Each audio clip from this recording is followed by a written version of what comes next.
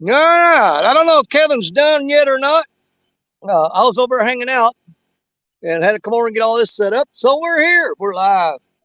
We got some more folks will be joining us after Kevin finishes up.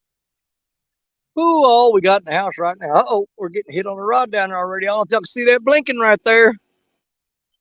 We're getting a bit. We're getting bit. Mike Sampson. What's going on, Sampy? 922 Coffee Barbecue. Welcome in. Mr. Rogers. Good luck, Danny. Thank you. Thank you. I appreciate it. Hillbilly Moonshiners. What's going on? Outgoing Cattin. I'm trying, brother. I am trying. I've had two decent bites. And I mean, they just, they picked it up. They jerked the rod. They picked it up. They dropped the slack. By the time I go down there and reeled it up, there was nothing there. Dave Garcher, welcome in. We've got Jerry Parker. We've got come on his way. We got Chris from Hooks and Hammocks. We'll have Dustin and a few other people that's going to be joining us tonight. Stan Brown, what's going on? Dragon, if you're not God, I hope so. There we go. We got a blinking rod down there. He's a blinking. He's a blinking. Those I got two rods down. I got Black Betty. She's right there. You can't see her. She's got a light on her. And then we got Sunny, the 13-foot black rod. It's right beside her. The only way I can tell those get a bite is if those lights go off there or there.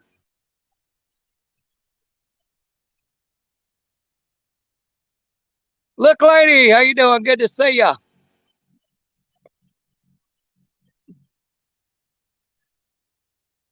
We got some folks on our way. I think Kevin's still going right now.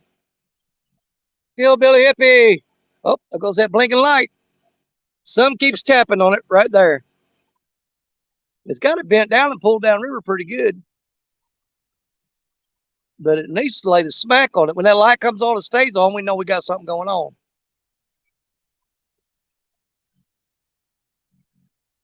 I want them to light that rod up tonight. Come on.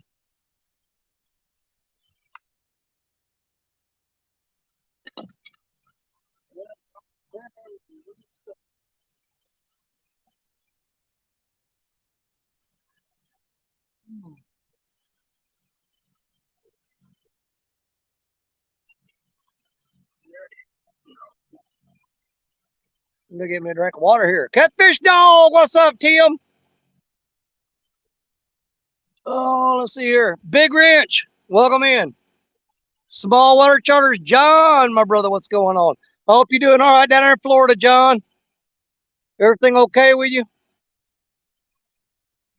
I know you're a slick old cat, man. You know how to dodge and duck and weave and bob, get away from all that stuff.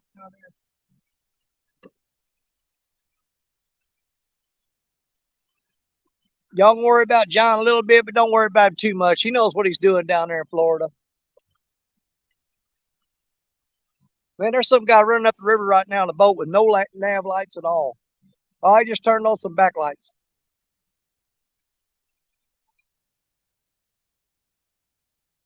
Honestly, I think he's just running with a flashlight, to be honest, to tell you the truth. Bug! Catfish Fever Outdoors. Lynn, what's up, my brother? Waiting on other fellas to show up. They'll be here eventually. Or they won't. Either way, we're here. Spoiler alert, it's Parker Pursuits out there on the water. But dude, I don't know if you can see that boat out there. See that? There? They're running with a flashlight on the Mississippi River. I used to do that. Too scared to do it now. No freaking way. You wouldn't catch me doing it. Donald Long, welcome in.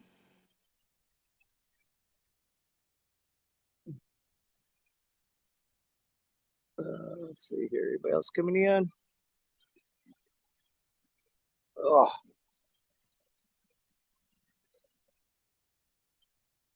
I'm hoping it's a nighttime bite, guys, because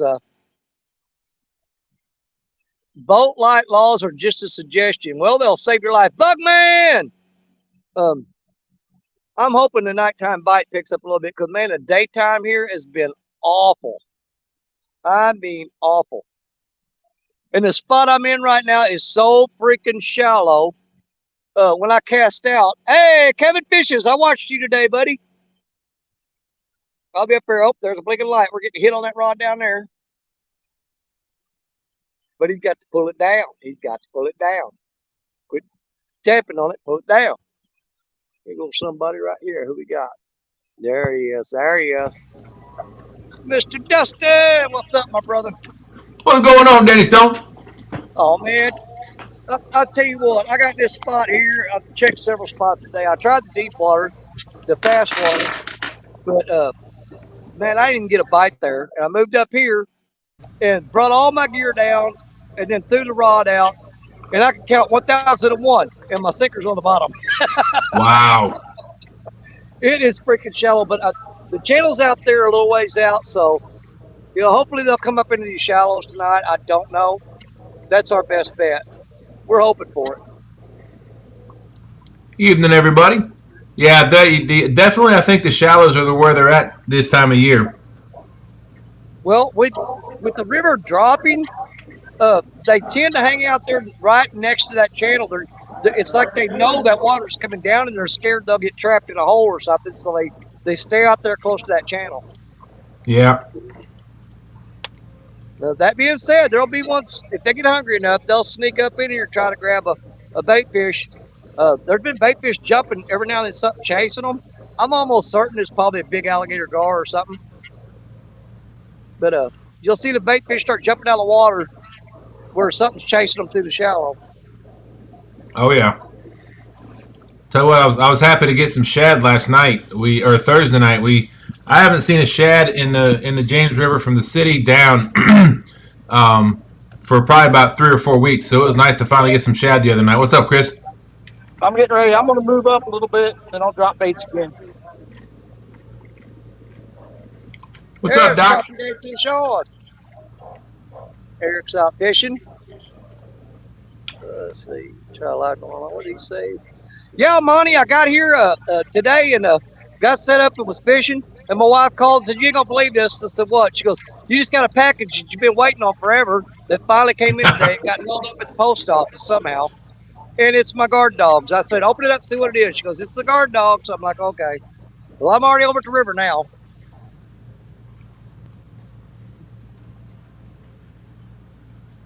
So I'll be getting a chance to try them guard dogs out sometime here real soon. There you go. Those are courtesy of Mr. Warren Farley. He contacted Monty and told him to send me some of those. So thank you, Warren, and thank you, Monty. That was nice of him. There's Uptown Chrissy Brown. What's up, sis? How you doing, Miss Chrissy?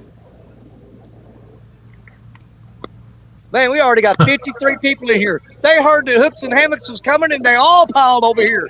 They said, "Man, That's you got right. Dustin and Hooks?" That's probably not what happened. Well, you watch. When Jerry Parker comes in, 24 of them's going to leave.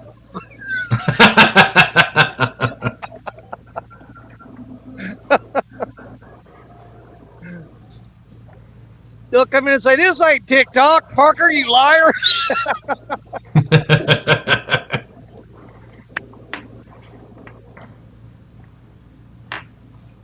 Bugman says, "Chris, you fishing by yourself?" Yep. No, man, that's just so sad. Hold up, Doc. Let me see if I can see it better. That was loud. Creole don't fish at night, buddy. Let's see here. Monty's, who said that? Catfish Fever Outdoors is Creole fishing. Creole does not put his boat on the Mississippi River in the dark. Because, I don't blame him. Well, where he's at, he actually fishes the most dangerous section of the Mississippi River. The only place I know of that's probably worse than where Creole's at is if you go up on the Missouri River. Now, the Missouri River ain't no joke. It's way worse than Mississippi. It'll kill you.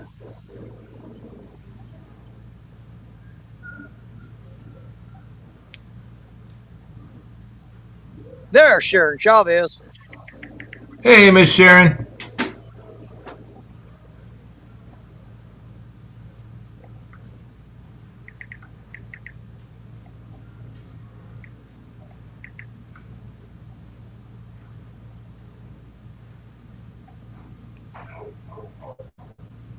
Yeah, Warren, they came in Hey. today. I got over here to the river and was here for maybe an hour and a half, maybe 2 hours. And my wife called me and said your package finally came in because we'd been getting alerts on that package. It said it was held up in transit or something. And they held it for like 5 days or something at one of the post offices. Wow. And they finally released it today. Joshua Perham, I always enjoy your videos. Thank you, Joshua. We enjoy hanging out with you guys. With us, it's all about just hanging out and having fun.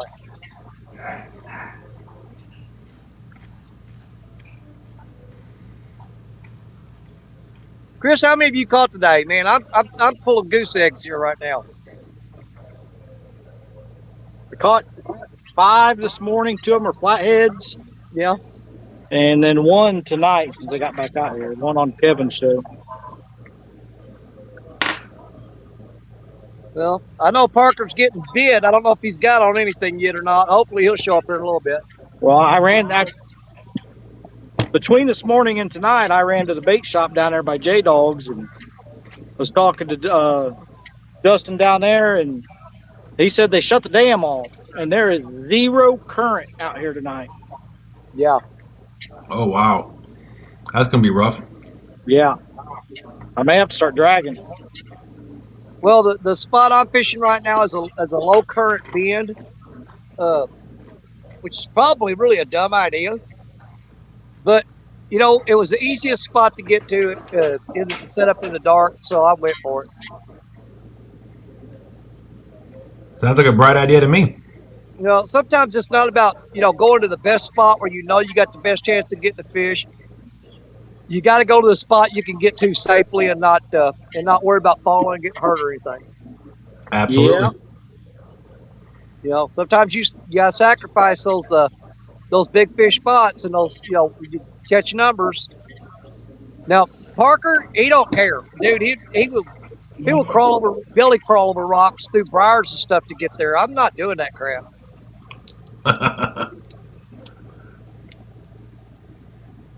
Well, thank you, Miss Sharon. I appreciate that.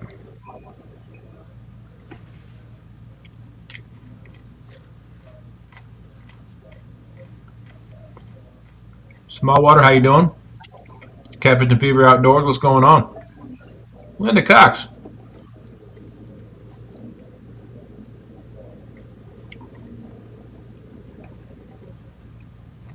I am throwing nothing but cut carp tonight. They were really heavy on that carp, but it seems like they backed off of it lately.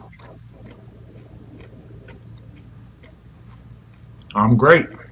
Yeah, it's funny how they'll hit something one day and like a day or two later they won't touch it. Yeah. Well, you know, it was just a few weeks ago. I came out here by myself all night long, and I caught 7 nice fish, and that was the night that I caught that newest piebald that I caught. And then the following weekend, I came out here with my cousin Austin, and man, we hammered and got 11 fish that night. He got his PB, new PB that night. 2 weeks in a row, they didn't want nothing but carp, and they were hitting it as fast as we were throwing it in the water. Now you can't even get them to look at it. Yep.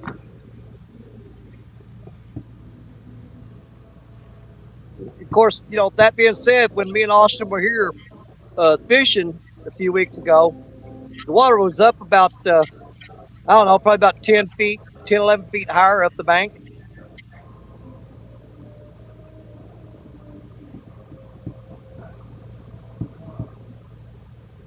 Old Boy Outdoors. If you guys don't know Old Boy, you got to check Old Boy out. I met him at CatCon last year. We got to talking on the elevator. Really cool guy, man. Smallwater said bass will tear up a certain color until I order that color in bulk, and then nope. I know it, man. It's weird. I mean, once you figure out what they want, they go, no, don't want that anymore. That's why I always like to start out with a couple of different baits on the boat to kind of get a feel for what they're wanting to eat that night or that day. I generally do that too, but right now I'm limited to the only bait I'm finding, the only bait I'm getting is carp. I mean, I'm getting a few bluegill in the net, but dude, they're like 1.5 inches long or less, And that's just way Yeah. too small to throwing them back. Those are way too small to be thrown on a hook. You'd have to put 5 of them on a hook to even make a bite-sized piece. Hey, what's going on, Palmetto? There's Kevin. Kevin, great show tonight, buddy. And don't worry about it. I didn't mind at all. I do apologize. I didn't realize you were going to live tonight at 8 o'clock Eastern, 7 Central. But Chris got a hold of me and let me know. Thank you, Hooks and Hammocks, for that. And he got a hold of me early enough that we were able to bump our time frame back on StreamYard. Sometimes StreamYard won't let you do it, but if you catch it early enough, you can bump your time back or move it up, whatever. So Chris got a hold of me and we got that took care of.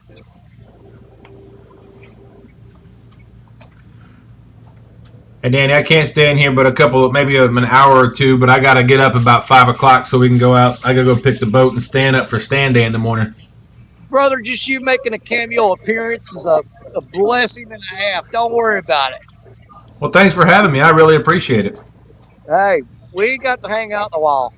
Like Danny and know I it. won't be on stand day tomorrow. Do what? I said he's making excuses, but I got to leave because it's stand day. Danny Yeah. and I will probably end up on stand day. All I right. don't know. You know what? I can't. I always stayed out here for the last 2 years on Saturday night. I always stay out all night long. It's getting where it takes me way too long to recover from that. I was thinking about heading back to the truck around 1 or 2. Yep. Oh, Depending look at that. Come on, Danny. buddy. Come on. Get it. Come on. Come on, there.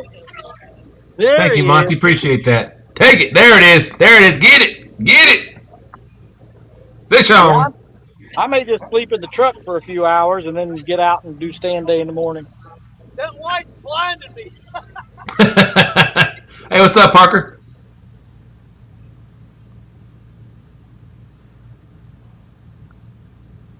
Who's with Jerry? He's muted.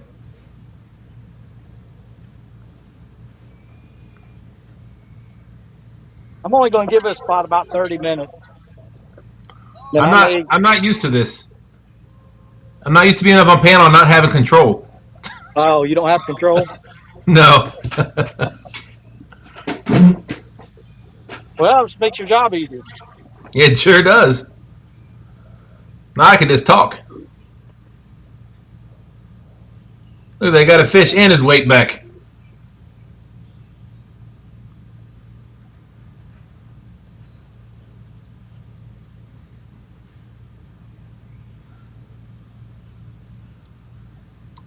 You're muted, Jerry. Can you guys hear me all right? Got it. Man, that light was blinding the crap out of me. I couldn't even see to get the fish. Let me grab these scales real quick. Huh? Who you got on the boat with you tonight, Jerry? Oh, it's my buddy Terry Page. He's fishing with me all the time. We've known each other for years. And we've done a lot of hunting and fishing together. And so, What's his name, Jerry?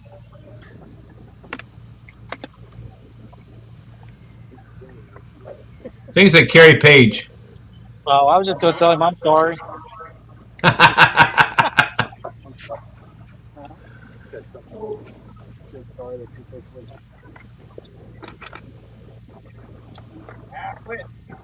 Chad Thompson says 5 pounds. I wish. Let's start this off with a 3.80. I'm going to make it easy for you guys to beat, okay? There you go. I'm going to go easy on you guys. I probably already caught the only fish I'm going to catch tonight. Yeah. I mean, with no current out here, I mean, I don't know. It's weird that they just shut it off like that. There's a big fireworks show up around Cincinnati tonight. They said they shut it all off because they didn't want all the boats bumping into each other. Huh. Hey, Jerry, Josh wants to know where you're fishing tonight. I am right now, Josh. I'm probably almost directly across Menard Prison, Josh. That's where I'm at right now. we're gonna try here a little bit. Then I'm gonna make a run on back up to the. We had to put in at the cat. We had to lock through at the Kaskasky because the boat ramp down Chester. We couldn't hardly get in there, so we locked through on the Kaskasky and ran down river a few miles. So we're trying here. Like I said, we'll try here. Then we'll end up running up back up to the mouth. There's a nice big hole up there. We might try anchoring out for the rest of the night. There you go. Excuse me. What's up, Stan 3? Bugman said, okay, guys, I've had a tough week. I'm going to go to bed, get up early for church. Good luck, Danny and Parker. Chris, I think is a good idea to crash for a few hours and go back out in the morning. Night all. All right, love you, brother. We'll see you again soon. Josh said, that's where I thought he was. What are you looking for, Terry? Oh, trying to hook up. Hey, look, lady, how you doing? Good.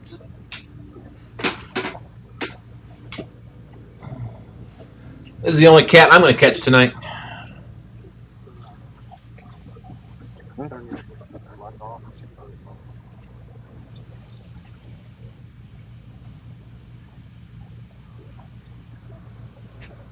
What's up, 922?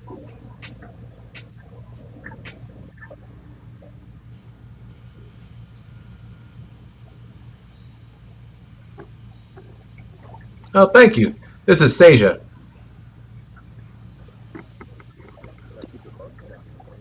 Man, Hey, I do Jimmy not G, what's like going that, on? got that light set up. When I'm down there reeling in, it's shining right in my eyes. I can't see anything. I'm blind when I'm reeling in. Oh, wow. You're blind anyway, Danny. And deaf. Thank you, Miss Sharon. Mm-hmm.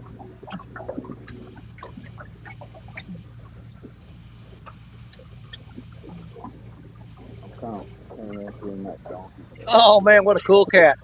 And I ain't talking about James. I'm talking about that one there. Yeah, this is Seja. And you see that now as soon as you guys show up. I haven't. Man, I've had a couple little bites all day long. Couldn't get a fish to save my life. My friends show up and bring me a fish. Man, God bless you guys. You're awesome. You're welcome. Yeah, no problem. Chris. After it gets ripped over, I'm not going to get excited. Thank you, Eric. Appreciate that. Reminded everybody, just in case you forgot, there's 174 days till CatCon. Oh, yeah. I can't wait. I'm still trying to decide if I'm going to pull my camper up there or try to get a hotel or I don't know.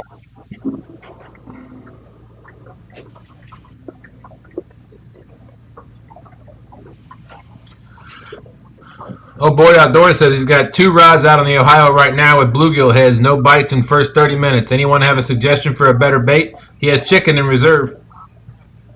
Carp. That's what I'm throwing right now is carp.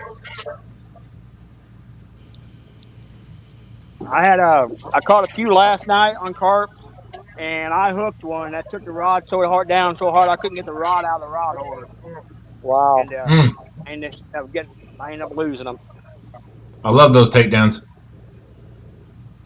Yeah, I went out and checked on my bait tank today. I've got a lot of live carp in there, and there was about a dozen of them that were kind of swimming sideways and acting kind of funny. I said, well, they're not going to make it, so I threw them all in a plastic bag, shoved them in a cooler, and dumped ice on them. So we're using those up and get rid of them, and I'm going to save our live ones. I mean, I could have brought some of the live carp with me, but I like to try to use up every one of the fish I catch or bait. I don't like to waste them. So yeah, me either. I'm with you there. These here are packed on ice. They were alive when I put them on ice, but they weren't. They were barely alive. You know what I mean? Yep.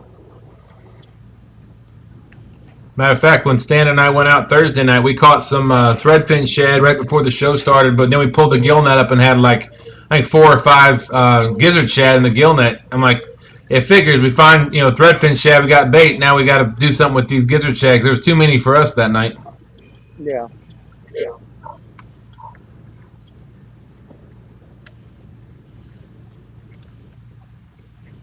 Oh, the most devastating day I had a couple weeks ago is I came home from work and I got an extension cord that runs around the shed and goes to my bait tank in there that I got all my carp and bluegill and stuff in.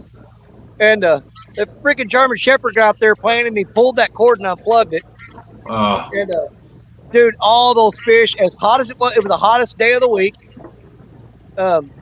It unplugged the aerator, and those fish didn't have a chance. They looked like footballs floating on top of that water. I had to load them all up, take them out in the country, and dump them in a ditch. oh wow. Yeah, they were dead and swollen by the time I got home. Yeah, I forgot some bluegill in my bait cooler one time, and I ended up digging a hole in my back, like way in the back corner of my property, and burying them there. See, I can't bury them in my backyard. My dogs dig them up and bring them in the house. I did that once.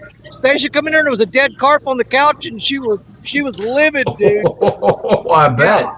She was like, "Okay, I'm gonna kill you. I'm gonna kill the dog. I'm getting a new couch." In that order, I'm sure.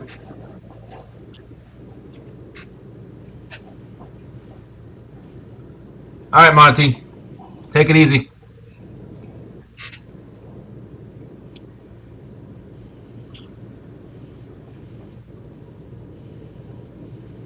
I do like the way that little fella went after that blue rod a while ago. He got on that Mad Cats. He was a little aggressive, you know. Yeah, it looked like a good takedown for that small a fish. Well, he had to pull that bait off the hook because it was twice the size of his head. Oh. And by the time I got him in, the bait was gone. So I figured he was working on it and just got in the wrong spot. Got hook bit.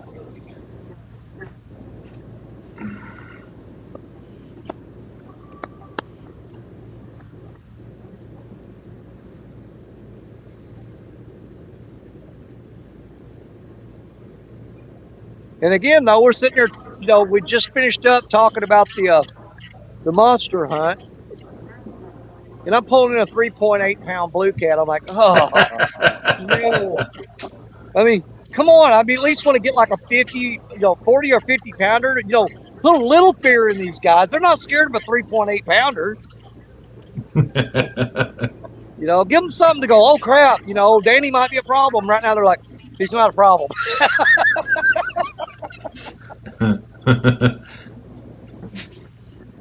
Might think you're out there fishing with Brian B. or something. Oh, man, I'll tell you what.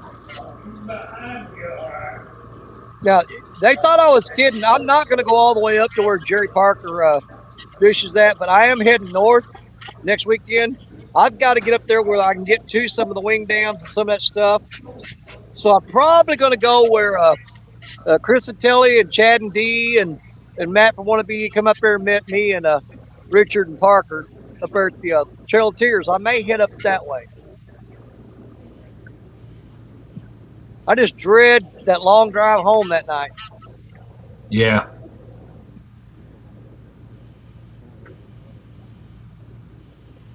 I hear you there.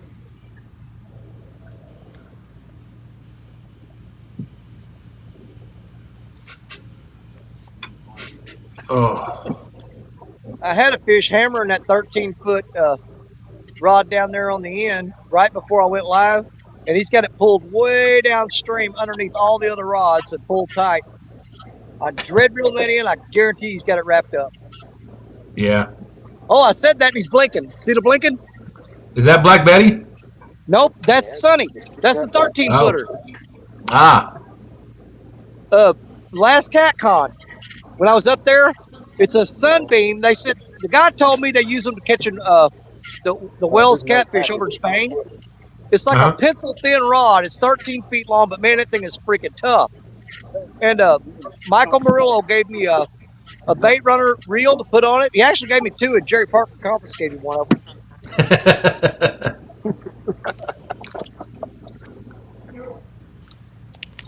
So you like those lights that light up? Oh on yeah, the tip of your rod? Dude, on those black rods that don't show up even with the light on them, you can't see them. Right. I mean, you guys can barely see those rods down there. I'm sure they're down there. And you might be able to see the reel on them, but the rod just disappears into the atmosphere. You know what I mean? Yeah, I can see halfway up that far one. I can see the whole rod with the light on it. Yep. But when they hit that rod, that light starts blinking and it gets my attention, and I can pay a little more. I can focus in on it a little better. That's pretty cool. Yeah, those are also courtesy of Warren Farley, and those actually aren't the ones that Warren likes. The one Warren likes, they blink red constantly, slow blinking red, and when the fish hits, the color changes to green. Huh. Okay. Now, the ones I'm using right now, they don't blink unless a fish hits it. Because Warren likes the ones that blink red and then turn green when a fish hits. And I actually kind of prefer these here because a lot of times that red light blinking, I'll get used to it and I'll get complacent. Yep. And then when it does hit, okay, then it changes color. I don't realize that it's a different color. I just know there's a light blinking down there. Right. That makes sense. I mean, there's been times I've looked at it and it was green, and I'm like, oh, yeah, the light's blinking. I'm like, wait a minute, that's green. But with these here, if you got a light blinking any color at all, fish is hitting it. Yeah, that's a nice background you got there, Chris. Where is that? This is Aurora, Indiana, actually. Aurora. Yep. It's funny that, you drive through a lot of places, a lot of different states, and you come across names of towns that are all the same name. Yeah, Tully and I notice that a lot when we're driving places. Yeah, you talking about different states that have towns that are the same name? Yeah. Yep. Hey, drive through Arkansas. I guarantee you, they ain't going to copy that. You ever been to Bald Knob, Arkansas? I have not. You ever been to Bone Lick, Kentucky? Yeah. There ain't nobody trying to copy that. Yep. See, those people were smart. They said, we want to name our town something that nobody will try to take. I'm like, you're good. I don't think there's going to be a big competition for Bone Lick or Bald Knob. I'm with you on that one.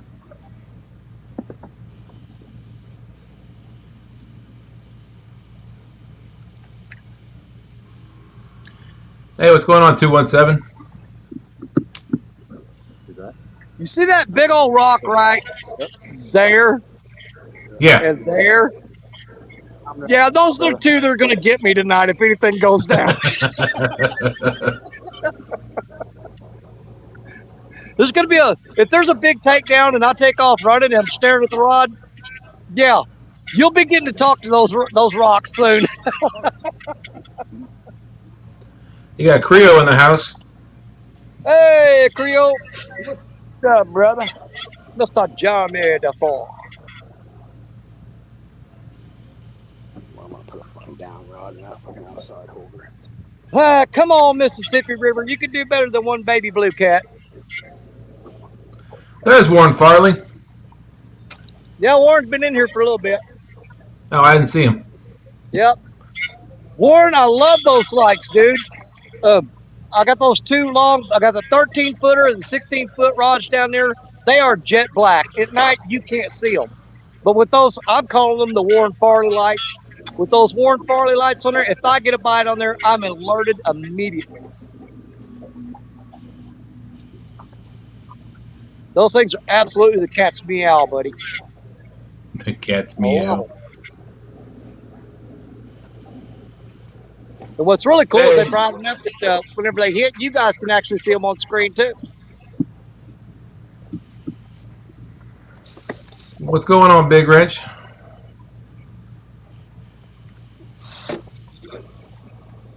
Hope everybody's having a great weekend.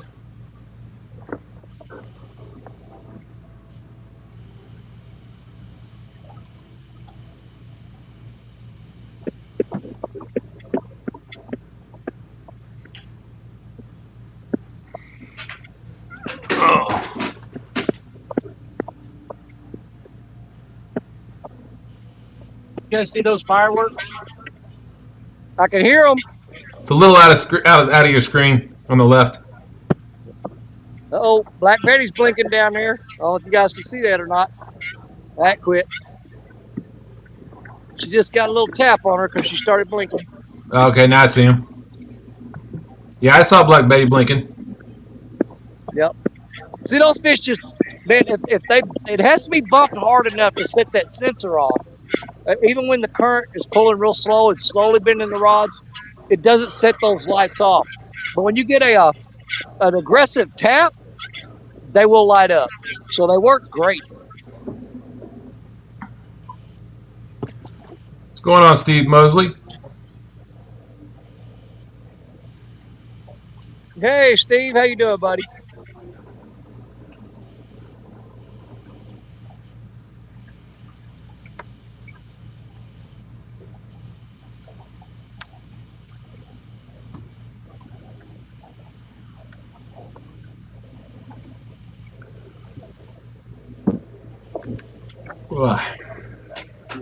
I'll tell you what, this spot right here, if there was some way I could magically lift all the weights that's been broken off out there in that water and put them in the back of my truck, it'd bust the axle on it. Wow. There are so many weights. I walked along today and picked up maybe a half a dozen weights just right here within a 20-foot stretch of these rods. That's just crazy. Well, there's people that actually come down here and it's a fun hobby for them. They'll bring metal detectors and they'll walk the bank. And, dude, they'll pick up enough weights and stuff that they don't have to buy. I mean, they just basically all down in these rocks. And if you go over it with a metal detector and it goes off, you just flip a couple of rocks over and boom, there's your 4, 5, 6, 7, 8, 9, 10 ounce weight laying there.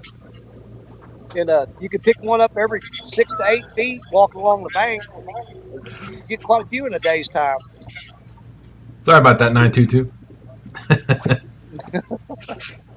I'm yawning. He's telling me to stop that crap. Well, like you go to Kentucky Dam, man. If you just spend a day climbing around the rocks, you could fill up a truck bed full of them. Well, I watched Kevin Fishes today, and he was getting on. I think he went up with like 15 or 20 skipjack, but they were all like the little, I think 6 to 8 inch ones. They're getting a lot of those right now.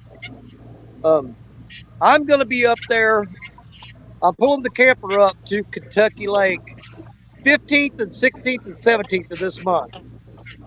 And I will be meeting up with a couple of guys up there, and we're going to have a couple of surprises for you guys. Uh-oh.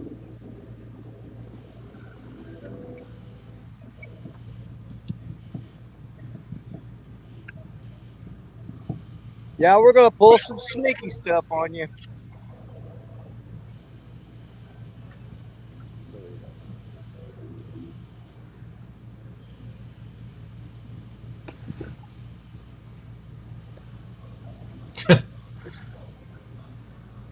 Chris, quit rocking the boat. He's hunting for your snacks. He's digging in the snack cooler. I hope it's the last pleasure boater. There's a blinking light down there. It's a 13-footer. Yep. Yeah, we see. I can see the light. Yeah. That was yeah, I can't wait. Went off in. Okay. Yeah, I can't wait for all the pleasure boaters to get off the water. They're just tapping it. Oh, there's my little brother, 217 Rebel Outdoors. What's up? Oh, wow. Nope, yeah, I'll mute my camera if I have to yawn anymore. You're not bothering me any. My weekend. Stay out all night tonight. It's just now if these rods start going off, I ain't going nowhere. I don't blame you.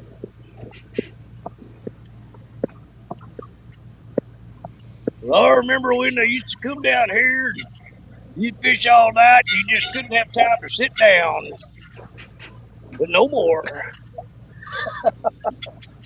He's tapping on that 13-footer again. So is this Shirley T or is this Gene? Last time I said, "Hey, Miss Shirley," it was Jean under her profile. What's up, Stonefly?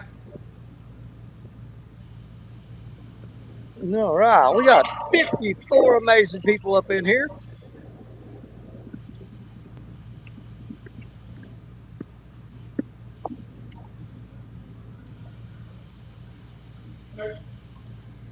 Parker, you know if Richard went out today or not? I know he was going to take his boat and he was searching for some new areas, but he wasn't going to go live or anything. He just I haven't heard a peep out of Richard in a week. I'm going to go check that rod.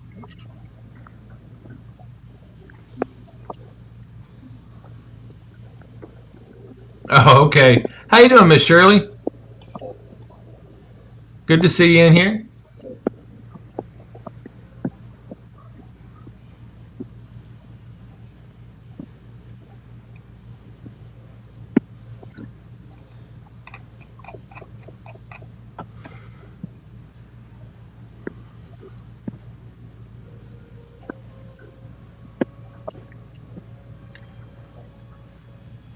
So, Chris, what's the weather like where you're at?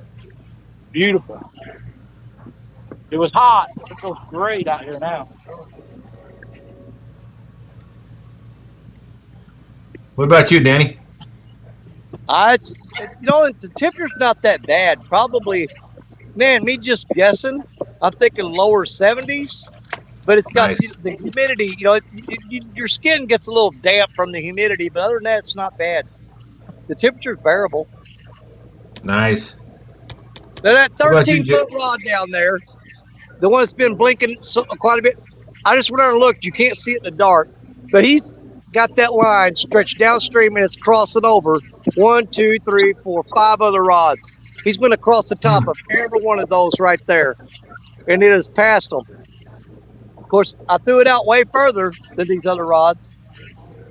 There goes Betty blinking. She's getting bumped. In this shallow Hey, water, Michael. there's a good chance those are gar. Ugh, I can't stand gar. I know it, but you know what? They serve a purpose too. I ain't figured out what the crap Absolutely. it is, but they do. Murillo, as far as I know, well, yes, we are on for stand day. I will be picking Stan up in the morning along with my boat, and we will be heading out. So I assume Stan's starting to feel a little better. yes, I think he slept pretty much all day Thursday or Friday yesterday. So I think he was he's still coughing a little bit, but I think he's doing a lot better. Okay, good. Well, you keep an eye on him. You know how he is, man. He'll get out there and push himself. Oh, absolutely.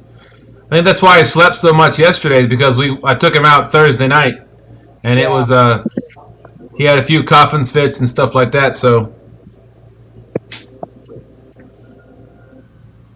it wore him out.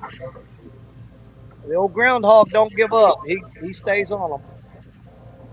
Keeps going and going like the Energizer Bunny. You're welcome, Michael. I'll be on here for about another 15 minutes before I got to jump out, go get in bed, because I got to get up at 5 in the morning so I can head over and get the boat and Stan.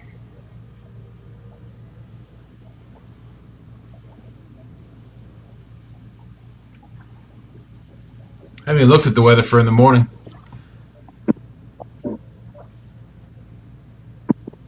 Well, he's tapping Black Betty a little more often down there, just every few seconds. So I'm almost certain that's going to be a gar, though.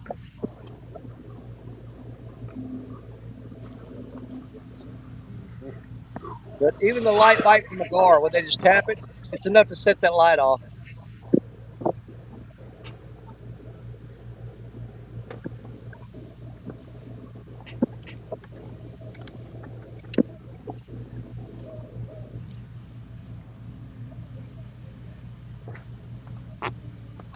Does it blink faster when if it's a bigger hit, or is it just a steady?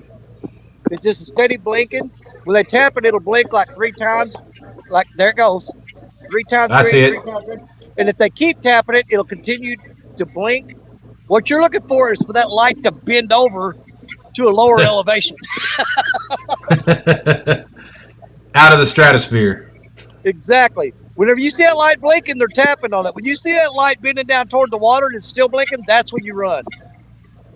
Gotcha. Yeah, when it starts getting close to the water, it's time to go. You got to move. What's up, Mike Chavez?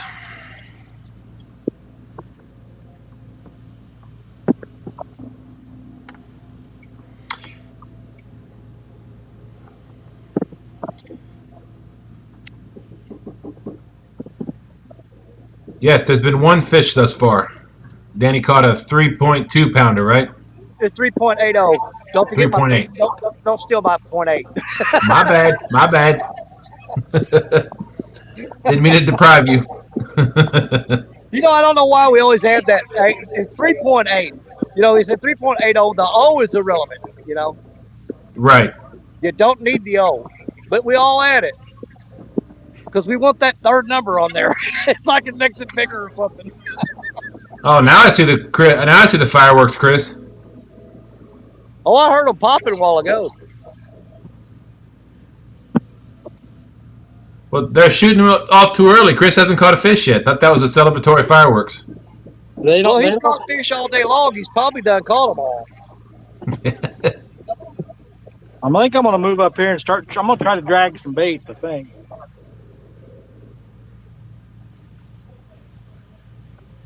If we don't have any current.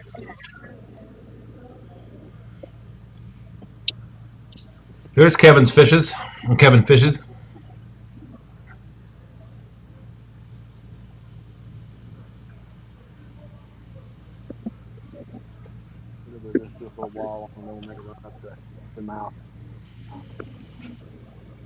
a see. Look at that moon be coming out. I think there it is right there. Fucking beautiful.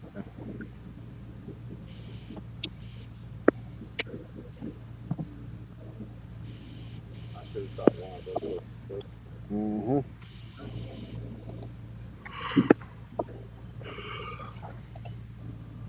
Yeah, as long as he keeps hitting that rod, I know I still got date on it. But I'm eventually going to have to pull that in because he's got it crossed over every other line that I got out there. Oh, man. Well, it's out farther than those other rods, and he pulled it downstream way out there. So it's actually laid over them. It's not going to be hung up in them. I'll have to pick that rod up and lift it up over all these and reel it up down here, and it should clear them, no problem. He's still tapping. I think he's got it wrapped around a rock. So there he goes blinking again. Warren said, John Parker's video from Bugs Island, he had the lights on his ACC crappie sticks. The light almost went underwater a couple of times before we saw it.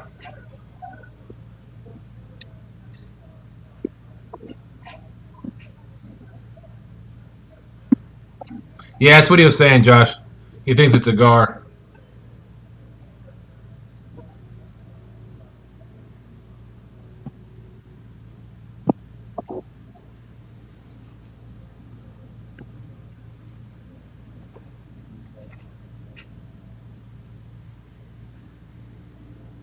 Hey, Eddie Gross, what's going on? Excuse me. Josh said Chris looks smarter with glasses. I'm a genius.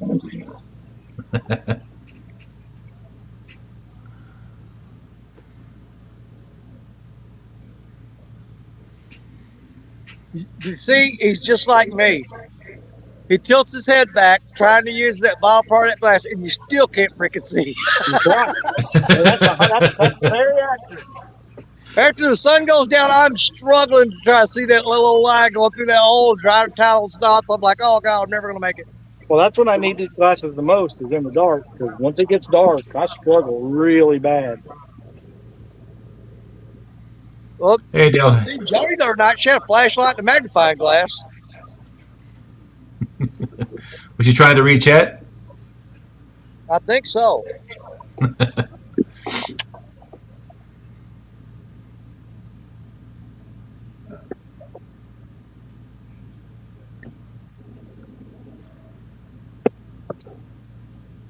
I recorded a video earlier today before dark 7 rods out, and you know those one little the birds that'll fly down and they'll swoop and just kind of hit the top of the water with their beak and take off.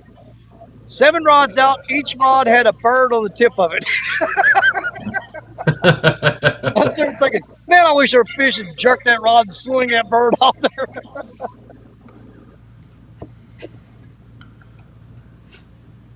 What's up, Size Matters Catfishing?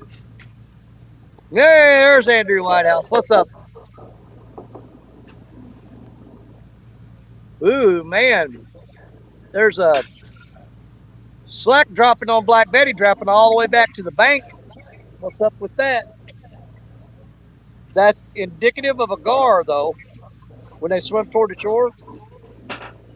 Man, he is dropping line all the way to the bank.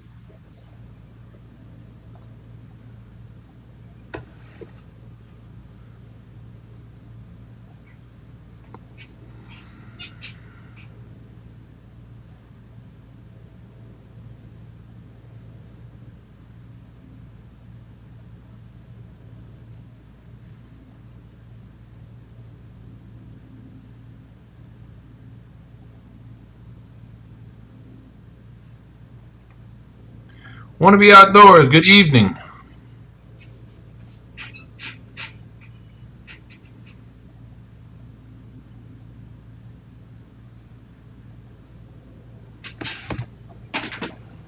Oh.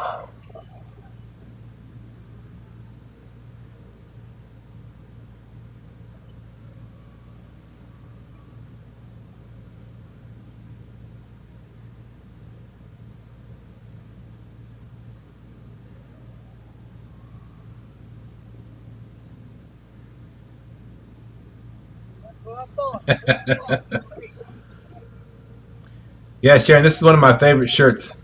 It's a great looking shirt.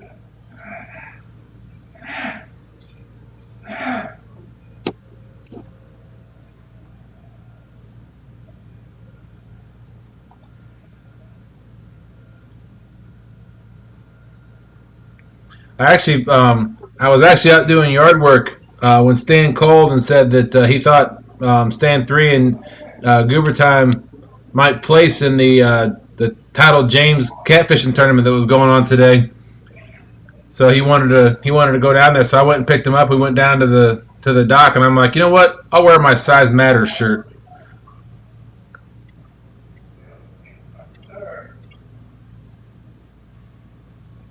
They ended up getting 4th place. You got the gray one or the black one, want to be?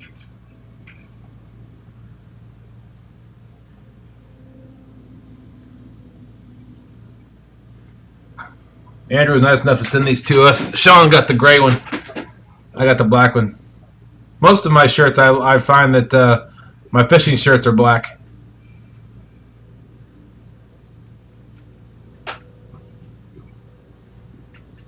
Gotcha. I like the gray one too.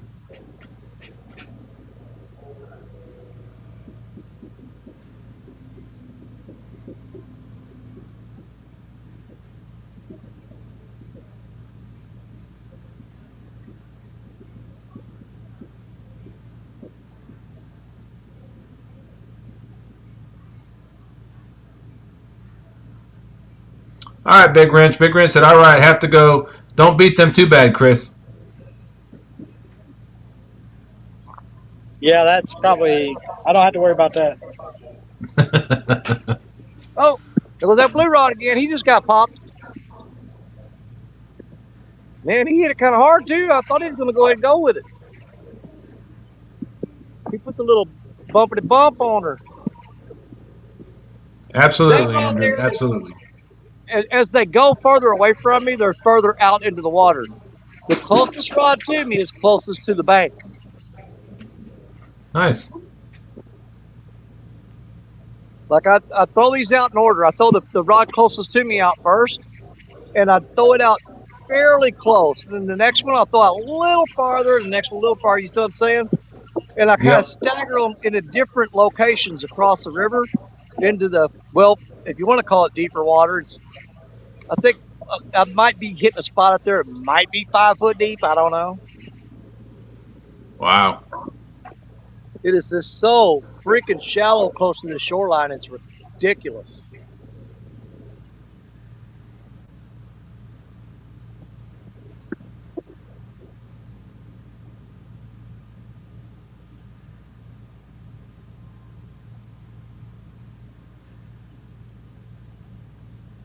And there comes a big old barge heading toward me.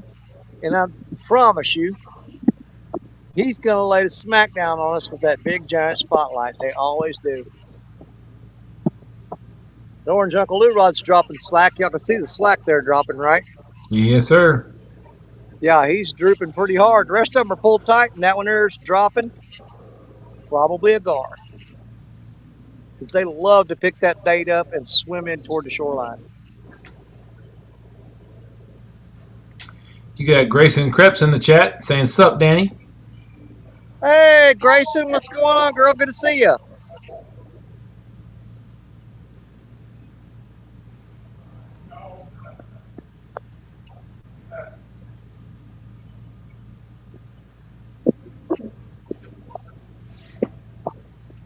Yeah, Grayson's from, she lives here in the hometown where I live at in Malden. Well, she actually lives out on the hill in between Malden and a town called Campbell, in that area there. I grew up with her daddy. Oh, okay. Yeah, we went to school together. Well, we grew up out on the hill west of town here, and there was only like a few families that lived out there in the woods, and their families was one of them. We was raised up wild.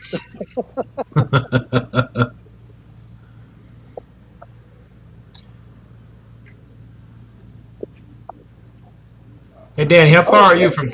Hard right then. That was a good smack. But I want to see it go all the way down. Hey, Danny, how far are you from Kansas City? Do what? Said, how far are you from Kansas City? A long ways. Long way. I am all the way across the state and down at the bottom. Oh, I got you. If you went straight across, because Kansas City's on the far west side of Missouri, if you shoot straight across to St. Louis, okay, and then drop down for about 3-hour drive, you'll be right on top of me.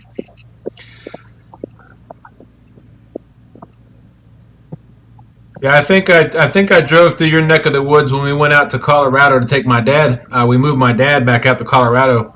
We went the southern route, and we crossed over within 5 minutes. I think it was it the Ohio and the Mississippi? Oh, dude, that's where I go to Kentucky Dam. You go in 3 states. You leave Kentucky, you cross the Ohio, you're in Illinois, then you turn left, and then you cross the Mississippi, and you're in Missouri. You got 3 states right there within just a couple minutes. Wow. I've drove over them 2 bridges many a times. It scared my daughter to death because she was 15. She had her learner's permit, and she hates bridges. Well, the second bridge is the real skinny one. You know what I'm saying? Yep. My wife hates it because that's where we go when we're pulling the camper. And if you're meeting a semi, there's a good chance if you don't reach out there and pull your mirror in, you're going to lose it. Wow. Yeah. I just remember her driving. She went over the Ohio, and she was a little shaken a little bit. You could see she was gripping the steering wheel with everything she got. And I didn't realize the 2 rivers were so close together down there. And we got to the Mississippi, and she had a tear coming down her eyes. She was breathing hard. She was gripping the steering wheel. Yeah. We got over the bridge about 10 minutes down the road. Finally, I heard her take a deep breath, and she kind of relaxed herself, and I said, "Welcome back." I'll tell you what, that bridge there, it will make some of the most experienced drivers pucker up. So if she made it across it, she did good. If she can get across that bridge, she can get across any bridge. Absolutely.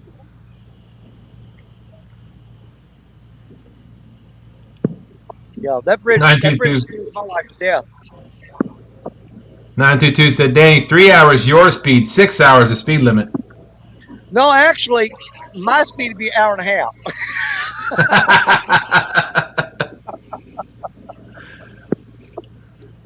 Anytime I throw numbers out for distance, I'm going by you guys' speed, not mine.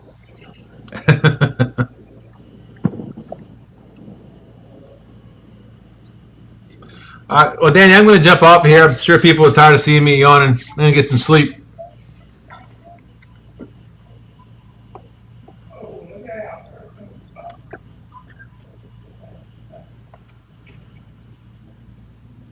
You still there, Danny?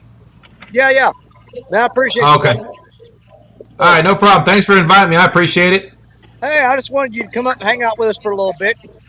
We've been strangers for so long, you know. I don't hardly get to do a Jody show anymore. Man, I'm just too tired. When she I went to get it. Friday night, I thought it was going to be better, but then I switched to this new job that's got way longer hours, and just totally it burns me out, man. I get it. I totally get that. But But Jerry, Chris, Danny, y'all hope y'all catch a monster. no, I hope so. Be good, I man. want to Thanks for save my coming. monsters for next weekend. Okay. I don't want them tonight. I want them next week. All right. Well, I'll talk to y'all later. Later, bud. Later. Let everybody in chat. All right, bye, Dustin. Have a good night. You too.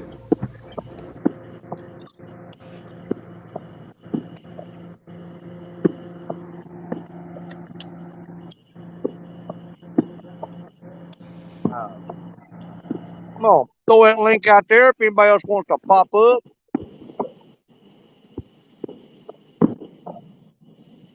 It's a free for all tonight, people. No matter if you're fishing or not. If you want to come up and hang out, come on down.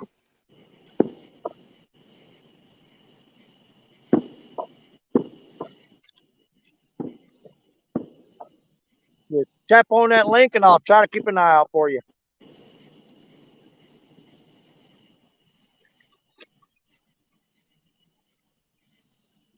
Let's see. Concrete for fishing. All right, I ain't falling for that.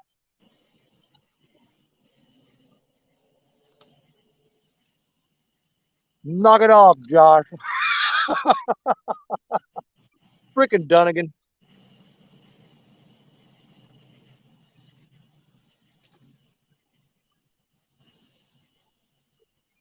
Do you have to have an app to use the link?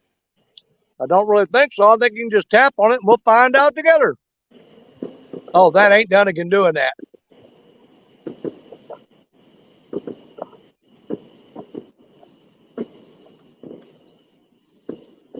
Jerry and Chris are really quiet tonight, says Sharon Chavez. Trying to get Oh, I'm baits out right fishing. now. Enjoying Now this you got beautiful started night. now. Don't ever shut up. We're fixing to make a run here in a little bit. All right, brother. So we'll mute it, whatever. But yeah, we're getting ready to make a run here in just a bit.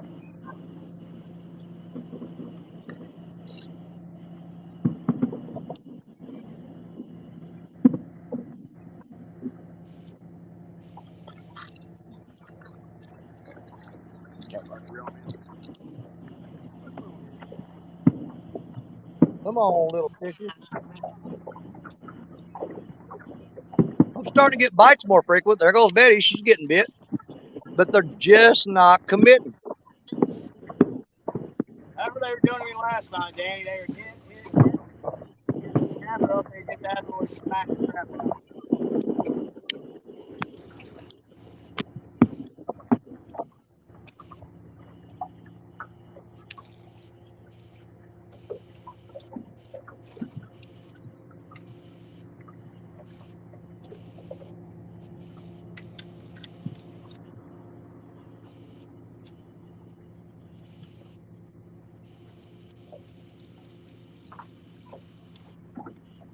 Oh, somebody did that one on Panfish Nation. Interesting.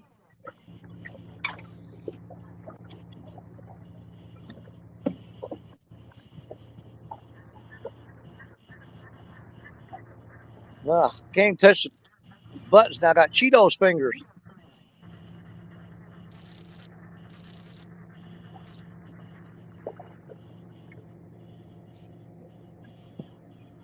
We still got 54 people in here, guys.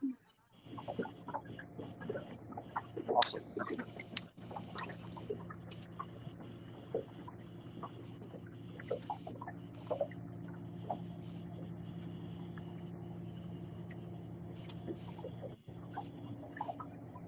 I know it. I got the little nibblers working on me tonight. I'm hoping a big old fish comes in here and runs them all off and starts smacking on some baits.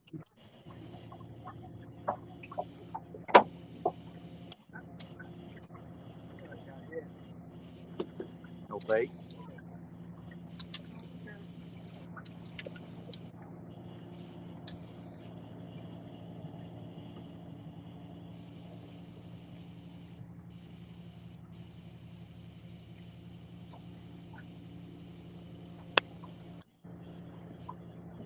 Man, my arms are tore up from these mosquitoes. They got bumps all over them.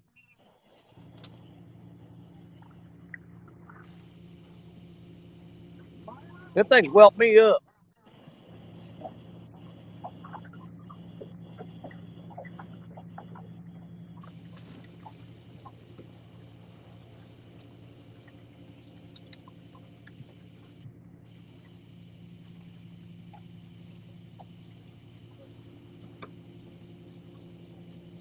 What's up? The place I really hate for a mosquito to bite me is on my knuckles, on my fingers. For some reason, those spots are just hard to scratch.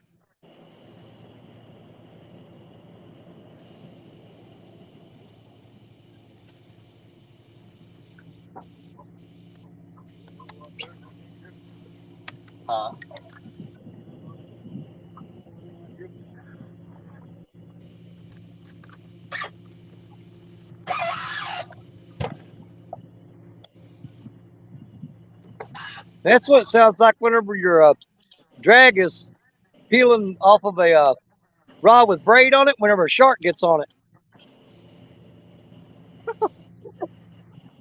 I know that sound well. I haven't heard it lately, but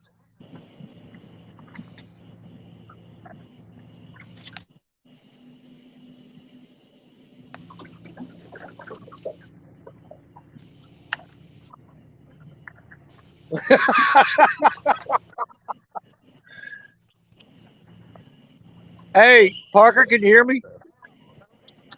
Yeah. Dunnigan says Parker doesn't mind getting bitten on his knuckles. They scratch themselves when he walks since they drag the ground.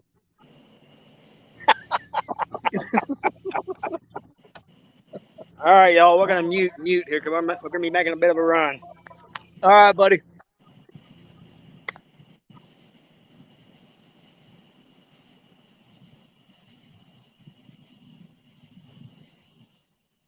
I probably need to rebait about half of those rods, but I don't like reeling them in because I lose my rigs.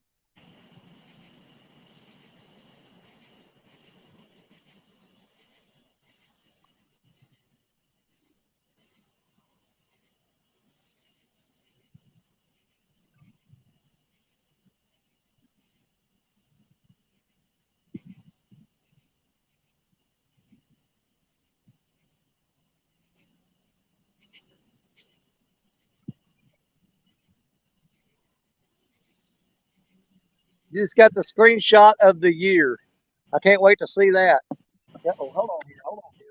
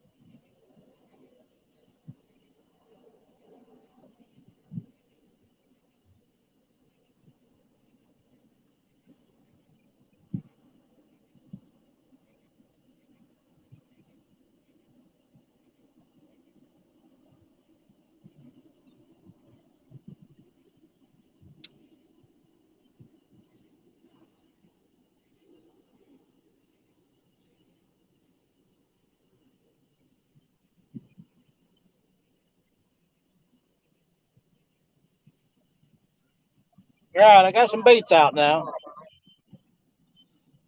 See if we can keep from getting snagged up too much.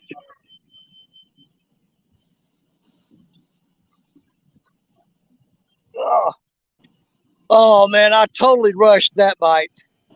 I looked down there and Black Betty got slammed and the slack dropped all the way to the bank. I went down there and reeled up the slack, and as soon as it got tight, he pulled down on it real hard, and I lifted up on him and it started reeling in. I could feel him, and all of a sudden it went slack. I got about a 1 pound carp head on there, and you can see the shape of the where the tooth pad was on the carp head, and just peeled the scales and skin off of it where his mouth was, and he was about an inch away. If he'd had about another inch of that in his mouth, he'd have got the hook on him. But he wasn't nowhere near that hook. He had all that carp head. Yeah, you can see where he actually had a hold of the fish, and his tooth pad scraped on the carp head. And it wasn't gar, because they leave holes. If I'd let that fish go for a little bit longer and let him get that bait a little bit further in his mouth, I'd have been better off. But I reeled down on him and jumped the gun. Rookie mistake.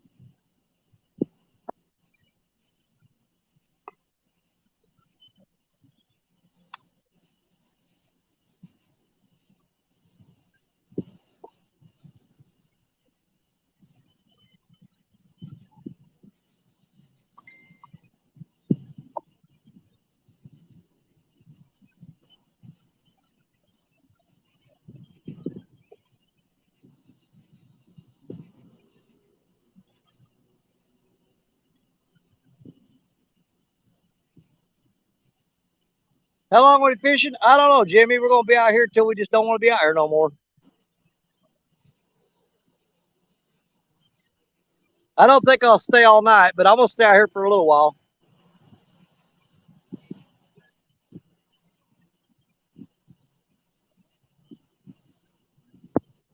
I thought I drove up over all those snags before I dropped bait, but apparently I didn't. Think you got past them? Well, so far, there's a lot of snaggy stuff down there, but so far it's coming out every time. Okay. Once I get more on this ledge, I shouldn't have too much problem.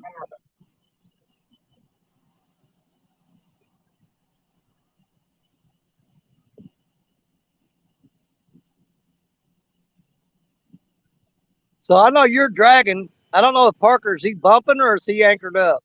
I don't know what he's doing. We'll have to find out when he gets done running.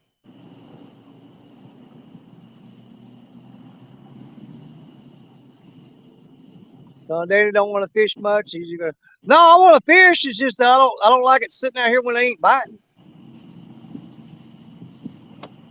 Here comes the waves from the barge going by. They're gonna be slapping the shoreline. I didn't get Betty thrown out there far enough. I might real hurry and throw her out again.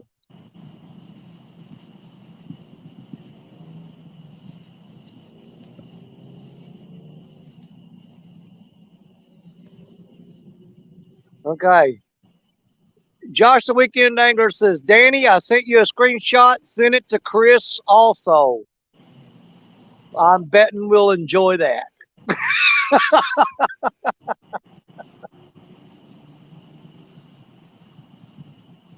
As long as it's about Parker and not us.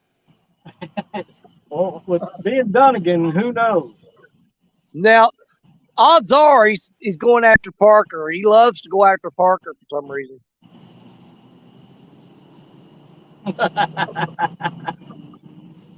Oh, good Lord.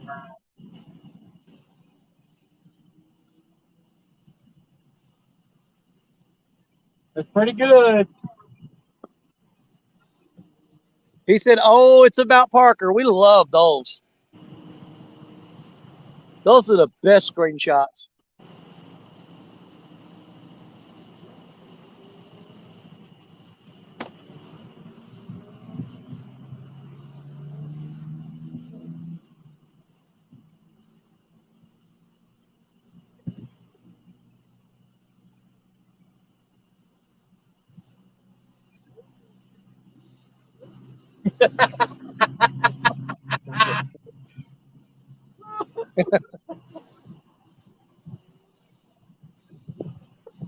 Oh Lord.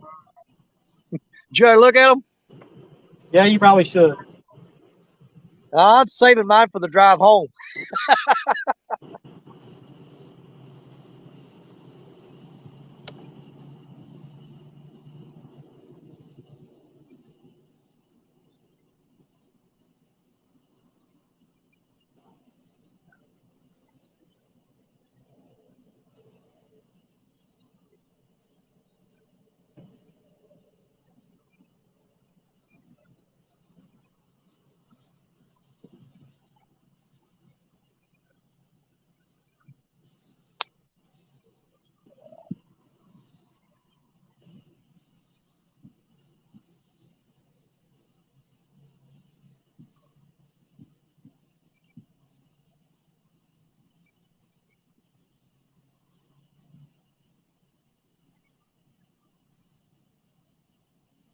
Come on. Yeah, I hear you. I got a snag. Oh, you got a snag?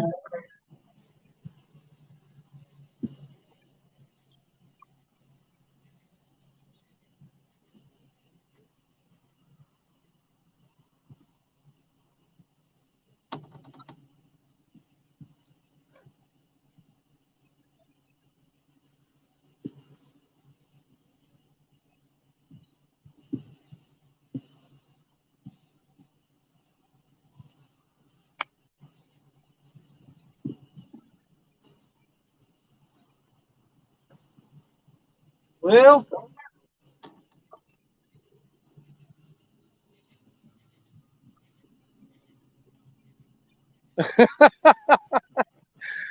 Dunnigan says trying to edit while Danny is live is like trying to nail Jello to a tree. Now, why do you want to nail Jello to a tree? He's a pretty cool guy. He did come out and hang out with us up at Baldwin, you know. Jello, next time you come to Baldwin, keep an eye on Dunnigan. Make sure he doesn't have hammer and nails in his hands.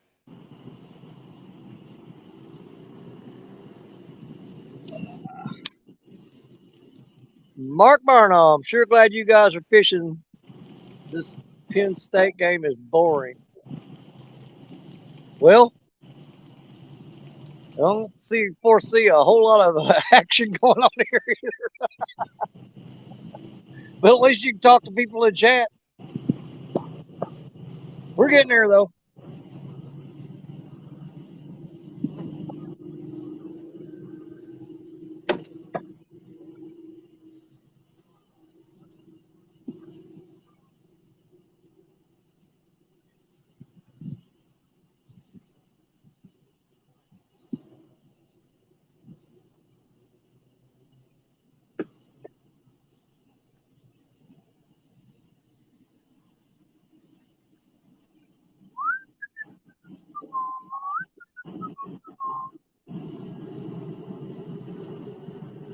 What the crap is that?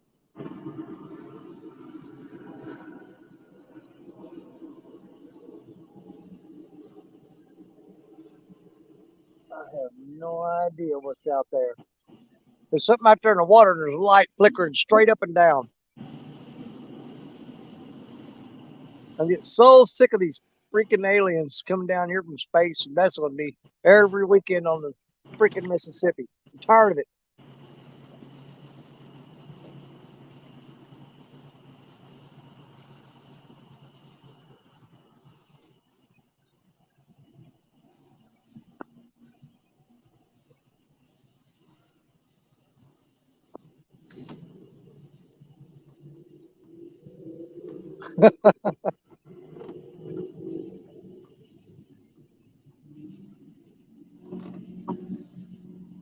Come on, fish.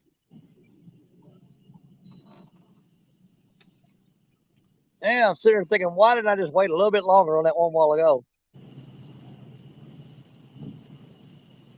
So if he was working on that big old bait, he had to have a little size to him anyway.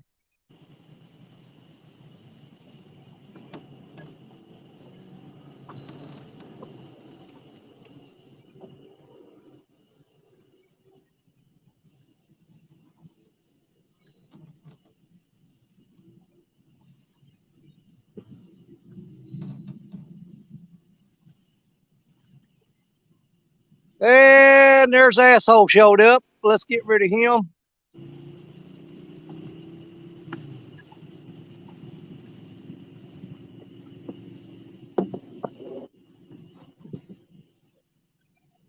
Now see here, we had a discussion with Rustic the other night, and I asked him, I said, are you done with this? Is it over?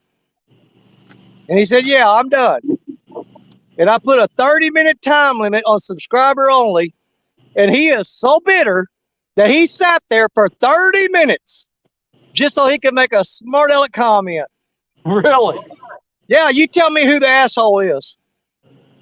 Somebody that is so bitter they'll wait 30 minutes, sit there and wait, and make a smart aleck comment just to do it. But I'm the bad guy.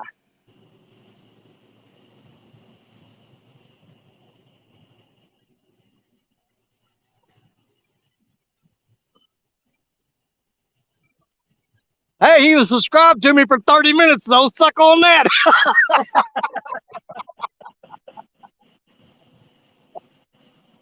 How you know it was him? Because it said Rustic Outdoors. Oh, okay. I kicked him out, banned him, and everything else.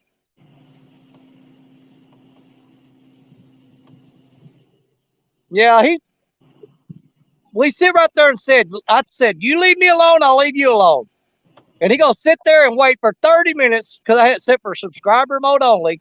And he gonna sit there for 30 minutes just so he can make a smart aleck remark. He ain't hurting me none though.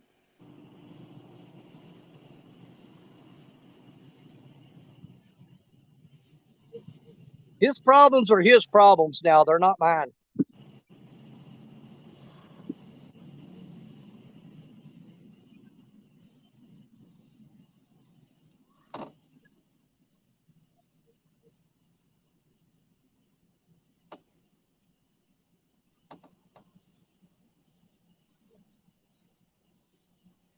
I ain't got to say nothing bad about nobody. I just waiting to people will figure out who's who in the end of it.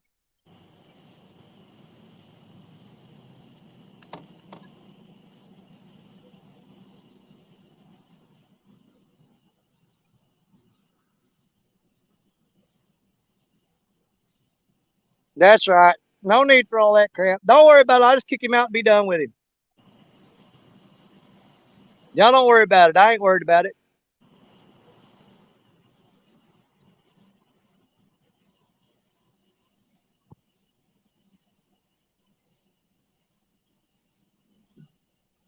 Oh, yeah. Well,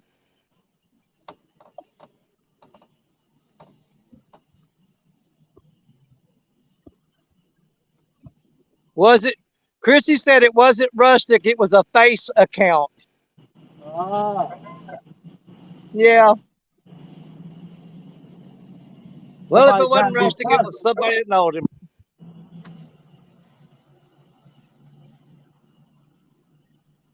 Sure looked like him.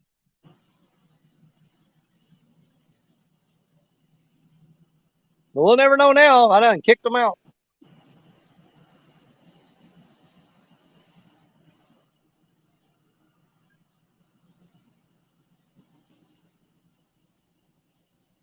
Well, Chrissy, if it wasn't Rustic, you might want to contact him and tell him that somebody stirred crap up under his name.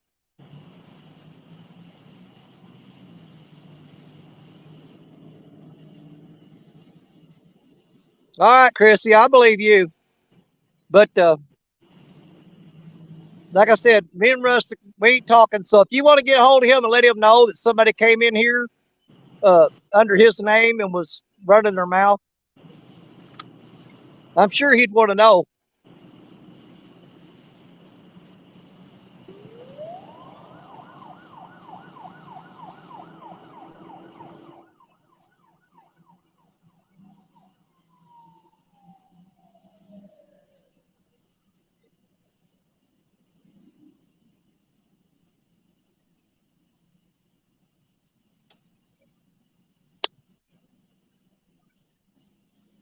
Okay, and Chrissy, I want you to vouch for me that you did see that somebody did that.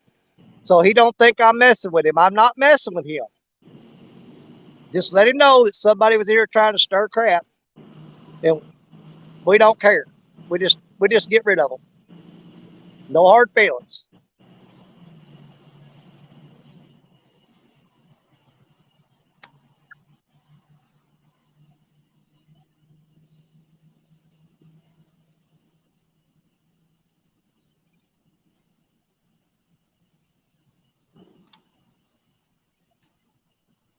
That's right, Chrissy.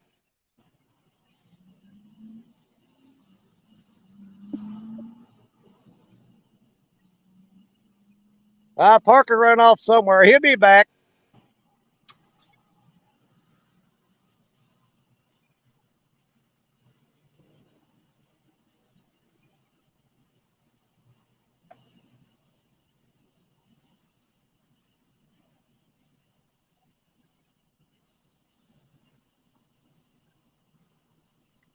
Parker's scouting for next weekend. I would, you know what? You may be joking, but I'll tell you something. I wouldn't doubt it. It would not surprise me at all. Parker does his homework. Don't think he don't.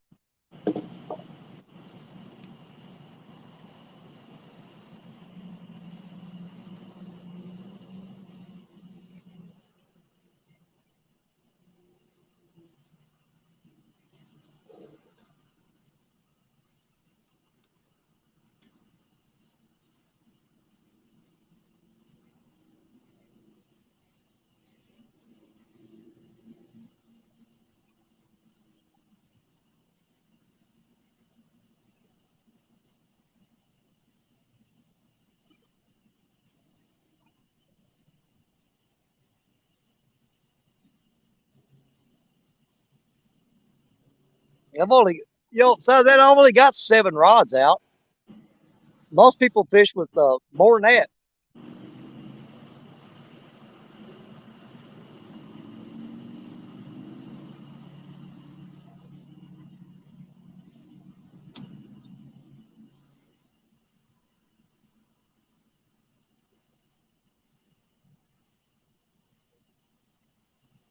Yeah, Mr. Roger said 58 people up in here. Well, I see 56.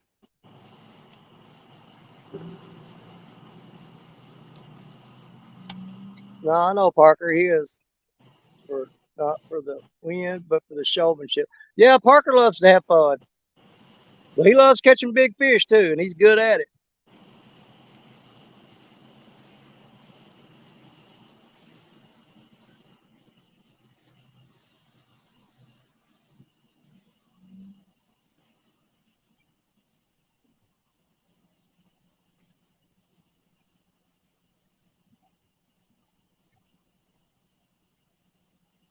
Yeah, he does.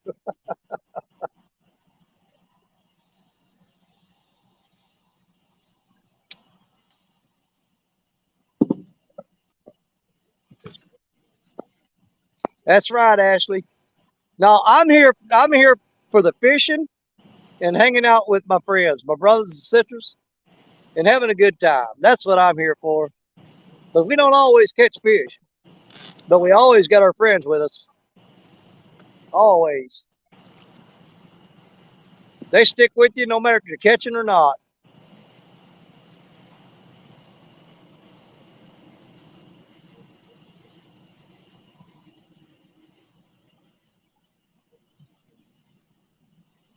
Exactly, Ashley. You got it right.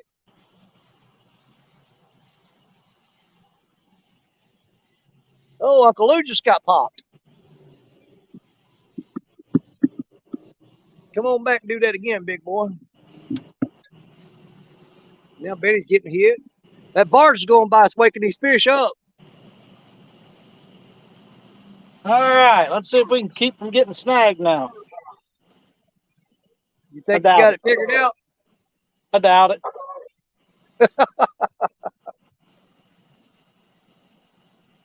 Man, there's one just slammed my orange Uncle Lou rod. I mean, he popped it hard. One hit, and that's it. Hit it and They quit probably it. ran into it by mistake.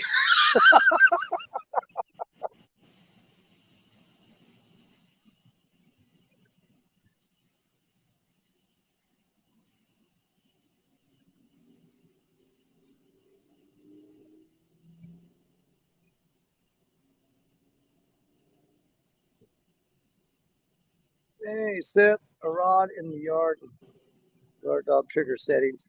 Think you'll really like the dogs when you see them in action. I will, Monty. I'm gonna when I get home from here, I'm definitely gonna. Man, I'm excited about getting home. I've been waiting on those things. They got held up in a transit somewhere. And they were saying that they were being held at some post office, and they finally got here today after I left the house. But yeah, I'm excited to get home and check them out. What'd Tim do now?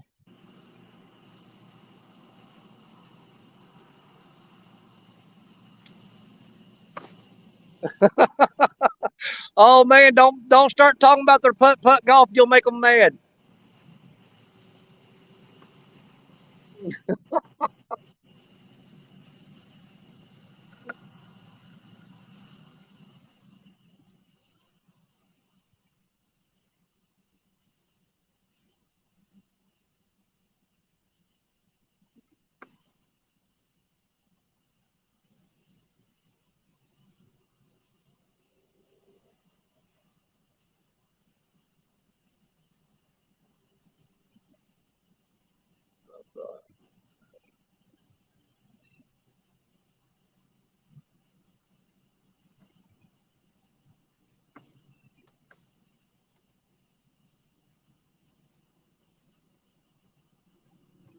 I think golf would probably be more fun if they'd let people talk while they're shooting, while they're putting.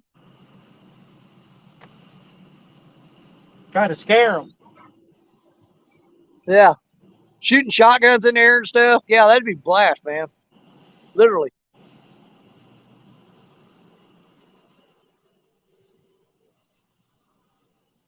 I mean, you see them in baseball going, hey, better, swing. They ought to do that to golfers.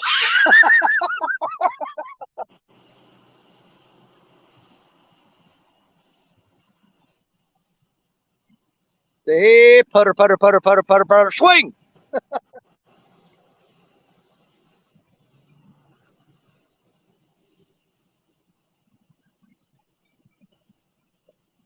Skull Rush, what's up? Hey, is today uh cotton picking coach's birthday? Steve Adams? Was that yesterday or today? I don't know when his birthday is. Steve Adams' birthday was either yesterday or today. I think it was today. So everybody wish Steve Adams, the coach, a happy birthday. If it was yesterday, as old as he is, he'll think you said it today anyway.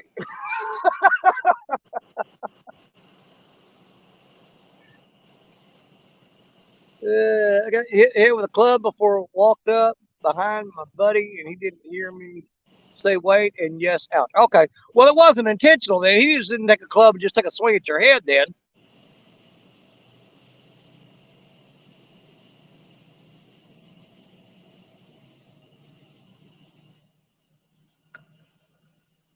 You know, I ain't seen Steve Adams around much lately. I haven't either. I haven't seen him for a long time. Well, he was in some live the other day, I think. But no, Steve's been laying low.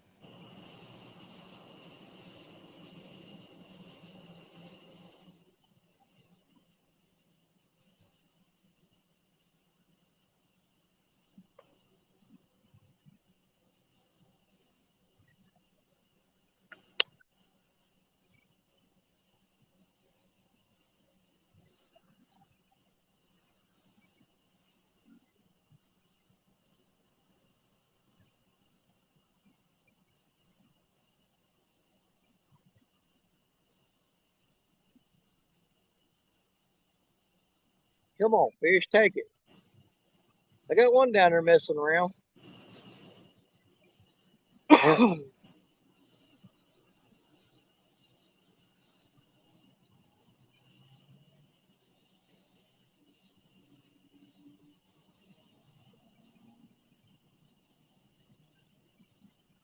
Let's see. Well, he wasn't able to fish. He says he can't really get down to the banks or something. Oh, yeah.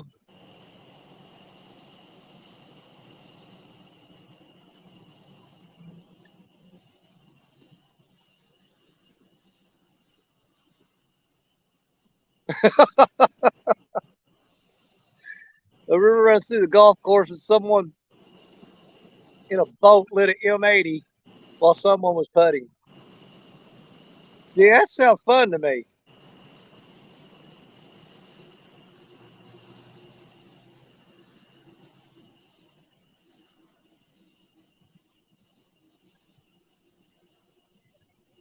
DNR waiting for him at the boat ramp. Well,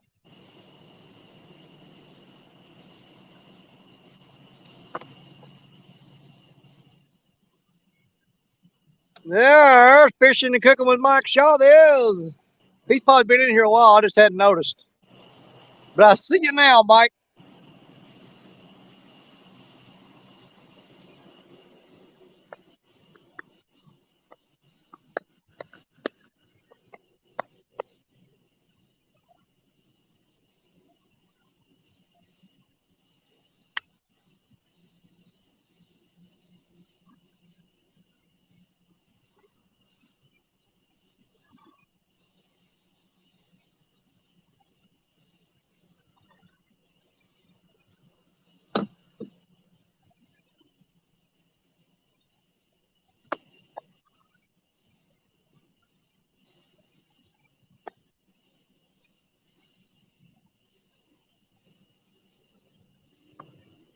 Hold up there. John Parker up in here. There's real time catfishing. I can't, John. I've only caught one fish tonight. A little 3.8-pound blue cat. Probably just as soon as I started to stream, it wasn't long, and I caught one catfish. Ain't got nothing since. And I've been fishing all dadgum day. Oh crap! Look at there, John. Look at that.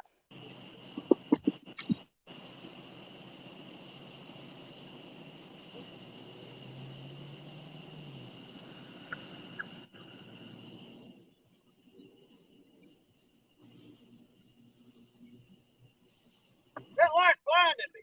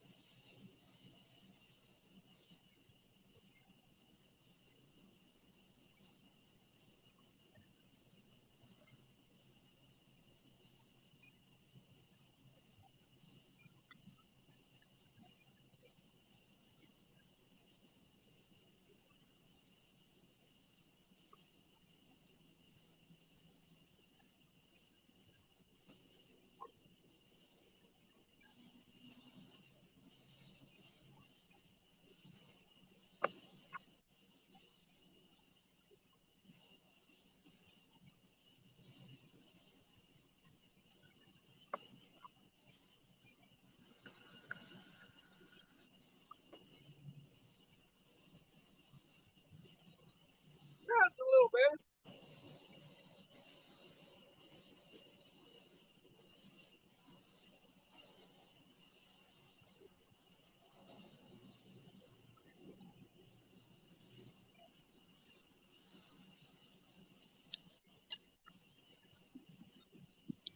John Parker, what'd you say? What'd you say, John Parker?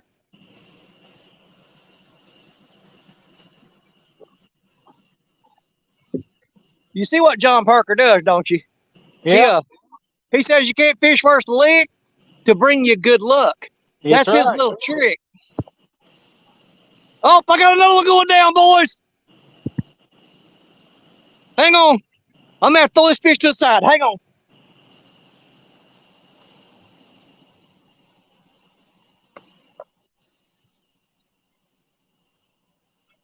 All right, he quit. That 13-footer I looked down there and it was bent down hard.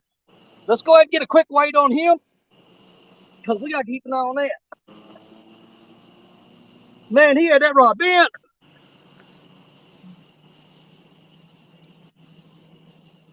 Oh, man. I sent her Phil farting around this fish. I looked up and that 13-footer was bent over double.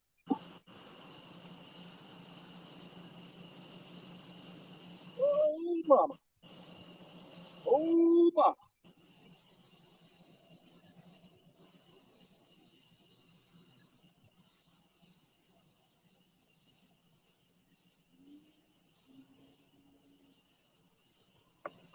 That one's a little better. 15.82. 15.82 on that one.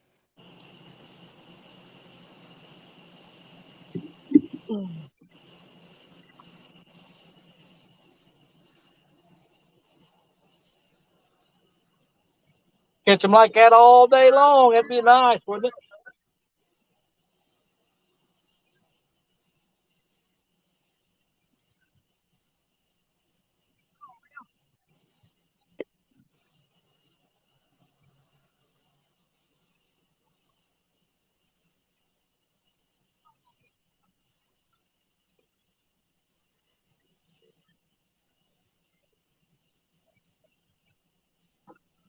Caught in picking water so shallow, I had to walk him out there before he could get deep enough to swim off.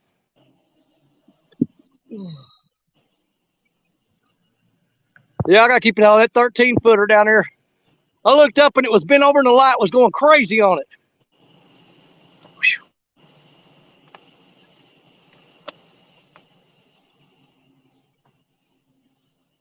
I don't see it moving now. Let's get that other rod baited back up and get it back out there real quick. See if I can't get on. That's 2 fish tonight. Yeah, 3.8 and what was that one? 15 point. Ah, crap, I don't remember. It's irrelevant. It was a fish. That's all we care. Whew.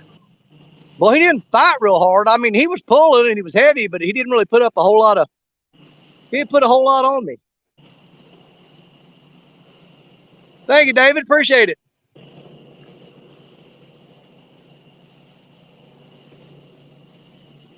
All right, I'm still watching that 13-foot rod down there. I bet you he's either got the bait off of it or he's wrapped it up in them rocks. He did us a pretty good take. Man, that blue rod's on fire tonight right there. That's the second fish on the blue rod. Now, here's the thing. That rod there, the one that's caught both fish tonight, is thrown in closer to the shore than any other rod. That's the one I got hugging the bank. I'm throwing it 20, maybe, I don't know, 25 yards off the bank. Catfish Fever Outdoors with a 1999. Boom. Thank you, Lynn. Appreciate you, brother. You're awesome, too. Let's get that rod baited up and get it back out there. So far, it's caught 2 fish. It might be wanting to do it again.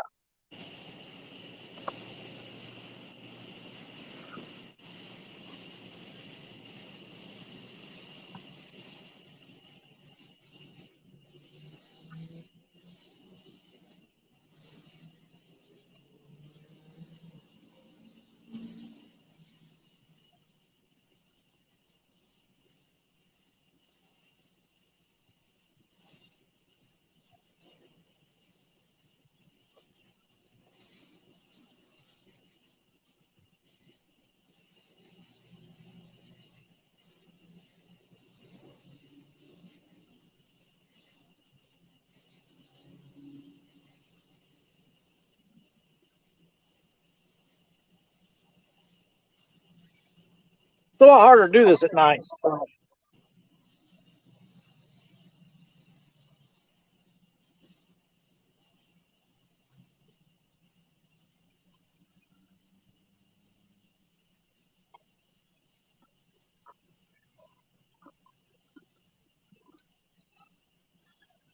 And I'm absolutely going to give John Parker credit for that fish. He came in here and brought that fish with him. So, Mr. Parker, I thank you, and I surely do appreciate you. Thank you much, sir.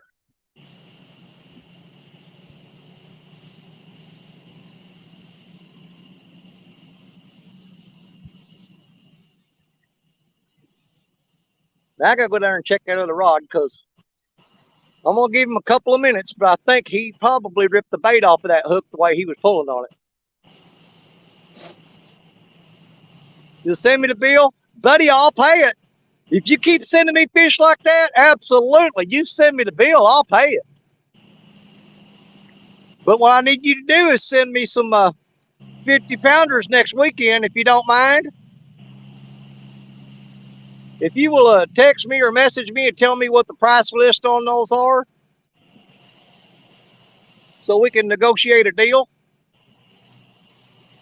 Yes, I'd absolutely be I'd be forever grateful.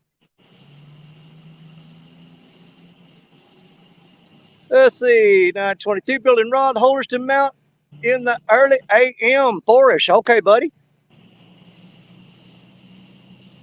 Doing that hard work. That blue rod is getting hit again already. We just threw it out. Them fish are holding close to the bank. Both fish we've caught tonight have been close to the bank, you guys. They finally maybe moved up into this shallow water chasing these bait fish. I don't know.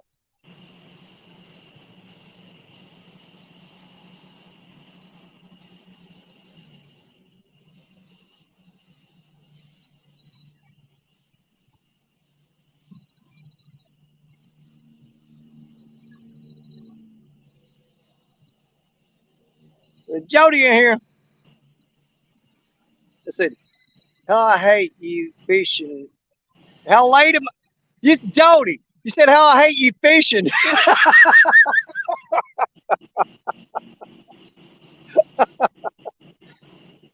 Sis, I don't know. We're going to hang around for a little while. Oh, Black Betty's getting hit. Black Betty's getting hit. See that blinking light right down there? Right there? That's Betty. You have to keep an eye on that.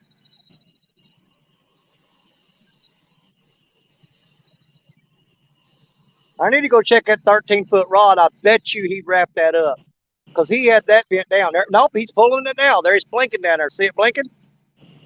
Right there. He's got it blinking. Let's see if he's going to get on it.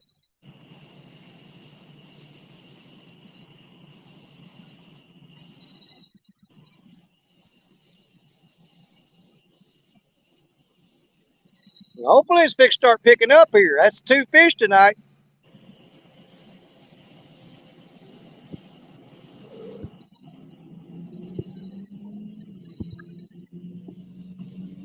And boom, there you go. Put that link out there.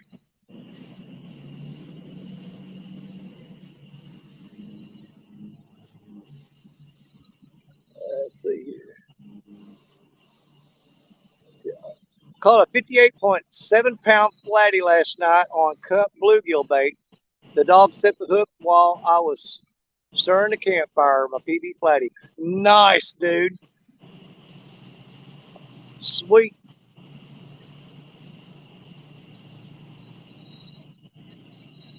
Well, I'm definitely going to now, Monty, that 13-foot rod I got down here is super limber. That thing's like a willow limb. You can bend it real easy. I'd probably be better off to put that on the heavier Mad Cat's rods, wouldn't I? Or what would you say? My Mad Cat's rods are probably some of the heaviest rods I got. And it'd probably work better on them.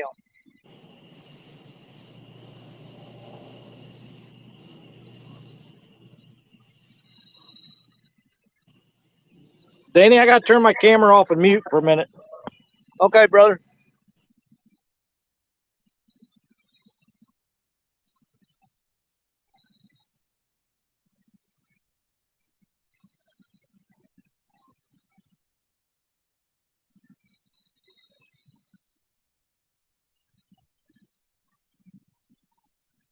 Yes, use a flexible mat. That's what I was thinking. To me, it seems like them the Mad Cats would probably work pretty good with those guard dogs. Brian B. picking that nose. Well, I bet he's getting hit down there. She got a little blinky blink going on.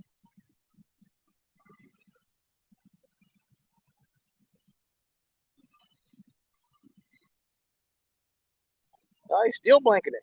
All right, we're going to head down there, y'all.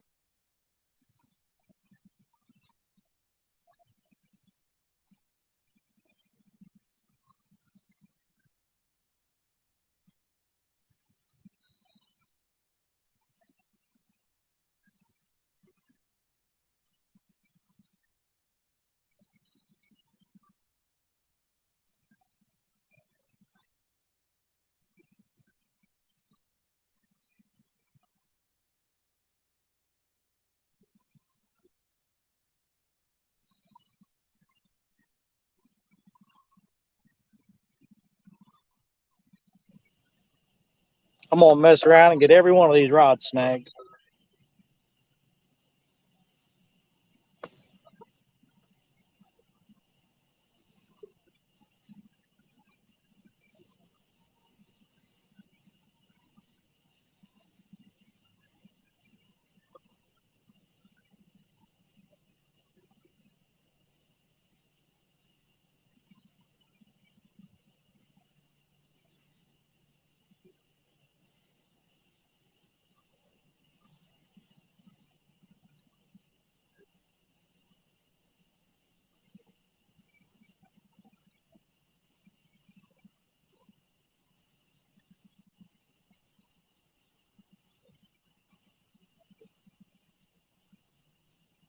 Come on. We're going to sit for a little bit and let that barge pass by. And then I'm going to reel up that 13-foot rod and check it. Because like I said, it had a massive takedown on it a while ago that we missed.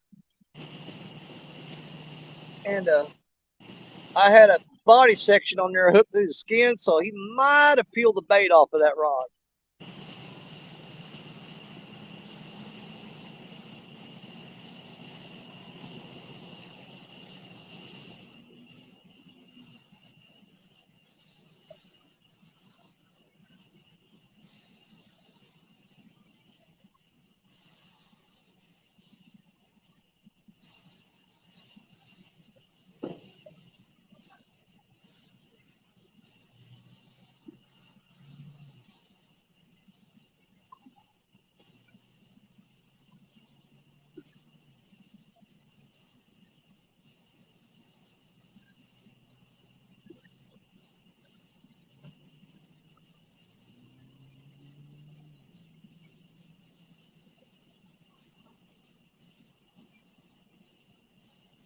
Hold on, I want to go back and read that. What did it say?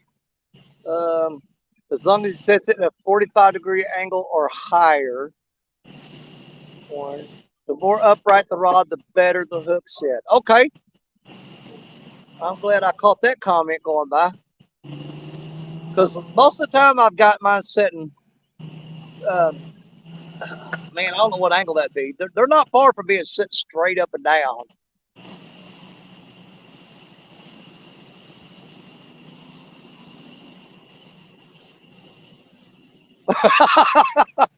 Austin just called Matt Bay.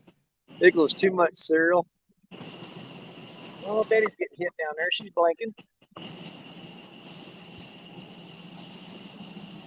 Black eye in church tomorrow.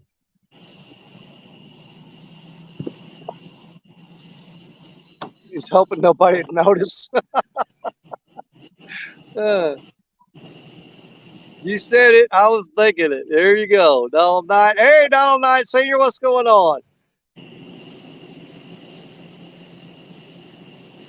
Warren Farty. Oh, man, you boys is just on each other tonight, aren't you?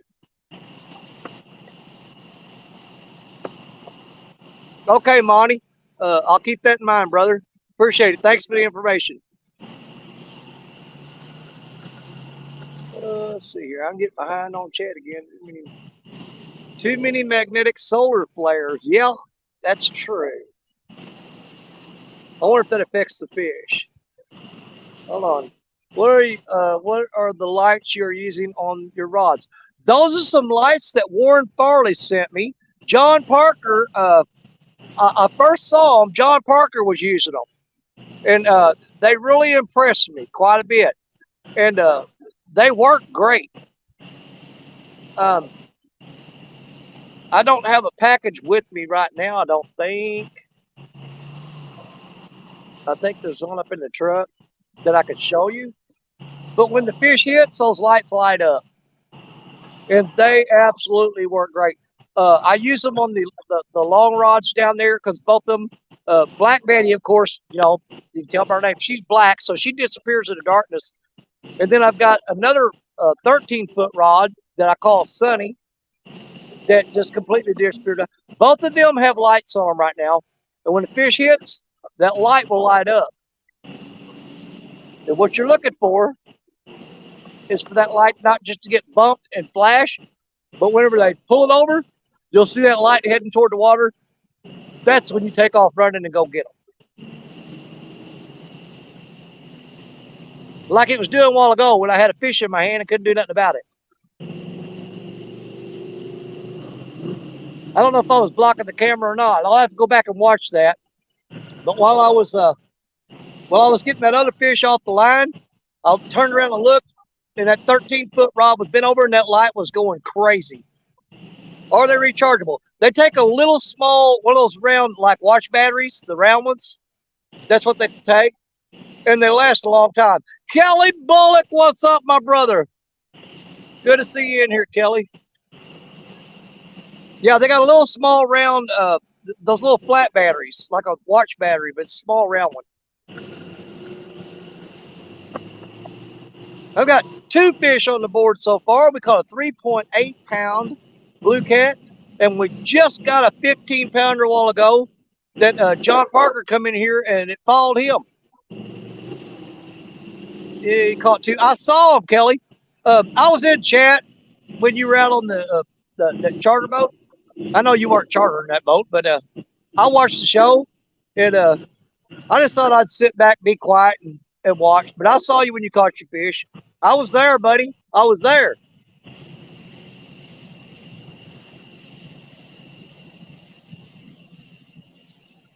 CR 3032. It might be, Chrissy. They're pretty small. They're just a little bigger around than a pencil eraser, I think.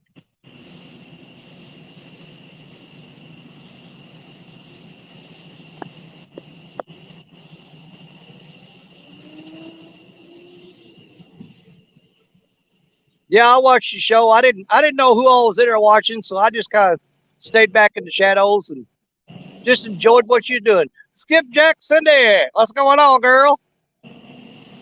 I've got 2 fish on the bank so far.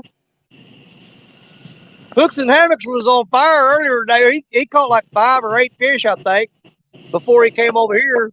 He came over here and changed his luck. Well, If only we knew a battery guy. I think we know a battery guy. For all your battery needs, contact Michael Murillo, and he will hook you up. Cindy says she's caught 2 flatheads. I think it's the current shutting off what changed my luck. It could be. See, I'm fishing in the slower, easier current right now. I'm not in that fast stuff. It's still moving fast enough that it's sweeping my lines downstream. But I'm in the shallower water where the current is just kind of eased off a little bit. It's probably about half of, if I move downstream right now, probably about 60 yards, 60 to 100 yards, I'd be in some of the fast current. It would just rip these lines right up against the bank. Because I'm only throwing right now, I think the heaviest weight I got out there is a 6 ounce. The smallest weight, I'm throwing 5 ounce and 6 ounce weights, which is really kind of light for the Mississippi River. Normally we throw 6/8 and 10s, but because I'm in this shallow flat and the current's not quite as bad as it is on the main channel out there, I downsized my weights just a little bit.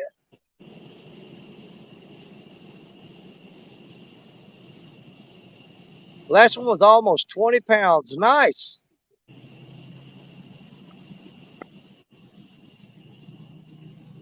Oh, that mad cat's rod down there just got hit. That's the first time tonight on that yellow mad cat's down there. The Lisa rod.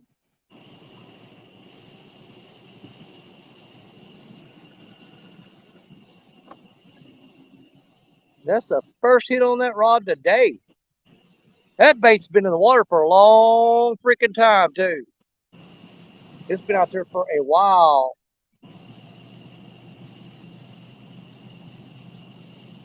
Oh, there goes that blue rod again. Here he goes again.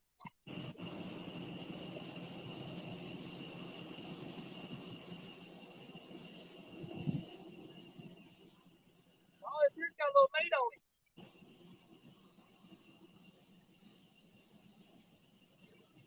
Oh, wow.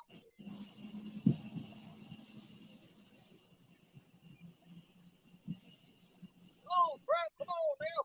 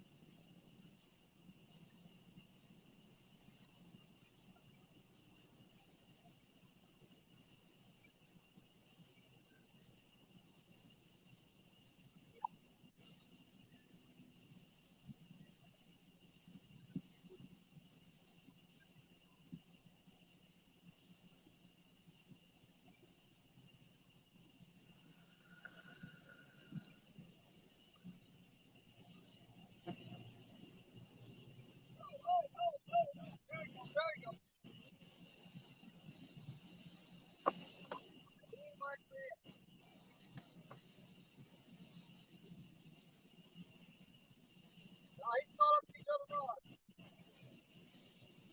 He got wrapped up in two other rods.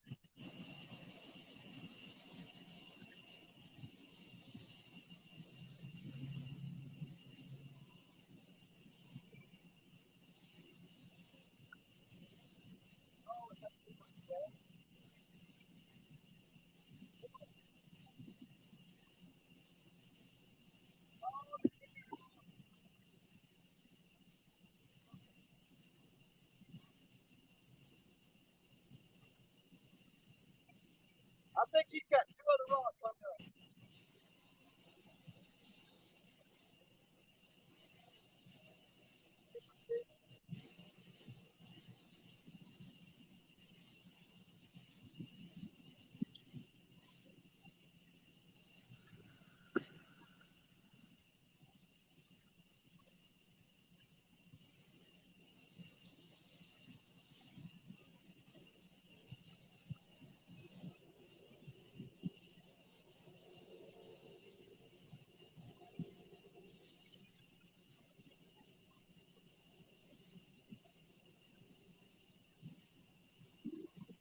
Oh, he's mad. He's mad. He's got me wrapped up in two other lines.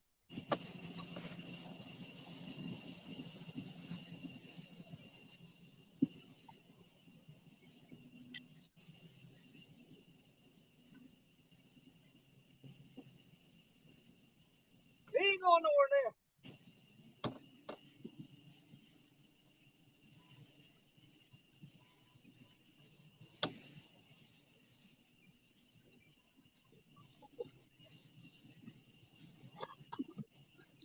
That's a gooder one. Man, he got three rods wrapped up there.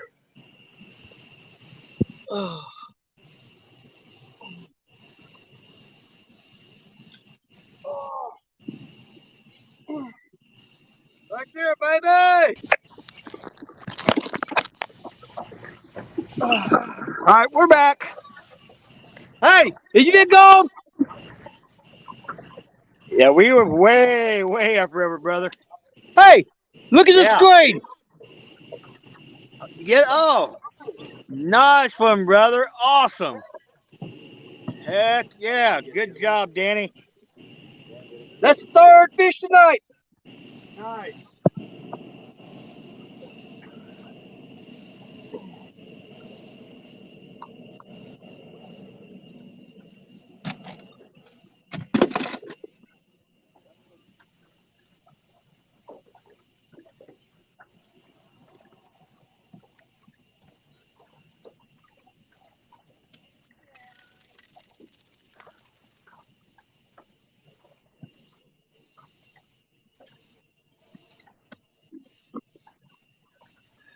26.44.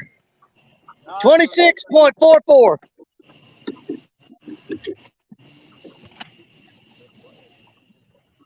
That's a nice one. Let me do solo real quick so they can get a screenshot on that. Hold on a second. There we go. Got that.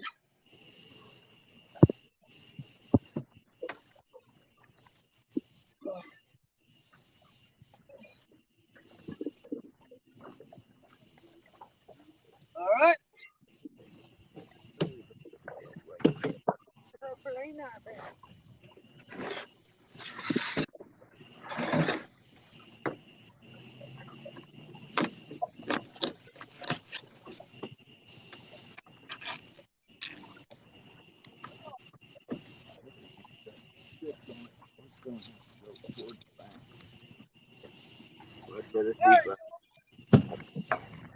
Is it? Yeah. That one's got. He made it.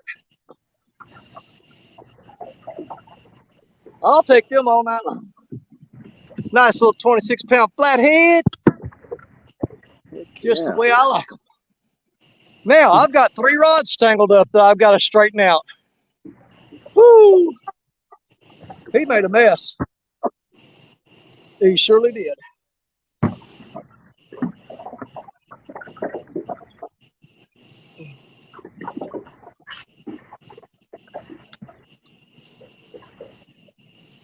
That wasn't too deep there. Mm-mm.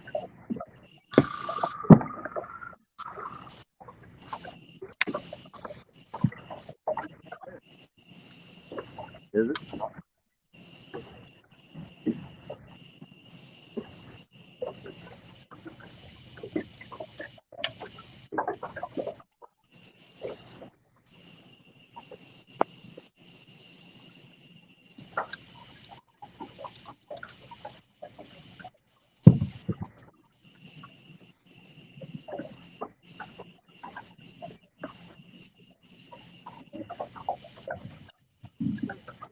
I've got to cut that rig loose to get that out of there.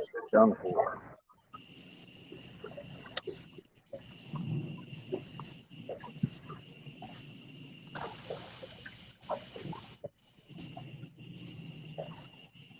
Uh-oh.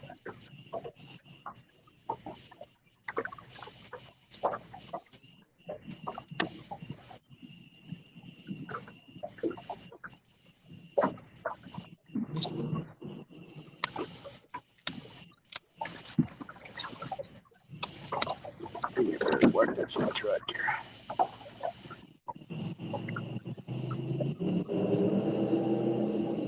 What the hell was that? Sound.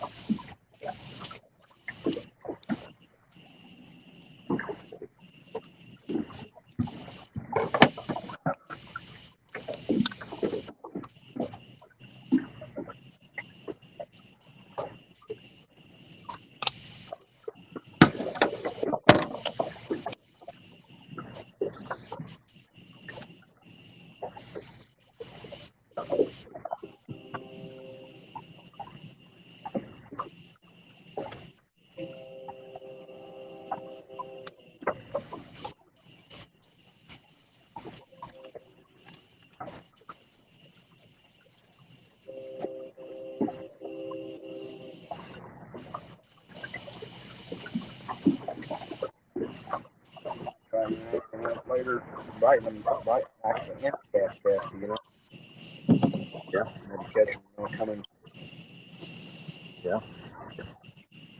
You know the fish will come on the show all the time. Big wood.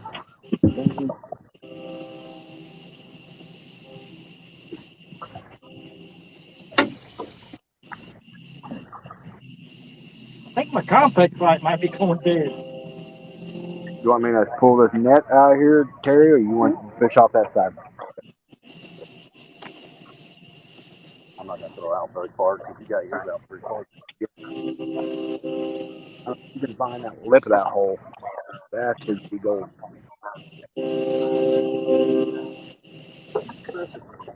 Huh?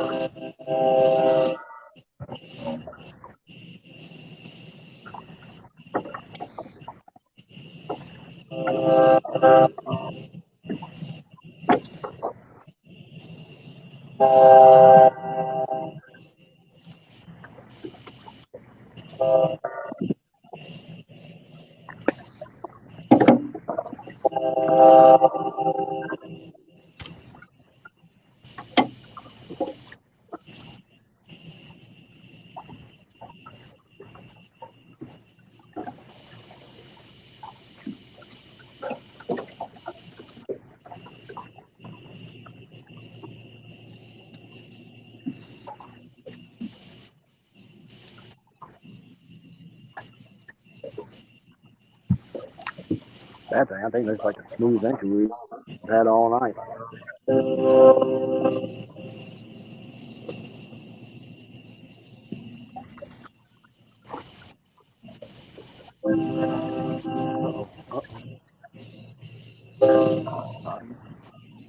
Yeah. Sunrise on the end there with that big carp in.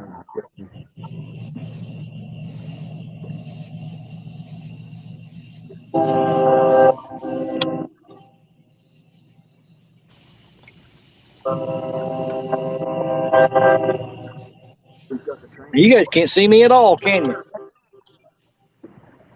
No. Like that way. I think my battery's going dead on my complex light.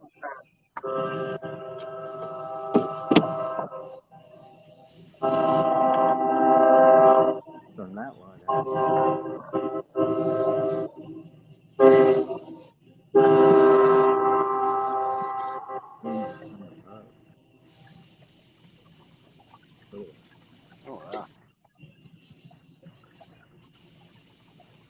Yeah, Chris, we have Josh. We need to get some wiring for me. I've actually got a Jerry, plug-in that wasn't a. adapter up here at the Hey, front of my boat for my complex. that flathead didn't hit a really big bait. Is a baby carp about that big hole. Just about the size of your hand.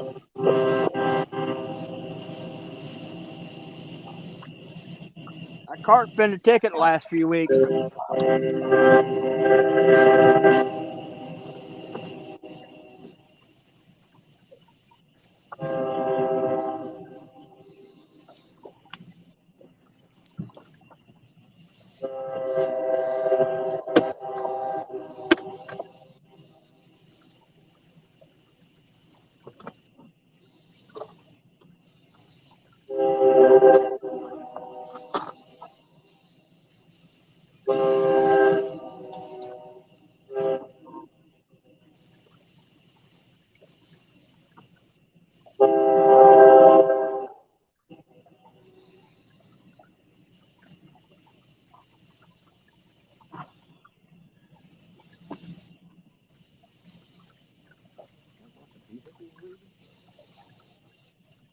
Yeah, I'm wondering that. What is it? What's the vehicle? That road. It's not any brighter. I think I can't remember it.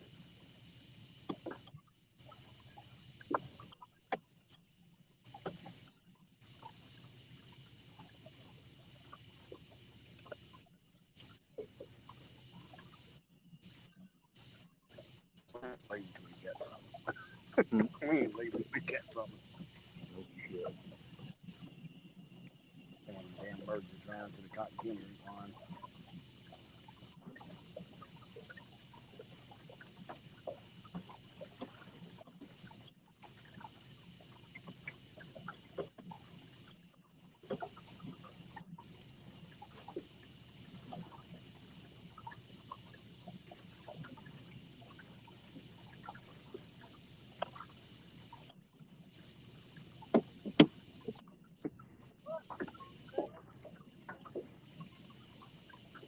I don't get it.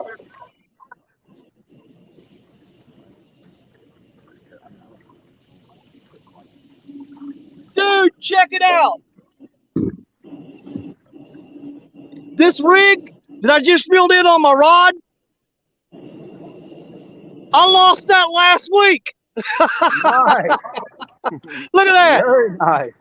It wasn't attached to nothing. That's a rig that I lost last week because it's got that aquarium tubing on it. I just got my rig back from last week. Nice. I cannot believe that. Turned into a good night, man. I got 2 decent fish. I got a nice blue, a nice flathead, and I got a rig back. Woo, baby. I like it a lot. And them other 2 rods he was tangled up in, neither one of them had bait on them.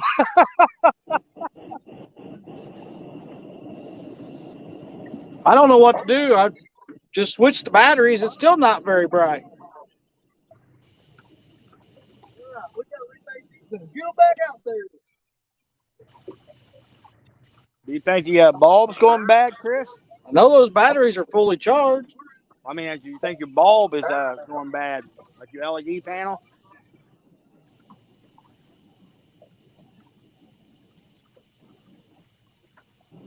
Huh? Do you think What? your LED panel's going bad in it, or?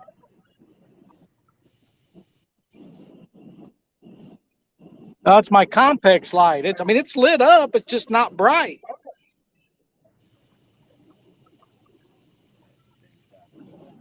What's that?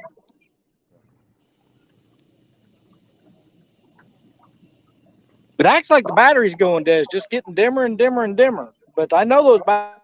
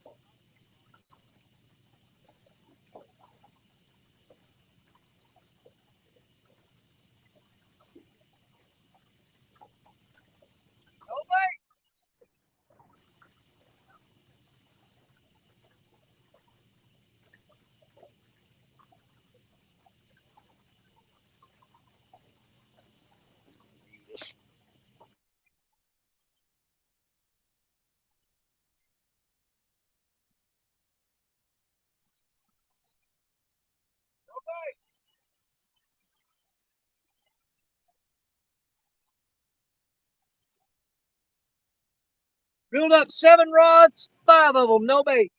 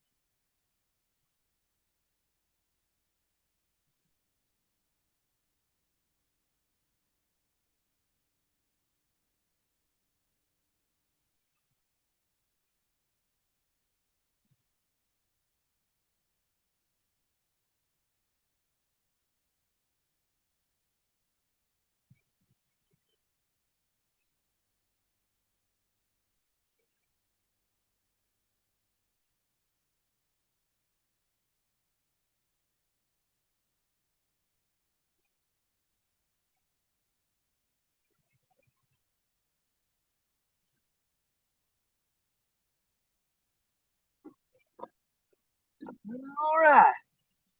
We're all baited up again finally.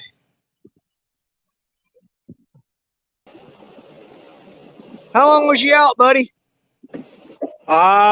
StreamYard kicked me out long enough to reel all my rods in. I don't have a light, so I'm heading back to the boat ramp. All right, man. I My hate that you. Compex. I Huh? tried a different battery on my Compex. It's just not bright enough to see anything. I don't know what's going on with it.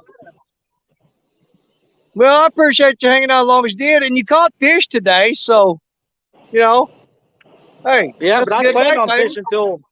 I planned on fishing until 2 or 3. But I guess I'll go back to the boat ramp and load up and lay back the seat and watch you guys fish. Well, better safe than sorry. You know. I'm not going to drive home. I'm just going to stay here at the boat ramp and try to come out for stand day in the morning because I got a lot of bait. Oh yeah. Hopefully Go they'll be bank current build in your the fire, morning. man. Ain't nothing wrong with bank fishing. You still won't be able to see me. I don't have a light. But you'll be there with us in our hearts and our minds. That's all that matters. Oh. You do what's best for you. You know we appreciate you, brother. I'll just stay in here until I get back to the ramp, and if you don't mind. No, man, you hang out till sun comes up for all I care. You know, I don't want you going nowhere, but I don't want you being out there in the dark neither. Well, luckily the moon's bright Betty's enough getting I can low. see Betty's everything. getting low. Uh-oh, Betty may be fixing to show her butt. She may be fixing to show off. Come on, girl. Come on. I paid too much attention to her. Now she's going to sit in the corner and be all stuck up. Man, that rod was hitting. That's too far to run for a bite, though. I got to see it go all the way down and stay down. I ain't running that far. He was banging on it, though.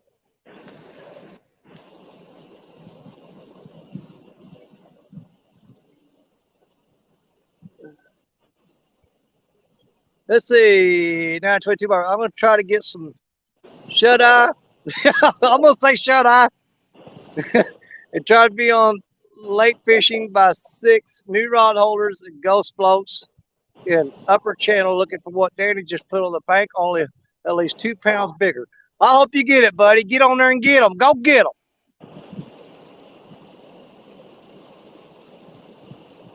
You just go get them.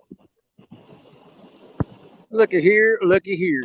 Buddy, I tell you what, the Prince of the James has just showed up. Boom, boom, bam. What the heck is going on in here? Dude, it sucked all day long, and finally, man, my Mad Catch rod, that blue one right there, has that rod by itself has caught 3 fish tonight. It started off slow with a 3.8 pound blue, then it got a 15 pound blue, and just a little bit ago, it got a 26 pound flathead. Holy crap, a 22-pound flathead. I can't believe it. 26. I know you want it to be 22, but you're not taking my 4 pounds, buddy. It was 22 pounds plus 2 plus 2.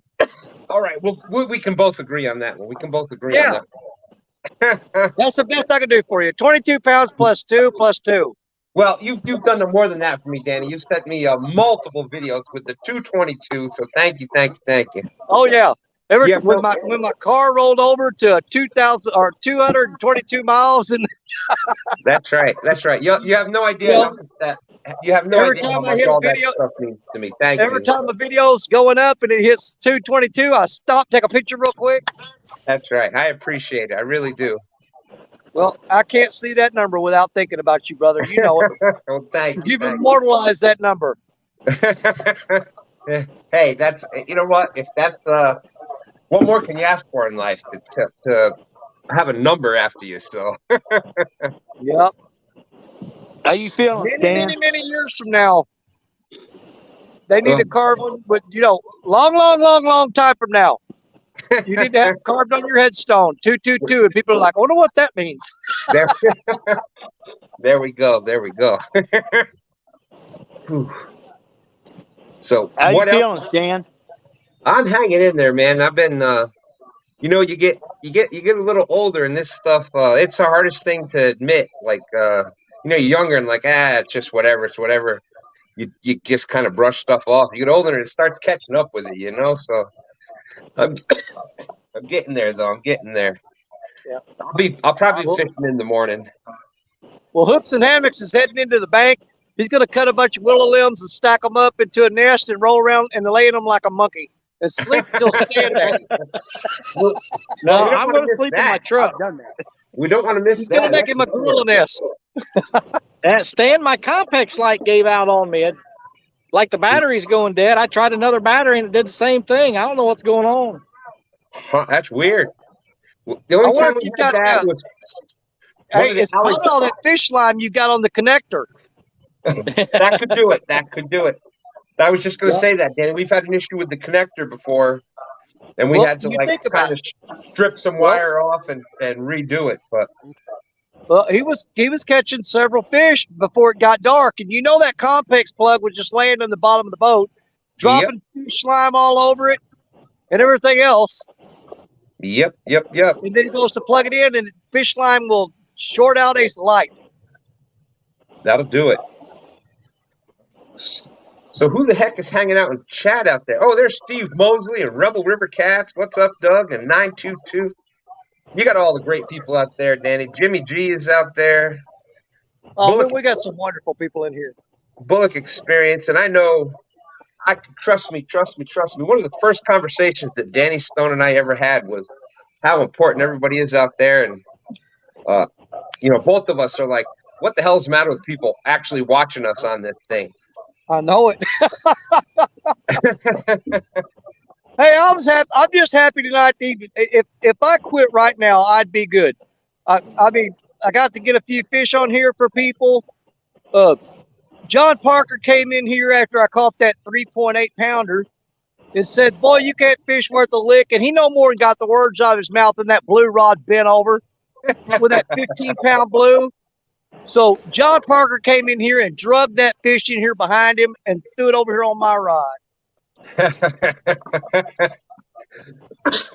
Well, he needs a little bit of, he's had some, what the hell's the matter with people out there? Like, don't other people have anything better to do than to mess with some great people out there? Like, go find some other people to mess with, man. Like, somebody put something out there about John doing the things that he does, like it. That's like, what the hell is the matter with people? And I don't know. You know what? I'm just doing my best to just kind of push all the hate and the crap away from me, and try not to let it get me in that mood, because then I do, then I'm just as bad as they are. I hear you, brother. If I get mad, I'm just as bad as anybody that's making me mad. Well, You just gotta let it go. I tried to send that message to you. You know how I love you, and you know how I feel about you, brother. So just keep being you. Absolutely. And Phil is me. God. Oh, there you go. And Doug, I know Doug, Rebel River Cats. He's a truck driver out there keeping this country going, man. Like, without the truck drivers, we wouldn't be where we're at. And so big shout out to Doug, Rebel River Cats. He says it's rare I get a chance to go out fishing. I'm very grateful for you guys that let us join. Absolutely. And Danny, you'd get along great with him and his son. Just down to earth, great people out there. They're the ones that helped us out with our motor when we had the motor issue, and I can't thank them enough. Well, I mean, the truck drivers, I always looked at it like this, because my brother-in-law was a truck driver. And the truck drivers are the blood of this country. And all the highways, those are the veins and the capillaries. And you see that blood running up and down them highways? That goes through the heart, it goes to the brain, it goes to the lungs. It keeps us alive. I agree. Oh, there you go. Thank you. Frank Lamprin saying, we love you guys like your family. That's absolutely. If you do this, I tell you, you can't do this on a regular basis without thinking of people like that. Like, you just can't. You can't, man. We end up, and Danny, I know you'll agree with me, and Parker and Chris, I know you get to spend time out there with Telly, but you can't. You end up spending as much or more time with everybody out there in chat and everybody that's doing this than you do with your own family sometimes. Oh, That's with me, 100% absolutely. true. I'm at work all week. I see my wife for a couple of hours when I get home from work. I eat, take a shower, hang out with her for a couple hours, then I go to bed. And I'm up in the morning before she gets up, and I'm going to work. She gets like 2 hours every day from me, and then on the weekend, she gets nothing. Because I'm gone. I get up Saturday morning and I'm out the door. And I know, Danny, you've cut down a little bit, because I remember it wasn't too long ago. You were gone from Thursday morning till Sunday night. Yeah. Yeah. Well, I I know- did a lot of Friday night. I would get off work Friday, head to the river. I Yeah, wouldn't go home till Sunday afternoon. yeah. But I don't know. Just in the past year, I just haven't been able to. I did that a couple times this year, and it took me over a week to recover from that. I mean, I just could not get my energy back. I was just beat. Dude, I get it. We're in the same boat, brother. We're in the same boat. Like I did it for that year and change, and it was it catches up with you. Yeah. I mean, because when you stay up 24 or 36 Well, hours, you you know, just don't get that back. I don't care. you You know, could go home and lay down for 2 or 3 days, and when you wake up, you still feel like crap. Danny, we can't all be as young as Jerry and Chris out there, you know. So I know it, man. These puppy Brother. dog cat fishermen. I feel like I'm about 60 or 70 most days. well, you fool us because the way you go over them damn rocks, I'm like, holy crap. Oh, dude, I've been over to Kentucky Dam fishing with Parker, catching skipjack. I've seen him slip, fly up in the air, and land flat on his back on a point on a rock. And I'm thinking, there's no freaking way he's getting up from that, because that would have killed me. And he'd bounce right back up, grab his rod, and start slinging it. I'm like, man, I would have to call airlift, evac. I wouldn't get up from that. I saw him take a spill one time. Seriously, he slipped on a rock. His feet went straight up in the air. He landed on his shoulder blades on this rock, slid down it upside down, and smacked his head on a rock, jumped up, wiped himself off, and went fishing again. Let me guess. And he said, I meant to do that. Yeah. I am not making that up, dude. We've got it on video somewhere, I think. Oh, well, I believe without a doubt. Like, you can't, there's things you can, you know, after doing this for a while, there's things that you can hide and there's things that you can't. And we all see what Jerry does out there on the bank. So, Dude, he fished a tournament with broke ribs. I can't even breathe with broke ribs, and he's out there slinging the rod. The dude's freaking nuts. yeah, I've done that. I've done the tournament with the broke rib thing. That was the first winter blues. Yeah. I cracked my rib before I went out. And then when Freddie and Nina came and visited us, first night out there, bam, I fall and crack a rib. And, you know, but that's what you do. Like, that's how it's, you know, people will say whatever, but that's how serious we take this stuff. Like, it's not, we don't do this just because, we want to be live or we want to do this or we want to do that. Like, it's a passion for us to do this kind of thing. You know, That's what drives us. my biggest thing is, seriously, I mean, God bless Hogleg and KP when they were on every morning, and Hogleg's still doing it. I got to hang out with everybody every morning, 4 days out of the week. Friday always sucked because there was nobody there. By the time Double Hook Angling David Lehman come on, I was already working. I couldn't watch him. But I honestly, I go through the week and I miss the people in chat. You know. Mm-hmm. Without a doubt, like it's you know, we said it before, like it's a family, and there's Kelly. Kelly had a couple great comments that hey, Mike Chavez, how's it going? Much love for Mike Chavez and his wife Sharon. We consider them, you know, family out there. Absolutely. I'm glad Stan 3 got the pictures to Mama. Kelly said, Stacia may be blessed in that case, Danny, that you're gone all weekend. She is. You know, when I'm home, I mean, it's the cliche thing, you know, give me the remote controls and I'm in charge. And, you know, I can sit there and tell myself that all I want. And the only reason I'm in charge is because she allows it. But she loves whenever I go fishing. It's her time to relax. She can watch whatever she wants to on TV. And she never worries about me, because if she wants to check on me, all she's got to do is turn on YouTube. Dude, that's so funny that you say that, because my family there for a little while, they were afraid to call my phone. So the first thing it would do is check YouTube to see if I was live somewhere. Yeah. And if they couldn't find me live, then they would call my phone. Panic mode. Yeah. Yeah, honest to They're- God truth. Like they check YouTube first before they try to Yeah. phone. Stacia has done that. She has. I'd been tell her I'm going to the river. I'm going to go live, and it wouldn't be a scheduled live. I said, you know what? I'll just set up and go live when I get there. And I would run around too long trying to scout out a spot, and she would start worrying. She goes, "He should have been there by now. Something's Yeah. wrong." Yeah. Yeah. Oh my goodness. God bless them. Somebody's got to worry about us, Danny, and thank God we found someone that does. So Absolutely. Yeah, my nice. wife, she gets on me a lot. 'Cause, I mean, I'll go out and I don't go live, just trying to get production footage, and I'll be out on those wing dikes, and I had no service, and she had no way to get a hold of me. And boy, it makes she poor woman. I put her through hell, you know. Yeah, those damn wing dikes. I've fell a couple times from the wing dikes around here, and it's no fun.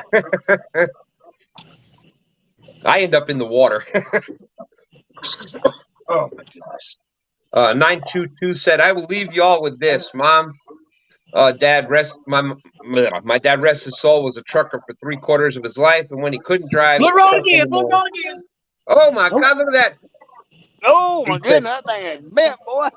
"Yeah, I was bent right over." He's a truck driver. Always taught me the golden rule: treat others as you would want them to treat you. Do unto others before they do unto you. There you go. You got him, Danny? Oh my What? goodness. He broke the rig off, Wow. man. Ah, he broke that rig off. That You guys saw was. that takedown, right? Oh yeah. Oh yeah, Danny, I saw that through the chat screen. Like that was a takedown. He ran straight. This rod here, okay, has caught every fish tonight. I am throwing it out there about 20 or 30 yards off the bank downstream, right in those rocks. I mean, right in them. And that's where every fish has come from. Isn't Those that ones that I'm something? throwing way out there haven't caught a fish on them yet. I'm definitely going to have to. And Parker, what do you think about that? Like you've done a lot of bank fishing. I think this. I don't know what your all's weather is doing, but we've recently started getting nighttime temps. Like our water temps in the past, I don't know, say week and a half have gone from almost 90 down to 80, and we're getting nighttime temps down in the 60s. I think for bank fishing, this is the time of year as they'll start coming a lot closer to the bank as that water Oh, cools down. 100%, Dan. 100%. Yeah. So Yeah. I think that's why we're seeing a lot of that right now.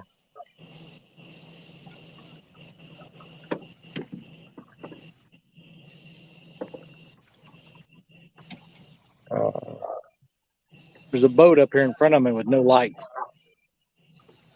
Wow. Dude, The only stand reason I three. can see him is because it's backlit by the boat dock. You know, people out there, you got to stand 3 and Dan were out there today. They fished the They James just turned River. them on. They must have. They saw me and they turned their lights on. They fished a James River tournament here, and they almost got ran over by a big double tier boat out there, almost like a bay yacht kind of deal in the James River. And that Really? dude, like, yeah, they got out of the way just at the last minute. Like the dude never saw. I mean, that's in Dan's boat, like his big normal, guide boat. And yeah, last minute, like they were close to having a serious situation out there. So Now, that's just a reminder about safety things, watching where your life vests are, and because you never know, there's all those other idiots out there. I'll tell you the mistake I've made tonight. That was the fourth fish on that rod, and I never checked the leader. Mm. And I'm throwing in those rocks. Every time I caught a fish, he's rubbed on those rocks. I guarantee you that leader was just nicked all to pieces. Danny, what a great point. What a great point. And with a takedown like that, that was a pretty decent fish.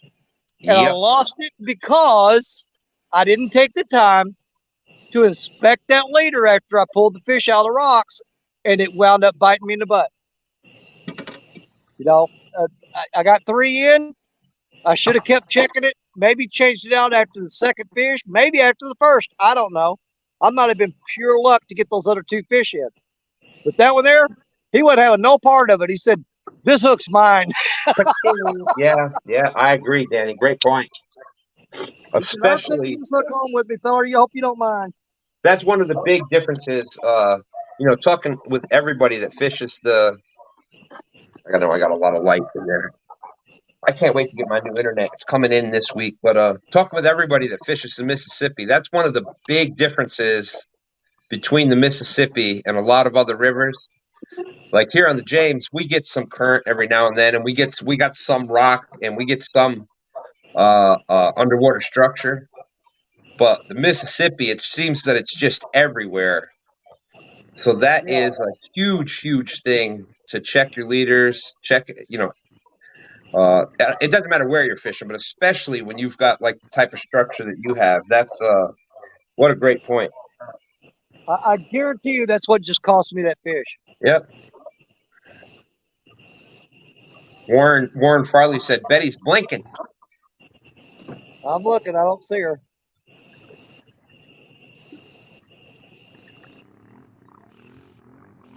But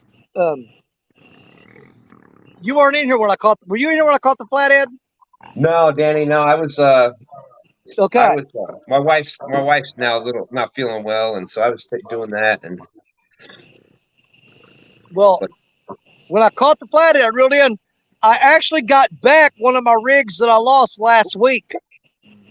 You're kidding. I didn't realize it until just a little bit ago. That rig is the one that the fish hooked up on during the battle against the Blues Crew. That big takedown, and it broke off. The Blues Crew? I never heard of her. Yeah. Hey. But I didn't realize it, but that hook was hanging right beside that fish's face on the line. I pulled it off there, and then I unhooked the fish. That fish, I'm almost certain, had that rig in his mouth. Wow. That's the fish that broke me off last Sunday. And I did not realize it until I got looking at that rig, and I said, that's the rig I had on that rod that broke off when that fish hit. That is something. I'm back at the boat ramp, so I'm going to get out of here and get loaded up and find me a nice parking spot up there to get some sleep. Lock your doors. Oh, yeah. I'll be watching. Yep, get yourself some straw. Yep. If you're not there in the morning, we're sending Kelly to beat the crap out of somebody. See you guys. See you, buddy. Good seeing you, Chris. Take care. Have a good night. Freaking Chris and Telly. Great people. Great people. Oh, they are. Not so much Chris, but Kelly. Yeah, he kind of gets grandfathered in because of Telly. We got to give him the benefit of the doubt because of her. I agree.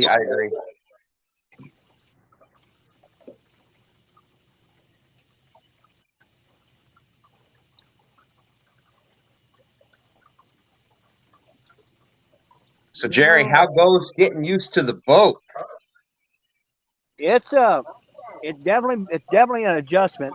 It just sucks. My transducer's out right now, so it's kind of fishing blind. But it's that like the anchoring and everything, especially here in the river. It's it's tough. It's gonna be really hard when I'm like solo fishing. Yeah. I got my buddy with me, Terry, and he's helping me, anchor and everything. And it's gonna be eventually when I get the money, I'm gonna have to get a spot lock. Oh, that's such the spot lock is just unbelievable. We don't have that. We've got an old Hook 5 fish finder and stuff, but that's the advantage with with y'all doing so much bank fishing. Like you kind of it's really an advantage, I think, doing a lot of bank fishing before you get a boat, because you get so used to having to try to read the river and know where the breaks are and the drop offs and etc. So you even got a good idea, even if you don't have electronics, you got kind of an idea how to read the river and find out where they're at. And then, electronics help, but, we did that there was a long time. We had a trolling motor and you remember those old Eagle, the fish finders, like the first ones they had that didn't take paper? Yeah, the flashers. Yeah, that was kind of like the first. We had that for a long time. But basically, we just used that for depth to try to find where the ledges and stuff were.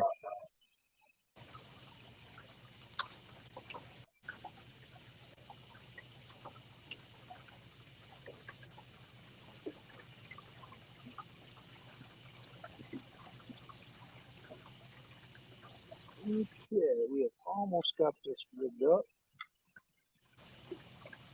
Now I'm putting that. The 13-footer just got slammed. That light is still blinking down there. Nah, he just quit. I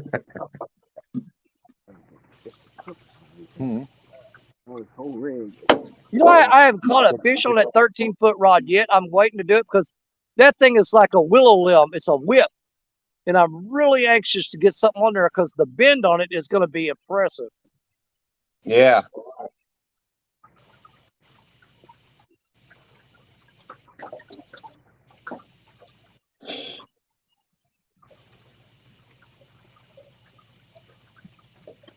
So anybody out in chat has any questions, make sure you pop them up in there.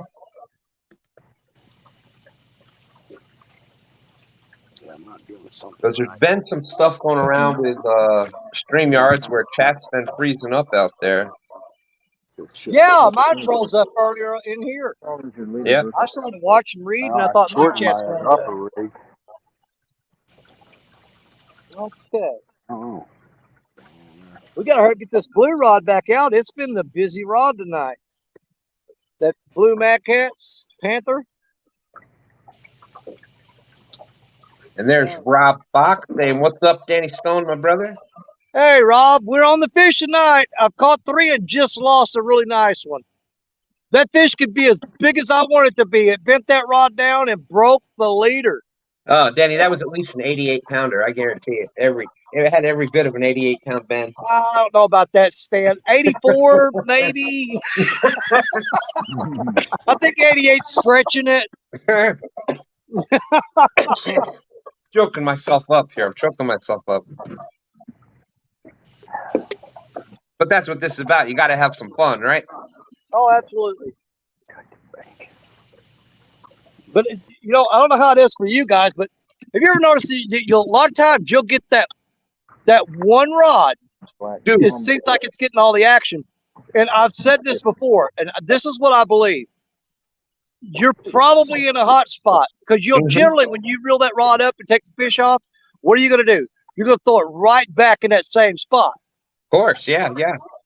And if you've got, like right now, I've got 7 rods out. They're scattered everywhere. There's something about that location where I'm throwing this blue rod that's holding fish. So I'm going to aim for it until there's no more fish there. Because it's been pretty good to me tonight. Yeah, I'm going to sore lip every one of them. It is definitely nuts how that'll happen. Like that one rod, that one spot, we get all the fish. Well, we have a consensus out in chat. Jacob and Mr. Rogers are both saying no, it wasn't an 80-something pounder. It was a 222-pounder. Woo! I don't know if I could get a 222-pound fish.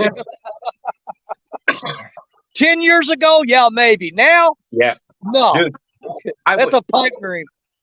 I had a Dan and a Stan 3 with me. That's the only way we got it done. Yeah, there's no way I could do that. And not in this location.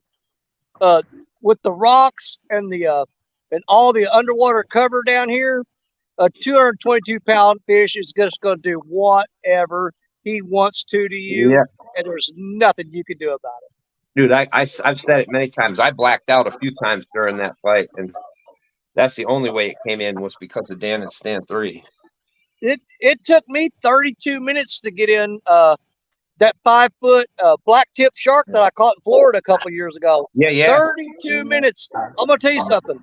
The next day, I couldn't go fishing. My arms felt like they were falling off of my body. You know, these young guys don't understand it yet, Danny. Oh no, everything hurts.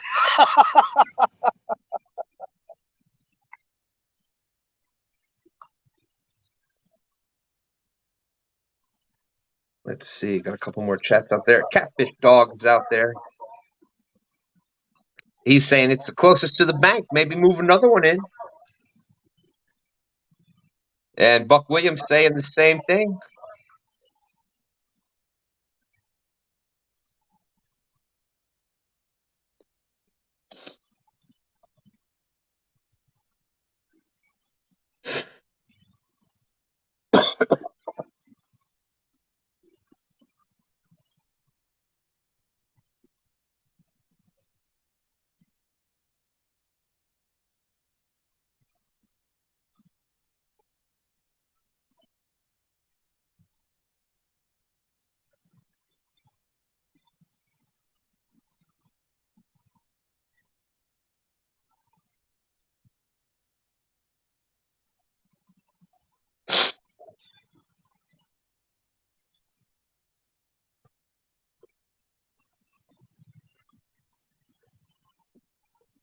Hey, there's our good friend Guerrero. Hey, Guerrero Bagre. You got to roll your R's, buddy. Yeah. Dude, Oh, the J-Dog rod just got slammed. Come on, buddy. What are you going to do? Do something about it. Come on.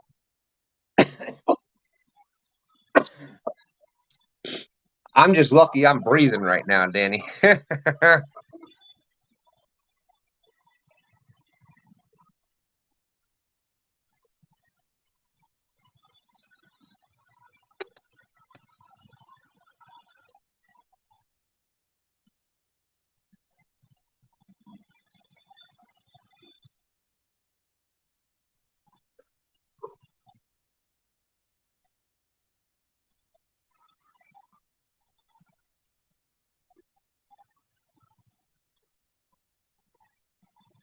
I was sitting there looking around. And I just happened to look up. And, man, he was banging on that J-Dog rod. But he didn't hook up. Now there's Black Betty down there blinking. She's getting tapped on. Oh, The yeah, look fish at are that. starting to pick up and get a little more active. They're still not quite as aggressive as they need to be, though. And, of course, naturally, we've got a barge passing by. I mean, right there, Of course you do. you know. But, yeah, I looked up at that J-Dog rod right there. Man, he was slamming it.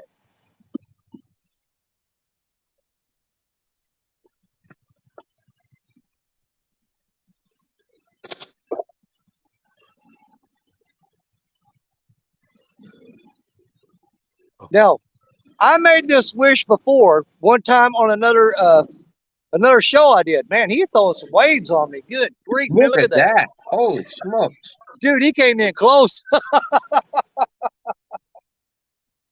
Yeah, he's causing like a tsunami here. I saw that. I was like, my goodness. Good grief, dude, it's coming all the way up to my rods. That's the first one that's done that tonight. He must have a big load on there. It's got his back end Yeah, down. he's pushing some water. Yeah. And he's heading downstream too. Normally, Wow. you only see that when they're going upstream. Oh, yeah. Because when they're going upstream, they've got more resistance and they're slamming in that water, and it'll Yep. throw them waves on you extra hard. But rarely do you see one going downstream moving fast enough and pushing a big enough load to do that. That was crazy. Yeah, he was ripping it. But as I was saying, I did a show year before last, I think. I was fishing during the day, and I had a massive takedown, and it broke me off. And Lee Evans was in there. It was just me and Lee Evans. Lee Evans was at home. He hopped up on panel, and he saw the rod go down. I grabbed it. It ran up into the rocks, tugged it a few times, broke me off. Oh. Well, Lee had something to do, so he had to go. But NJ, Fishing Maniac, he popped up and said, Lee, if you want to head out, he said, I'll read chat for him. And NJ wasn't in there a couple minutes, and I said, dude, if I had one wish right now, it would be to catch that fish and him have my rig in his mouth. 15 minutes later, dude, this is on video. I've got it on my video. 15 minutes later, rod went down, reeled it up. I got it. It was a flathead. I took the hook out. And I looked up at the camera and told NJ, said, you aren't going to freaking believe this. They go, what? It's got my rig in his mouth.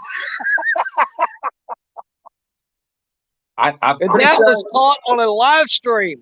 That happened on a live. I am pretty sure I remember that. I'm pretty sure I remember that.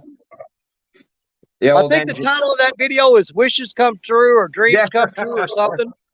But it's actually on my channel. That is on there. I tell you what, NJ, he called it. NJ, another good dude there. Much love, man, NJ. I tell you what, I would love to get that dude on the Mississippi River. He catches a lot of channel cats and carp. I would love to get him over here when the fish bite is on fire and throw him on some of these blues and flatheads. I'm telling you what, he would not want to leave. I agree. We're trying to do that here because he's about 6-7 hours from here. And I know he. But you know, Stan, it's just par for the course. How many times have you ever been out and just? I mean, it's just perfect.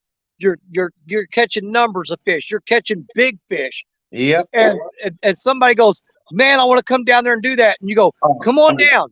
They show up, nothing. Y'all ain't gonna believe this, but it was again captured on live. There was a week. I don't think it was this past year. I think it was the year before.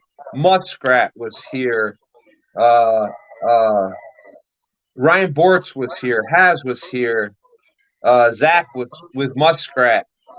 I know I'm forgetting somebody, but we were, and myself and Dan and Stan 3. Dude, the whole week it was probably the worst. There was most people we've ever had come at one time, and it was the absolute worst week of fishing on the James we ever had. I think the biggest fish caught all week was like 8 pounds.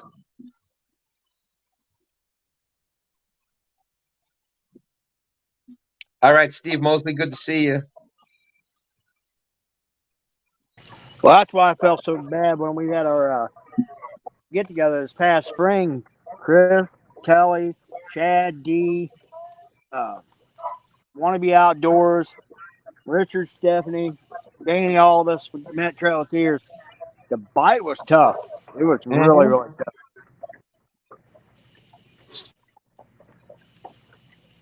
tough. We had a question out in chat. Indiana Chris, how's it going? He's saying I was there. Indiana Chris.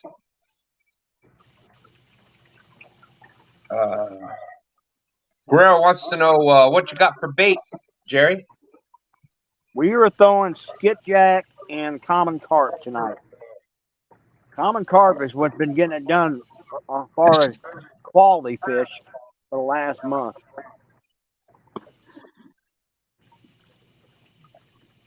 There you go. And that to me, that makes sense because your carp is a warm water fish. So I'm sure they're definitely prevalent. And well, they're really, really bloody. I mean, really, really bloody. Absolutely. That's what I'm throwing tonight is I've got some, most of my carp I caught live are 8 inches long, but I'm going ahead and chopping them up and throwing them out there. 8-inch carp, basically, I just cut it in half. And, if for people that haven't targeted big catfish before, like that sounds like a lot, but a 4-inch piece of bait for a 20, 30, 40-pound fish is absolutely nothing. Well, I'll show you what. Let me hit. This is what I've got for bait right here. There you go. There you go. And I'm literally cutting. I'll cut this sucker off right behind the head, and I'll use that entire head piece. I know it hurts me far as numbers of fish, but I'll be honest, I could care less about numbers. I want the frickin' I want Yeah, to you're targeting the monsters without a doubt. Boy, I'm glad you're saying that, Jerry. And I think for people out there, like if you have big fish in your waters, you got to decide what you want to. If you're just going out there to catch some fish, there's nothing wrong with that. And those other baits, that's where you hear a lot of the chicken livers and all that kind of other stuff. You'll catch a bunch of numbers in the smaller pieces of bait. And hey, if that's what you want to do, that's great. But if you're going for those big fish, and I think, in my opinion, yeah, you can catch you can catch the occasional big fish on anything. Yeah. But to catch them consistently, it's big pieces of bait from the fish that they normally eat to get that size. That's my opinion, Absolutely. anyhow. Yeah, I was just fixing to say, you're throwing them huge baits. The only thing that's going to come after it is huge fish. Now, that being said, I've caught some of my biggest fish on some of the smallest baits that you would not believe. Of course. One of Lyle Stokes' favorite things to say is elephants eat peanuts. This is true. And I think that goes down into those times where, it's a matter of knowing when to throw them. And a lot of times you can throw those big baits, but sometimes, especially during those, I think that's where you get those cold fronts and all those other things that people talk about, the pressure being wrong and this and that. I think that's when you throw the smaller baits, I think is when that works. When that bite is off, I think the smaller baits work best. But, Stan 3 and Dan today, big shout out to them. They did their first tournament here on the James River local, tournament, pay-in tournament and everything. They took fourth place today. Not bad. They got a 40-something pound blue cat and almost a 40-pound flathead on the James River. Can you imagine that? They placed in the top 4 with a flathead. And they were using whole gizzard shad as bait today.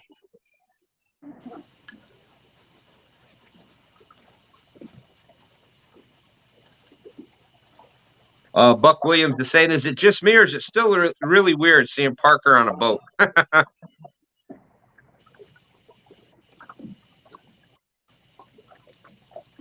That's right, 317, going for a wall hanger. Yeah, it's a whole different it's different fishing. It's a whole different fishing.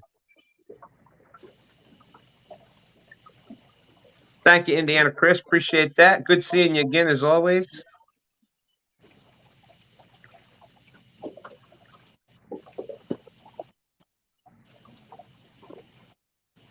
Oh, water clarity and the pH. There you go. Exactly. Good talking with you, Chris. Have a good night.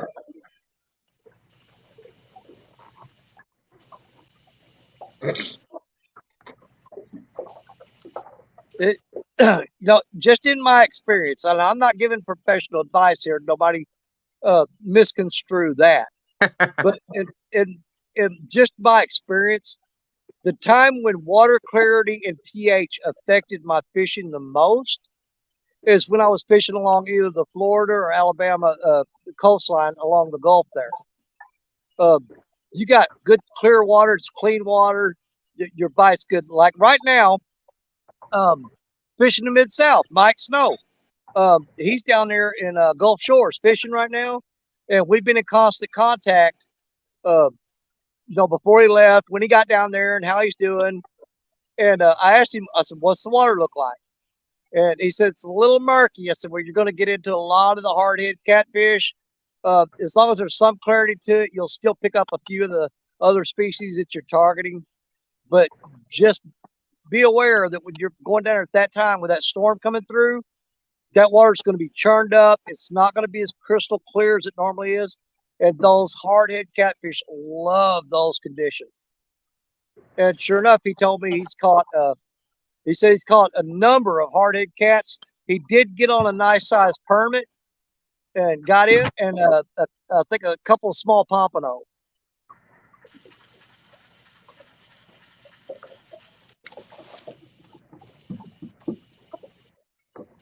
Oh. Stan kicked his butt out.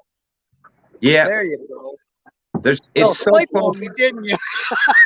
It's so close to the, you know, I've sent some things into StreamYard, like the buttons are so close down there. Like if you're just a guest on somebody's channel and you're trying to read chat and you're trying to hit Yeah. that to get it to come, it's so close. Stan, we That- all know you nodded off and your forehead hit the keyboard.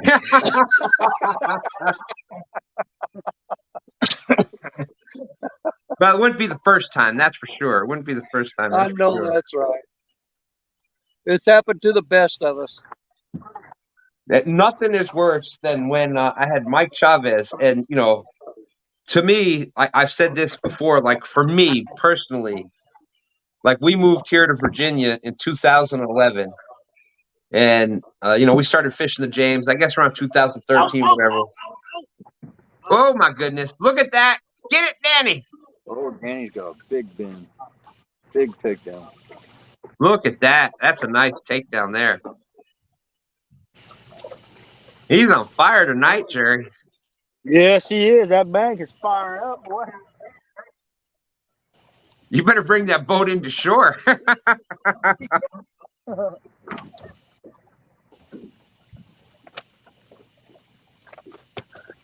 Dude, I can't tell you how many times when we first started really, because you remember we used to do bank all the time and we started going out in the boat.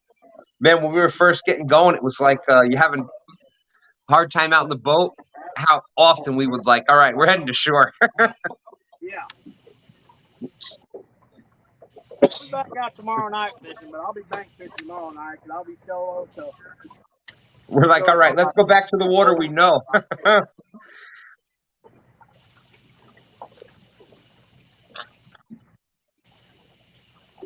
You're going solo. that's right.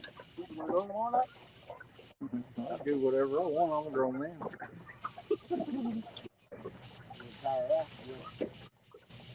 Look at that. That guy's bringing him right down the bank.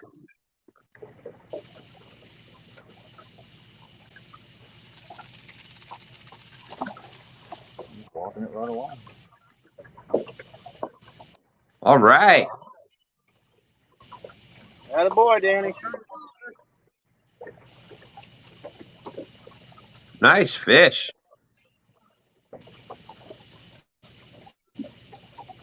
Number 4. Dude, he smoked that mad catch rod. That had a carp head on it. Isn't that nuts? He Look at that. Come on, say something. You was running your mouth a minute ago. He reminds me of somebody else that kind of hushed up. Yeah. My kind of fish. Just nothing coming out, Danny. Nothing coming out. Yeah, I know it. He's being hard-headed.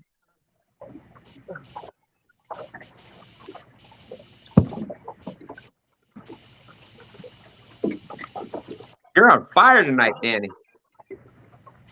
It's all right. It's been better. 8.76 on that one. Wow. He ate that carp head. He smoked it. That's a long fish there. I'm just thinking all of them are long. Boy, that's a nice, healthy looking fish.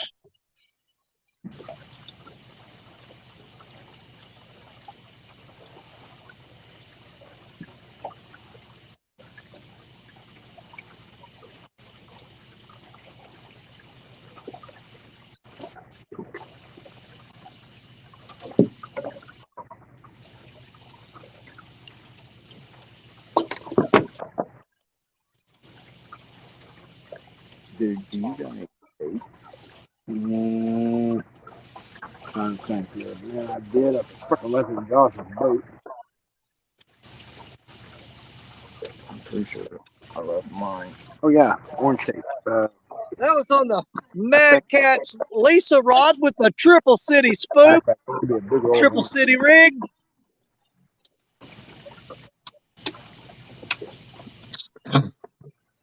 There you go. You know what? Look how he pulled the beads. I don't know if you can see that. He pulls the beads through the head of that carp. Look at that. Popped his eye out and pulled the beads through it.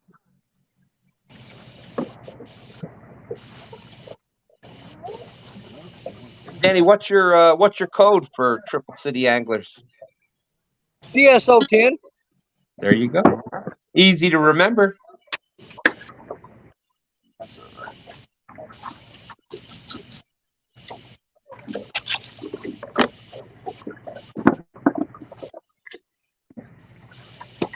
Yeah, he didn't play. He flat took that. It's right off again. Well, I'm just seeing the shirt you got on there. You got Edge Schuylkill River shirt on, River Rat shirt. Yes. You know what? This is the first time I've got to slime this shirt up. I'm so happy about that. Well, it must be the shirt right now, Danny, because that is a shirt that Stan 3 had on today. Y'all are both you were both on the fish and both got that same shirt on. So shout out to Ed Evans.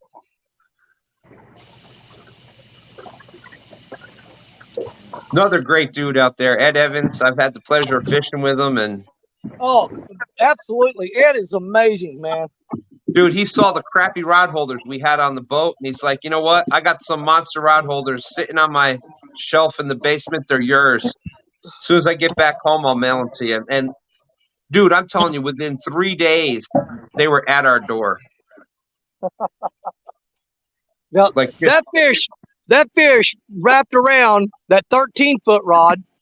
I had to get over it, under it, and then over the J-Dog rod, under the Uncle Lou rod, and then back up over the Uncle Lou rod and the Madcast rod. We saw he was leaving a freaking blanket. You know, people don't give credit how smart catfish are. They know what they're doing. Well, I'll tell you what, if I would have just reeled that fish in, I would have pulled in every one of my rods. But what I had to do was watch and see, is the line going over or under, and I had to weave around. And it took a minute for me to figure out that he'd went around that 13-foot rod. He'd went around it twice. So I had to go over it, under it, and then back over J-Dog, then under Uncle Lou.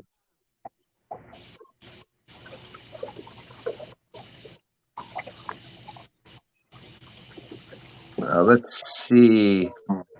Catfish Dog is, I don't know. I was not paying attention to chat because you got the fish, and I was all fired up with that. But let's see.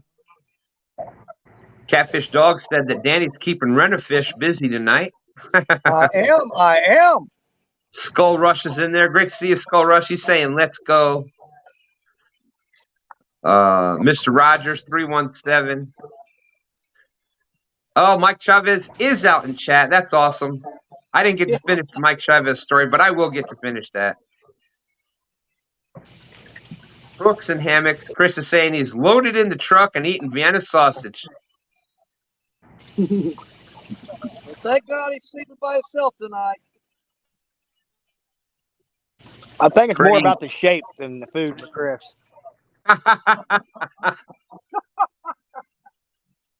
Wow.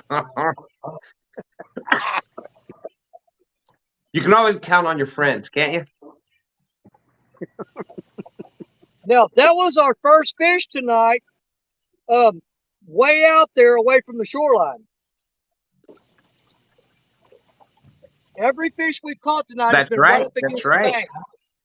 That's the first one that came from way out there, because I'm slinging this rod. I'm putting it way out there.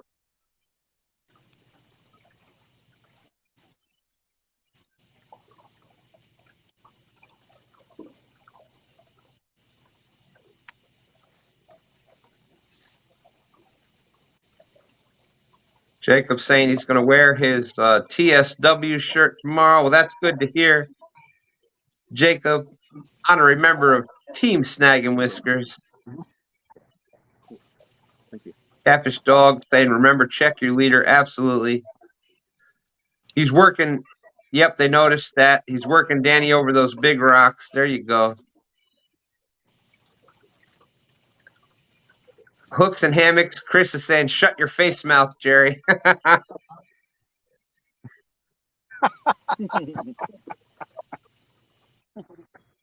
He says he hopes you pee the bed tonight.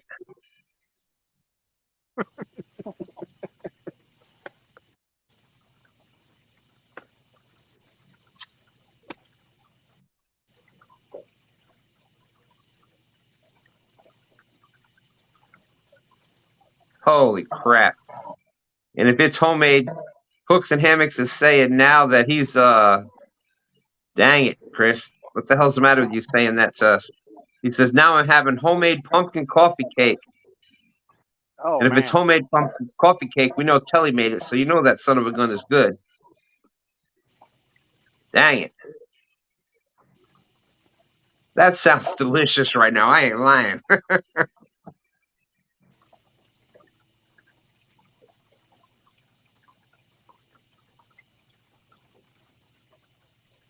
You can't, Chris, you know you can't tempt at 12:30 night. You can't tempt a fat guy with a good time like that. Come on now.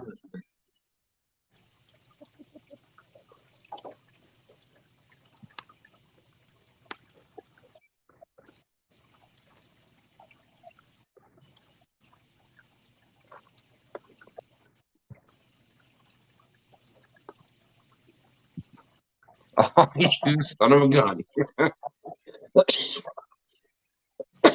He's saying, that's good. Son of a gun.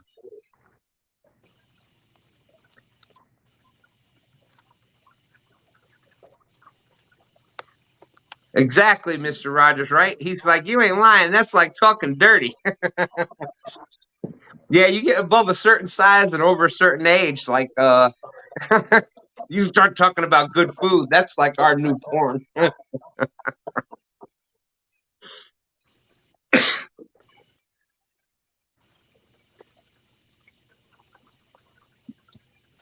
Like I could still eat a whole coffee cake.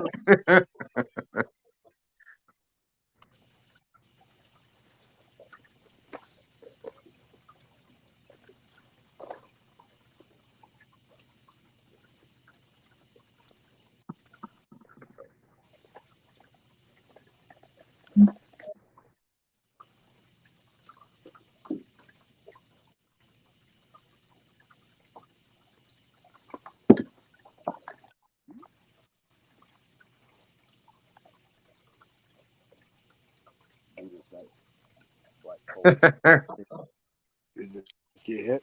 If that Too funny. I've got 2 more spinners like that. Oh my lord. Maybe Fish and Cook with Mike Chavez said, I made some pickled red onions earlier. My goodness. Man, those hurt. I love putting those on like sub sandwiches or all kinds of stuff with that pickled red onions. Oh my goodness. And you get that pickled red onion, that's such a fat cutter. It just, that little bit of acid adds something to so much food. Holy smoke. Yeah, when that J Dog rod got hit earlier, I told you slammed it really hard. I Uh-huh. walked in after I reeled the fish in from that last one and got to checking on other rods. It was drug way underneath the other rods, and I reeled down tight on it, and I could feel the fish tugging. He was on there, but I got to pull it, and I pulled him up to the rocks, and that was as far as he. Because sometimes you can weave that line through the rocks, but once that fish's face meets the rocks, because the line's between two rocks, you can pull that line between them two rocks, but you're not going to pull that fish between them. There you go. Yeah, yeah. I know what you're saying. I felt him pulling. I dropped him a little slack. He wasn't coming out. I just broke him off. Oh my goodness. I just let that one go. Sometimes, I could tell by the way he was pulling, he probably wasn't that big. Instead of sitting there wasting the time with it, just break him off, let him have the hook. It'll come out of his mouth. It'll rust out of there. He'll be fine. Yeah, I can't tell you how many we've caught that had the well, they've had the hook come out the other end, we'll say. Oh yeah, yeah. We've seen them where they're coming out the deeder end. We'll go with that one. And yeah, it'll pop out, the barbs will rust off, and it'll come right on out.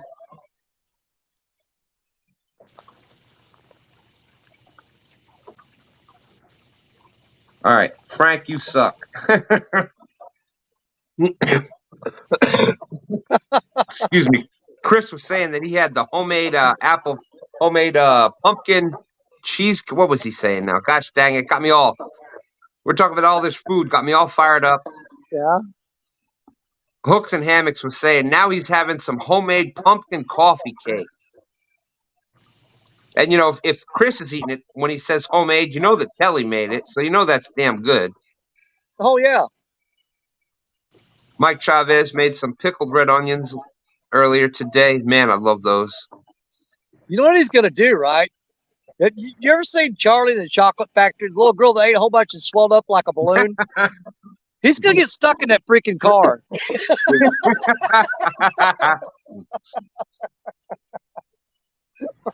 Frank Lampern is saying, I just had some homemade apple crisp with vanilla ice cream.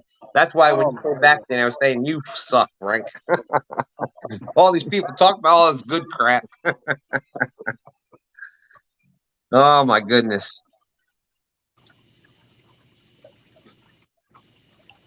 Yeah, but I was starting to say earlier that we came to Virginia and, we came from up in upstate New York and, we caught big pike and bass, smallmouth bass, trout, all kinds of stuff like that. That was the big fish up there. We just had bullheads and small channels up there, but we come down here and to me, the OG YouTube person that I watched, like the first person that we watched fishing the James River that we picked up more than from anybody else was Mike Chavez. And, now to be a friend with him, and it's just like, that's pretty cool to me. We've actually got to fish together, and just what a great, awesome person. And it's just weird how life puts you together with certain people. And so I can't thank him enough.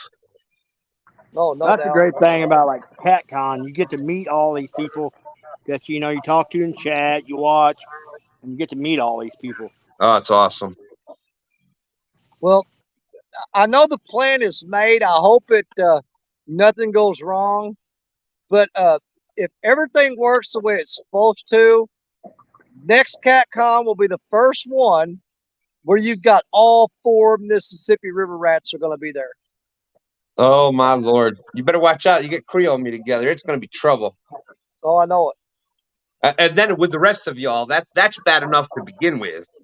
We've already talked about that, Danny. Like, that's how many people are going to use us for the beacon to find it to begin with. That's it.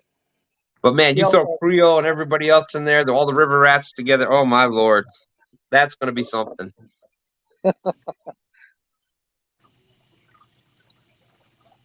Hey, there's JG Hill out there. What's up, JG? Great to see you. Hey, JG. What's up, JG?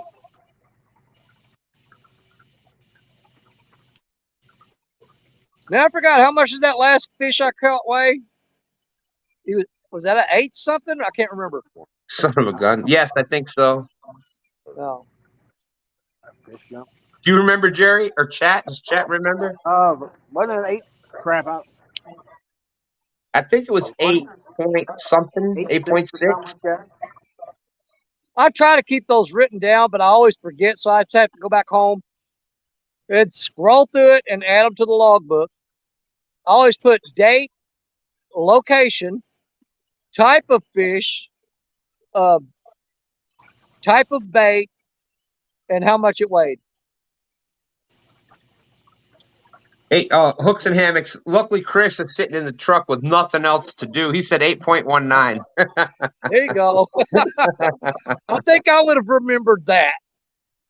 Yeah, you would think so. I think it was more than that, though. I think that's a little shot coming in from Chris out there. Oh, yeah. Well, you know what? I'll take it from him.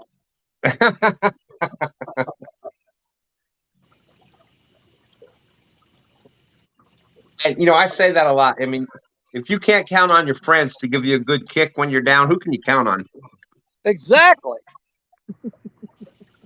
But or you even know when how you're fast they are to pick you back up, too, though. You don't even got to be down. They can give you a good kick when you're up on top. I mean, it just doesn't matter. They'll give you a good shot whenever. And when you're down, then they'll try to pick you up. And I think the only reason they do it is so they can knock you down again. Yeah. Here, let me help you up. Hope you fell again. Oh, that's too funny. You got me choking over here, Danny.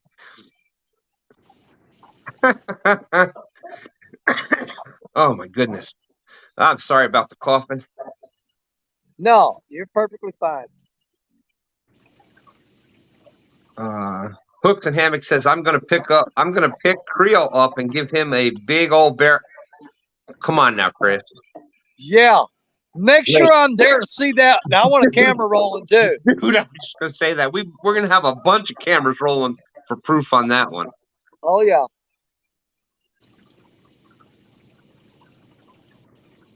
I've stood beside Creole before. Just might have to get a ladder. Yeah, I know Creole is the smallest one in his family. However, that's not saying much when his brother is what, like 6'6" and 400 pounds? Yeah. Yeah, so it's not much saying that you're smaller than he is, because most of us are. Of the lock. On this side, I think, and the other side. And, I mean, you look at his son Gabe. Gabe is a freaking giant, man. That kid is huge. Yeah. Okay. Yeah. River still goes in behind that. Yeah, I was the odd one out in my family. I'm the biggest one in my family from like all my That cement wall where them guys. uncles and everybody. There's still water on the backside of that from the river. So there is. Except for like my great grandmother was full blood Huma Indian from down in Louisiana, They dredged and she was apparently about 6 foot tall. dredged all this out. So it's pretty slick. Now if I have a fish finder, we run all the way to that train trip bridge. Get down Mr. behind Rogers ours. said it was 8.76, Danny. Okay, yeah. Hey, that's easy to remember. 8765309. Where's that? You know what's funny is No, that's 867, isn't it? 867 I don't know. 867 I've done screwed the whole song up. Yeah, 8675309. And it seems like that's just a song from yesterday, don't it? But they play it on the oldies station now. It's like, what the hell? Hanging around. You know, below How did that, all these songs get oldies? got everything stirred up, you know. I don't know. But I've learned to adopt a new thing. Like I'm not that, I don't celebrate birthdays anymore. I celebrate anniversaries of my 39th birthday. The right side is going up in there. You know, So I'm still 39 as far as birthdays go, but you got to throw on some anniversaries to that. But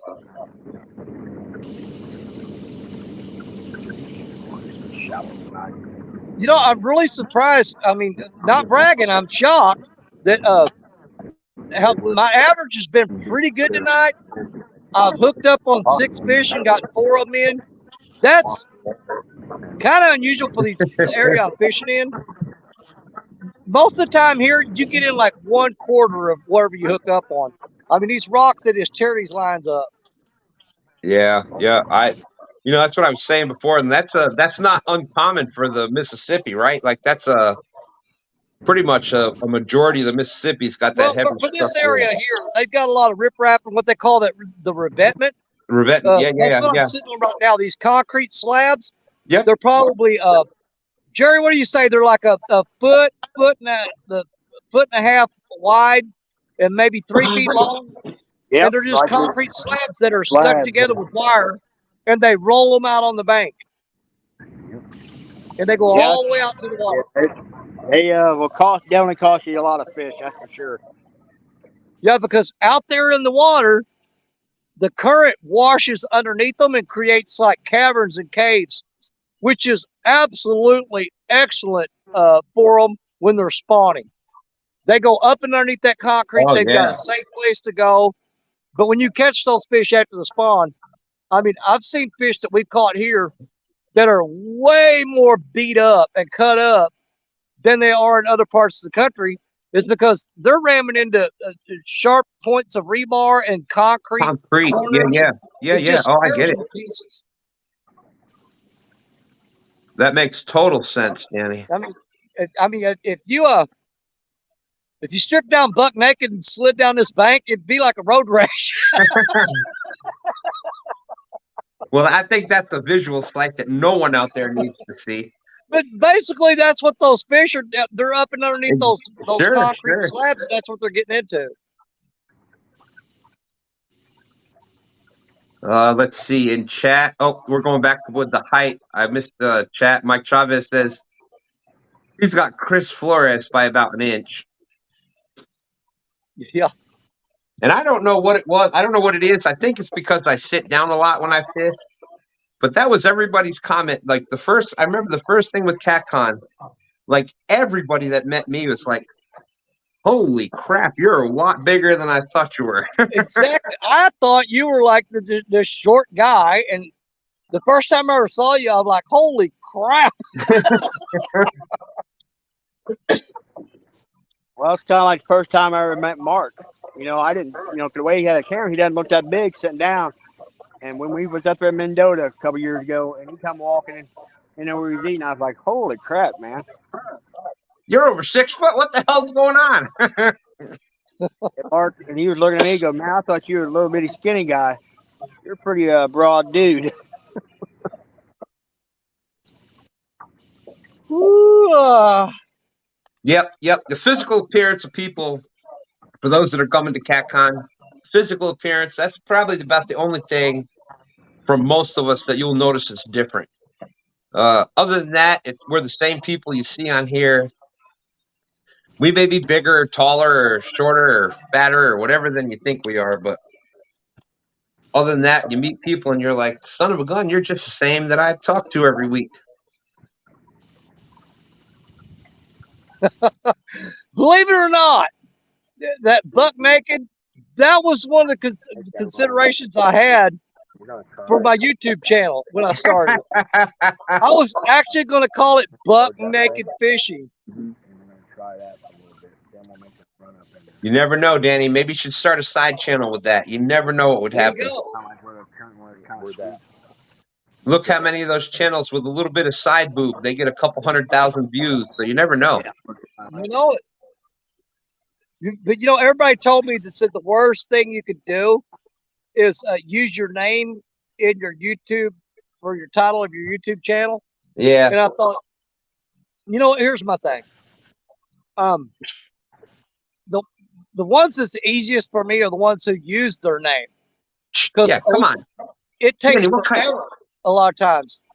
You got people like Size Matters Catfishing. You wouldn't believe how long it took me to find out that his name was Andrew Whitehouse. That's and right. when you meet him, you know the face, and you go, it just feels weird when you walk up to him and you go, "Hey, Size Matters, how's it going?" Well, are you sure? We'll measure. I don't know, but yeah. Yeah, what kind of dumbass would actually use their name in their channel name? I'm telling you. I know at least 2 of them.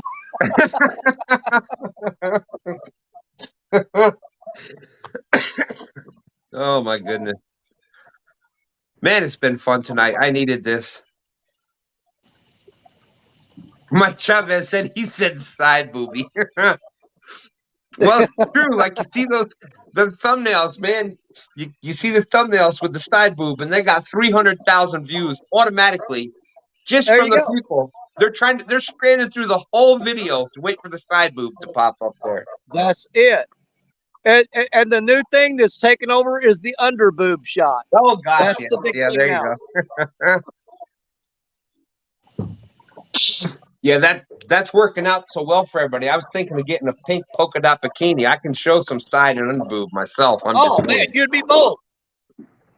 Then standing around here with our man titties hanging out, everybody be like subscribing left and right. I don't know if it'll work as well, but oh yeah, we need some sleep. Hooks and hammocks. Chris is saying, "Wait, you telling me all I got to do?" Sorry, you tell me all I got to do is show my side boob, and I'll go viral. Hey, it works. Hey, it works for other people. Yeah. All you got to do is not show your your head or anywhere else. Well, there you go. Let them keep wondering.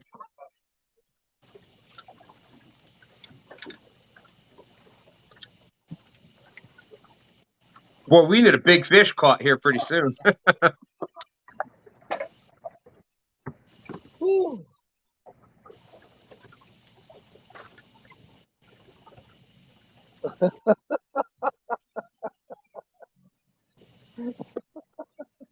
Mike Chavez said, if I put my side boob up, I'm going to get banned. And I don't know if he's talking about Chris or not. He said you'd have to shave, and I'm like, yeah, because if you just zoom the camera in and that's all you saw was side boob, everybody'd be like, did you see that chick on Chris Hooks and Ham's channel? Now she has some hairy boobs.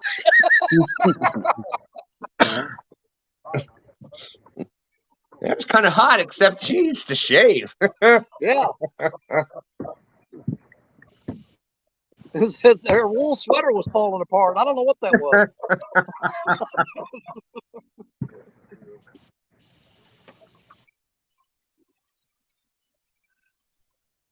Oh my goodness. Man. Boy, did I need to laugh tonight. I'm so glad that I was able to come in, Danny. Well, I'm glad we could help you out, brother. You know how it gets, man. You get down, you're not used to being down and out, and catches up with you, and man, you just sometimes just got to have a little fun. That's all.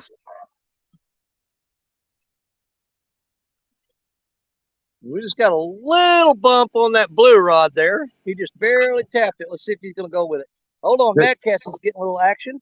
Good Lord, Danny, I hope you get a fish soon, because we're talking about Mr. Rogers saying something about them hairy nipples. Gets me every time. We need hang a on. fish. I got 2 rods working on it. Just give me a second here. Rob Fox is saying, Danny, tell the story about the deer they killed that they had the antlers growing into the eyes. Yeah, the dead-eye deer story.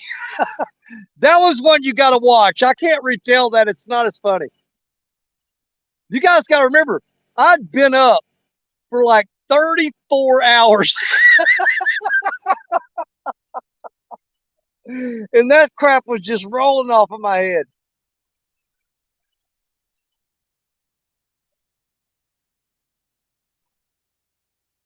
Oh. Let's get him back. Let's get him back. There he is. All right. If I kick myself out of here again, I'm just going to be done for the night. Like that's Okay. Well, I'm hanging around as long as Parker wants to. When he gets done, I'm done.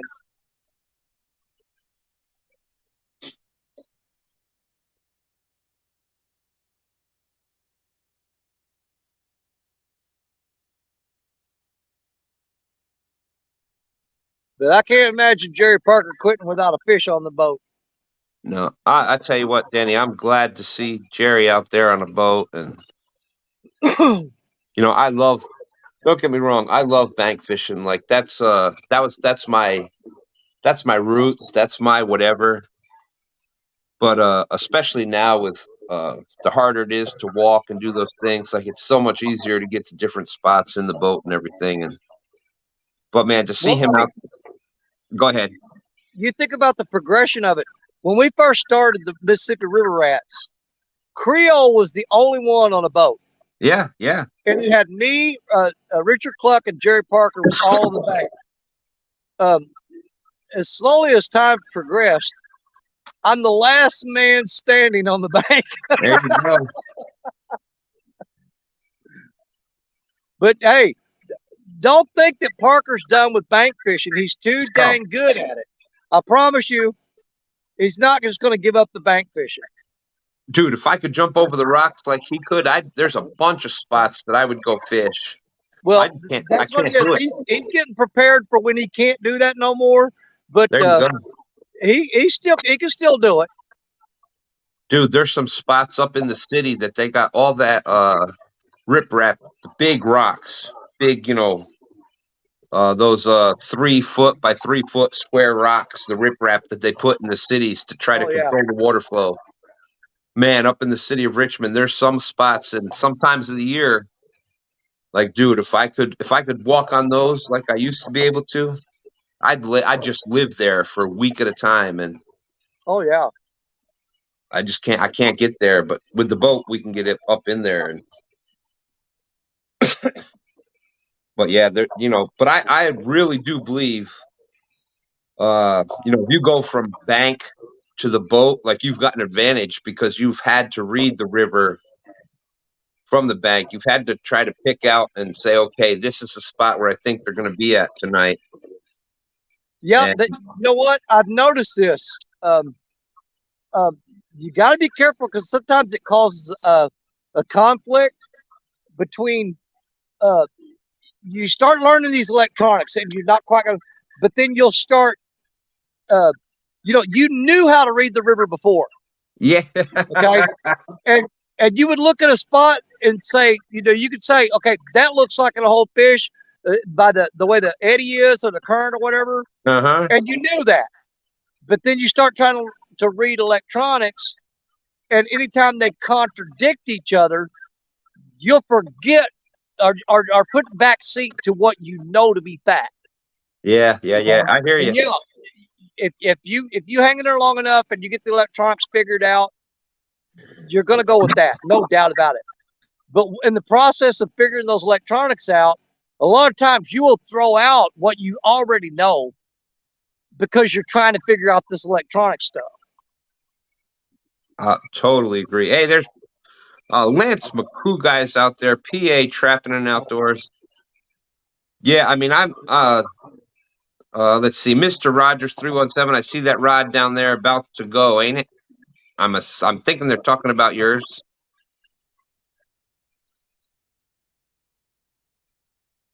Still seeing catfish at Bell's Island. Okay. Hairy nipples. Oh, we're going back to that. Rob Fox is like, oh my Lord, my brother and my wife laughed so hard she about puked. Well, we're glad that we could do that for you. Hey, we've on this channel here, we learned a long time ago. If you've got to find something to keep them going while you're waiting on a fish, There's our good friend Dave Borza. Hey, Dave. Danny, what I've done this a while now. So if I have no clue how to say the last name, I just say the last initial. Hey, Dave B, how's it going? There you go. Safety zone. There you go. Hey, it sounds pretty cool too. So. Yeah. Oh, he played the safe card.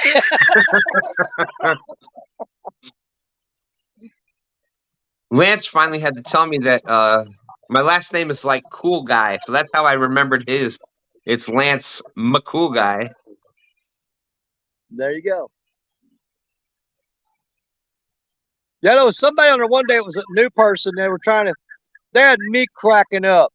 They came on my channel and he was talking about, I can't remember who it was. He goes, that Maca guy, Macagay or whatever his name is.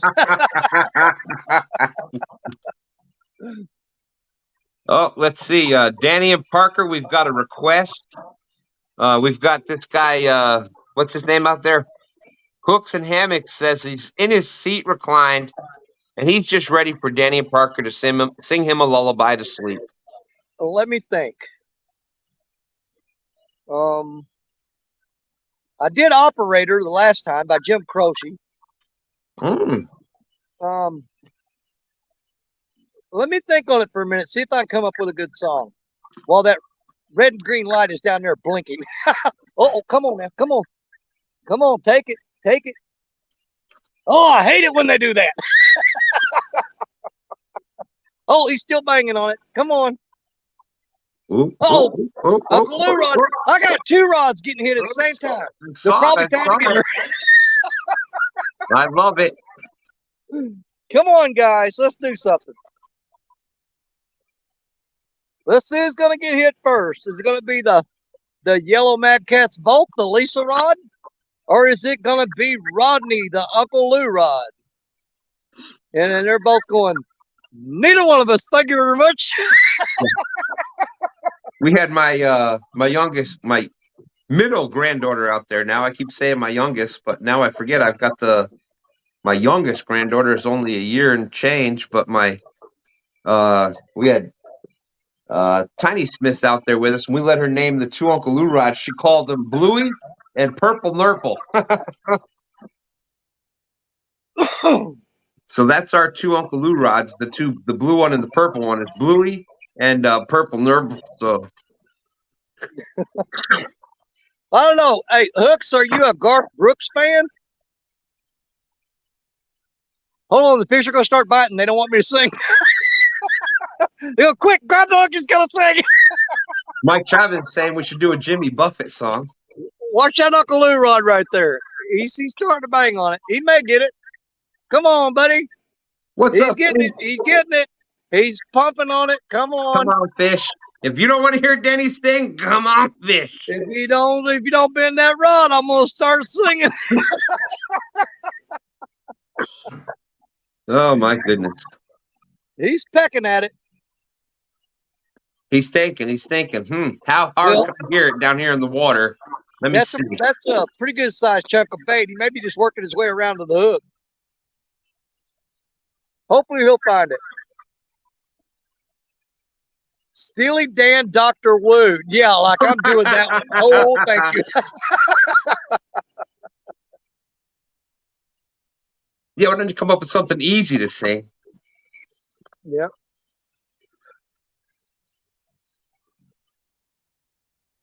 I always wanted to learn some Gordon Lightfoot songs, but man, they're tough.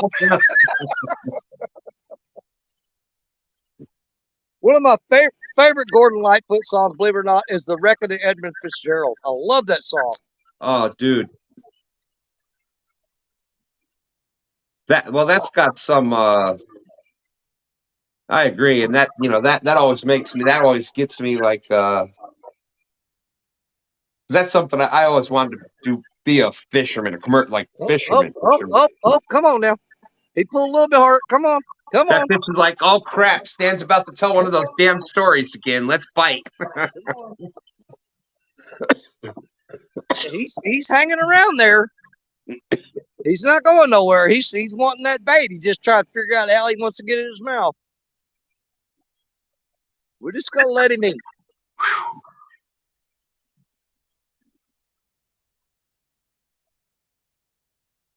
Man, I wish he'd quit doing that though. It gets my blood pumping, and he goes, "Oh, let's take a break." Dude, ain't that what keeps us coming back out there though? That's crazy. Mike Chavez says, "Stepped on a pop rock."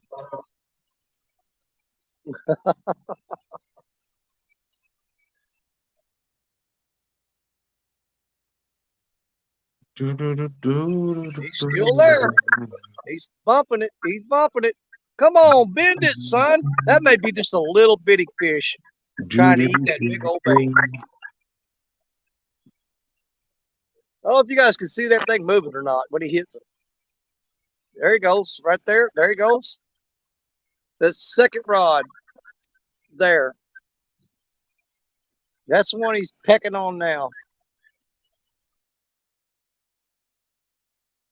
I was gonna say that wasn't me. He's hitting it too aggressively. He's not getting me a takedown on it.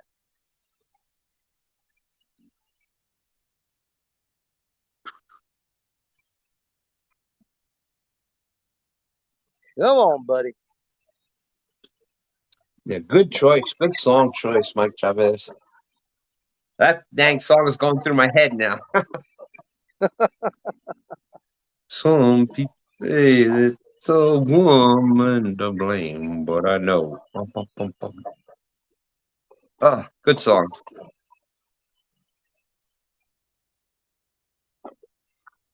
We need Chris Flores up here with the karaoke going in between the fish.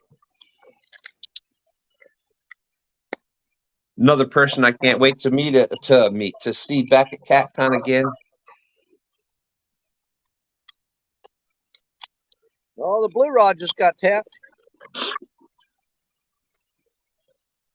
We've still got some active fish in the area. They're just not being real aggressive.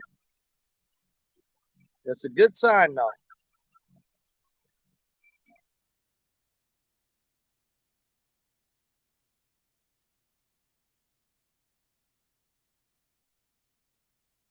Yeah, I kind of wanted to try this spot because you know, I was feeling it out for the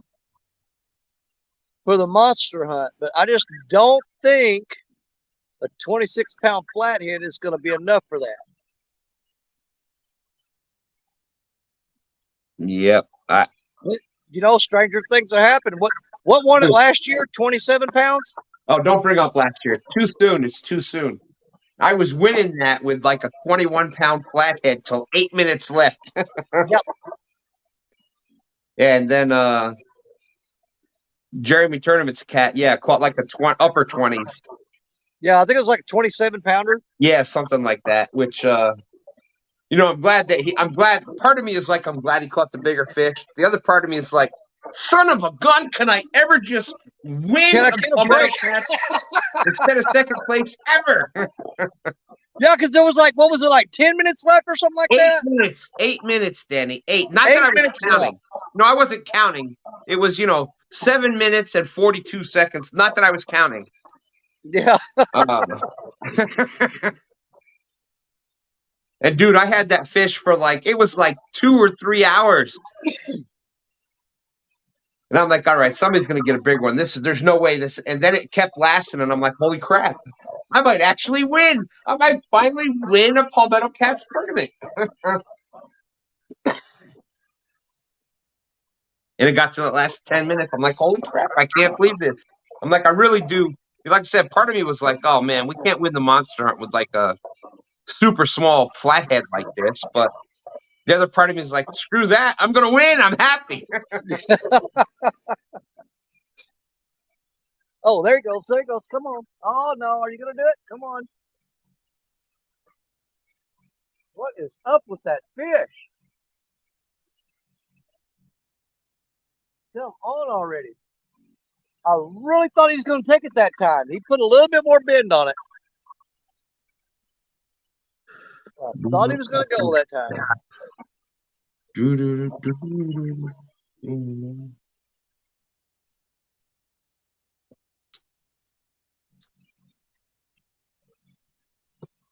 know, a year ago, every time one of those rods that even gets slightly tapped, I jump up and run down there.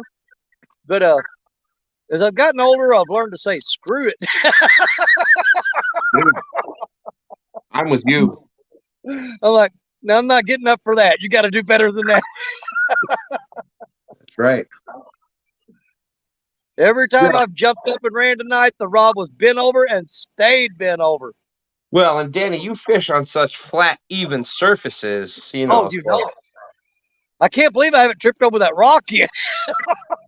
I say that every time you fish, dude. I'm like, good Lord, I would be killing myself. I'd be on the ground 4 or 5 times a night if I fished where y'all fish. Oh, God, it's awful. We've all took some big. He is really pulling on that, but he's just not. I don't think it's a very big fish. I think he's giving it all he's got. He just ain't got enough to do it. Yeah. That could be a little channel cat, maybe. I haven't caught a channel cat out here in a while. It's been at least 3 or 4 weeks, I think. Well, the last time Austin came out and fished with me all night, we wound up getting the trifecta that night. We got flathead blue and a channel cat, we haven't done that in a while. Oh, there you go. Hey, how's he doing, by the way?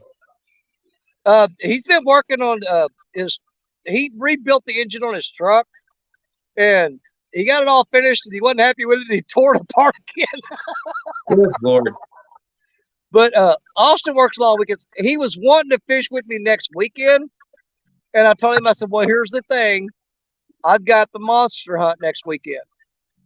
And anytime I'm in a tournament like that, I mean, you don't want somebody fishing right beside you. Yeah, without a doubt. Like, it's just going to hurt you, yeah. You know, because if they catch the fish that you're looking for, you know, then they're you're going to be pretty much bumping you out of it. I get it.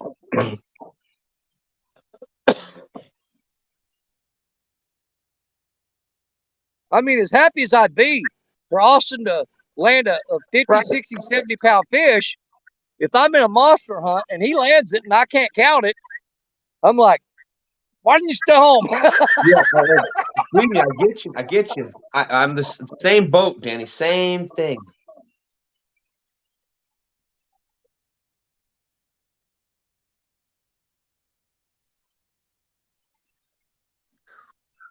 Yeah, I think I've got a bunch of little 2-pounders moved up in here the way they're biting now.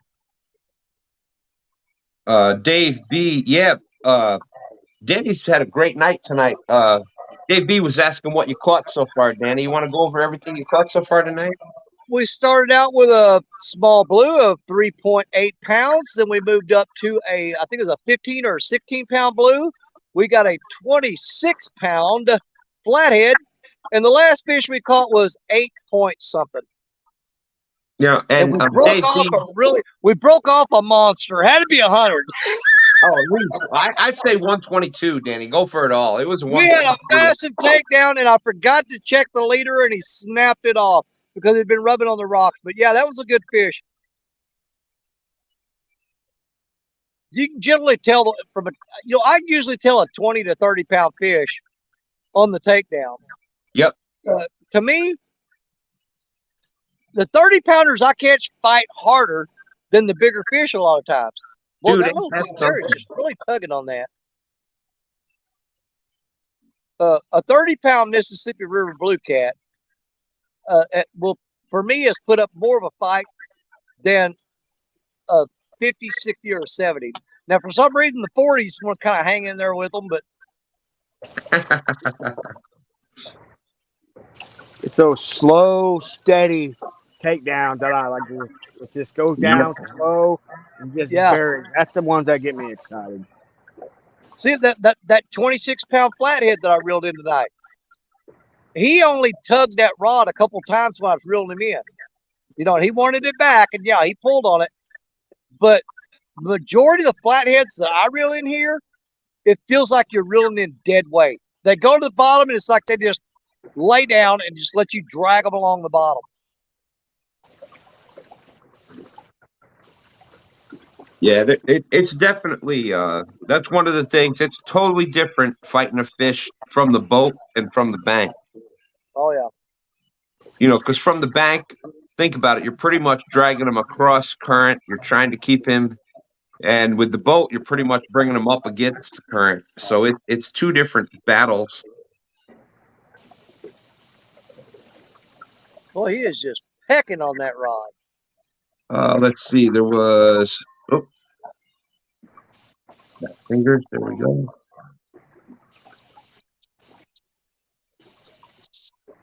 Rob Fox. FOA is Freddy Outdoor. Are you asking what Freddy's channel, what his link is? But FOA is Freddy's Outdoor Adventures. Yeah.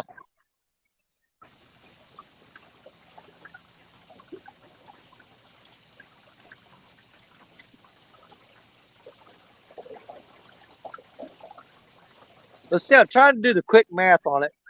3-pounder plus the what was the other one? It was 15 or 16. Let's call it 15. Well, there's 18 pounds right there. And then the 26. That's 44. Dude, those 3 fish would have won the battle against the Blues guys. There you go. And I even had a 4th one for a kicker. All we needed was those 3 fish the other day. What the crap, Danny?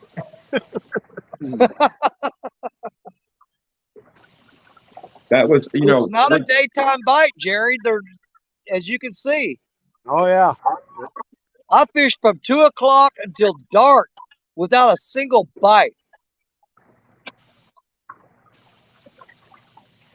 That was a great weekend of fishing. It was. I had a blast, man. Hanging out with all those guys at once. You know what? I think that fish is on there. I think he's just really little. I don't know. I'll fix it to go slam. Yeah, that I would say that'd be my guess too, Danny. But what a great weekend of fishing! Like the veterans tournament, that was totally awesome. Y'all had that great battle.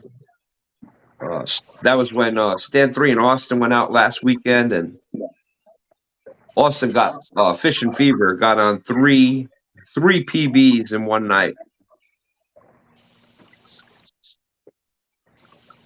Oh, uh-oh. They may have him. He's either in the rocks, yeah.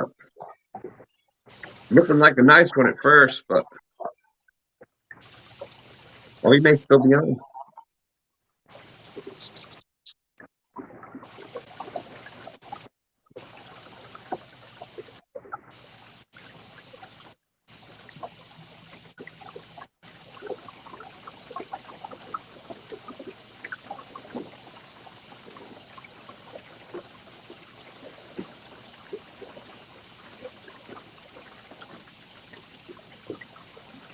Well, I tell you what, Jerry, that's one of the things right there that from a boat that makes it a lot better is you can get a lot of those snags.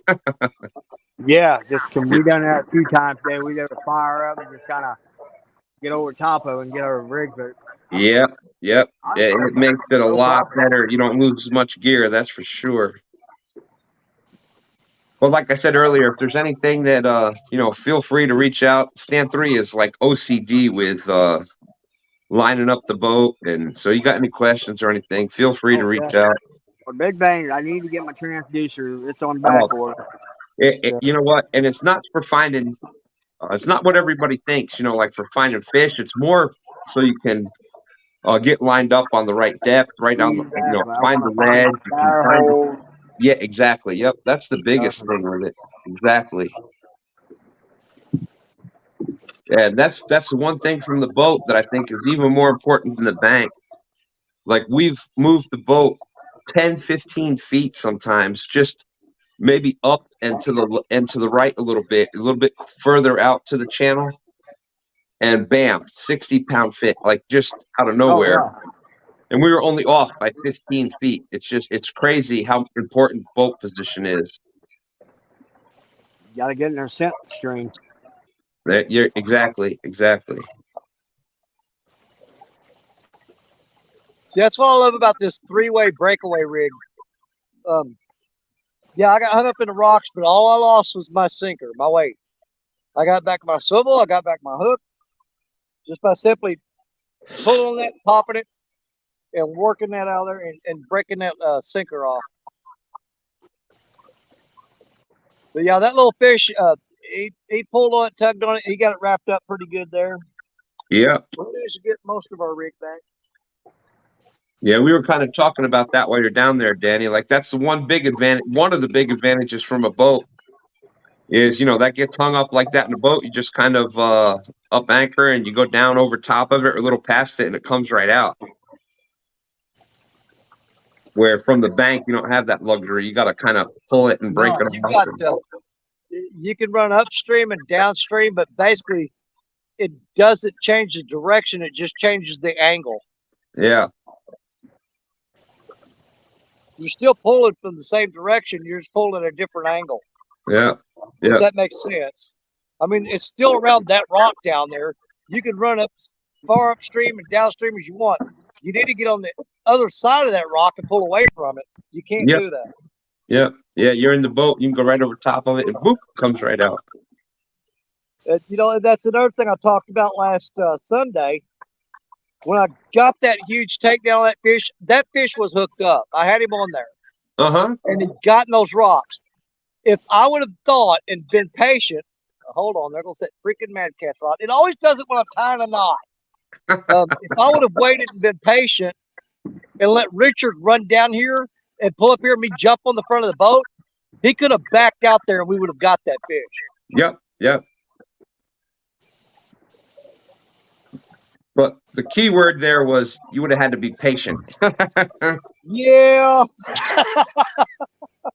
It's not one of my virtues, I'll tell you that. Which makes no sense because I could sit out here for hours. Oh, dude. And sometimes days waiting on a fish. But once he's hooked up, I've got no patience to wait for him to get out of water. Dude, I think you're not alone with that one. I think that's the biggest mistake. If I could pick one mistake that most people make is they get a big fish on finally, after spending all that patience and all that time, we get in such a hurry. We get so rushed when we get that big fish on. And I think Parker would agree with that too. Like that's probably the biggest mistake that almost everybody makes is you get that big fish on and you think, oh, I got to get it to the boat. I got to get it to the bank. You just rush yourself. And, that's one of the things I've talked to Epic about. Just know you like, as soon as you get that big fish on, just calm down, like slow your mind down, relax. And, I think that's if that's what I think that'll help more people land those big fish when they get on than anything else, just to calm down. Yeah, that's one of the things he said over and over again. When you hook onto a monster, you've got a pig or what he calls a hippopotamus. There you go. Yep. He says, you know what? You got all the time in the world as long as you keep just pressure on her to keep that hook set. Yeah. And if he wants to take some line, let him have some line. Just don't drop slack. But you got all the time in the world to catch that fish. Not me. I'm gonna go after him. I'm like, it's kind of like that movie Mortal Kombat. Get over here.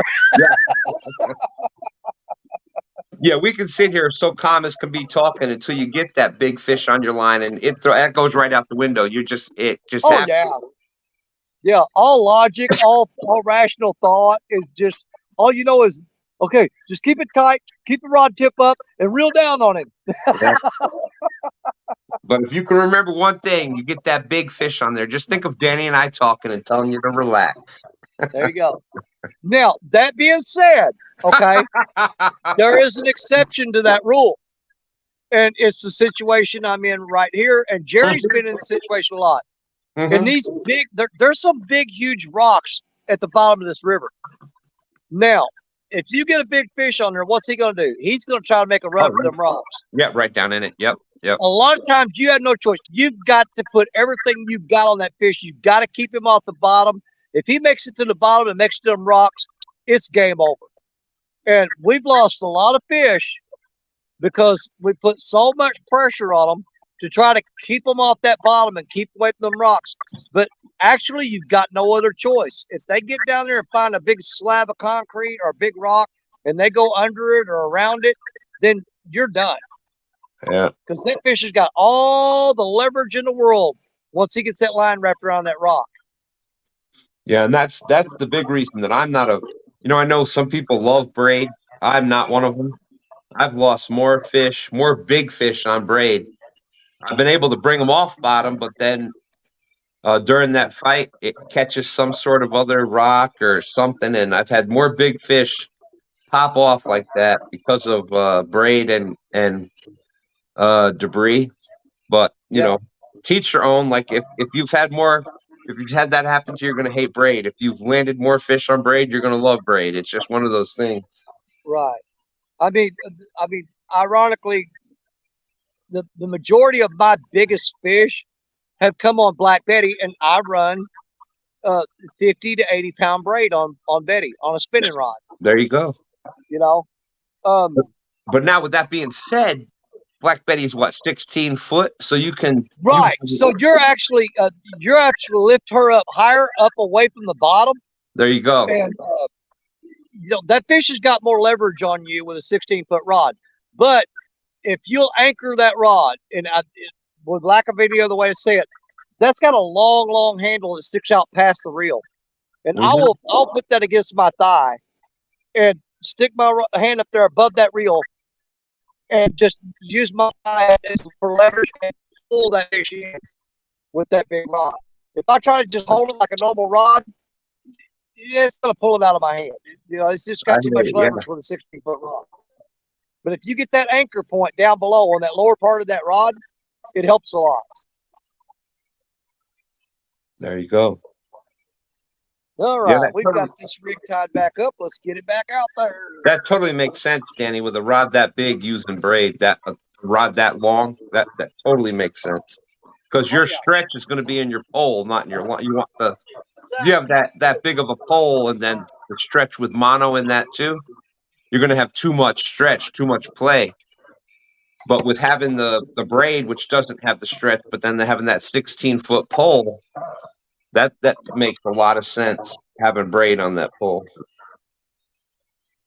But then again, I've been told I overthink everything, so. There's nothing wrong with overthinking it.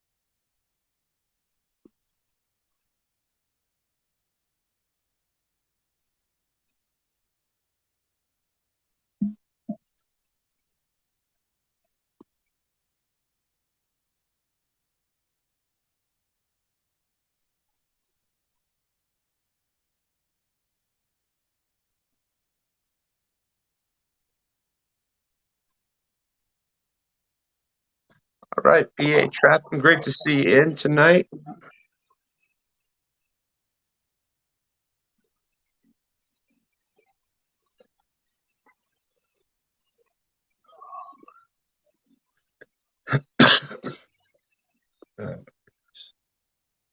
Yeah, PA Trapper down there. Have a good night. Thanks for hanging out with us.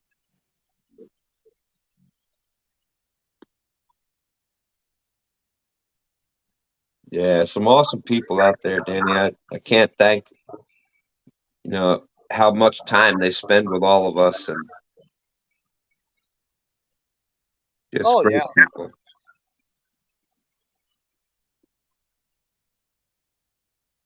I'm just happy to go home and add more than one fish to the logbook this weekend. Last couple weeks, it's been all weekend, one fish, all weekend, one fish. Dude, and it's and we get it, like all of us understand that it's just been uh you know just ridiculous back and forth in the y'all were at super drought stage that the Mississippi never seen. Like Yeah. when there's change, just like anybody else or anything else, when there's a lot of change going on, like it's fish react the same way that we do.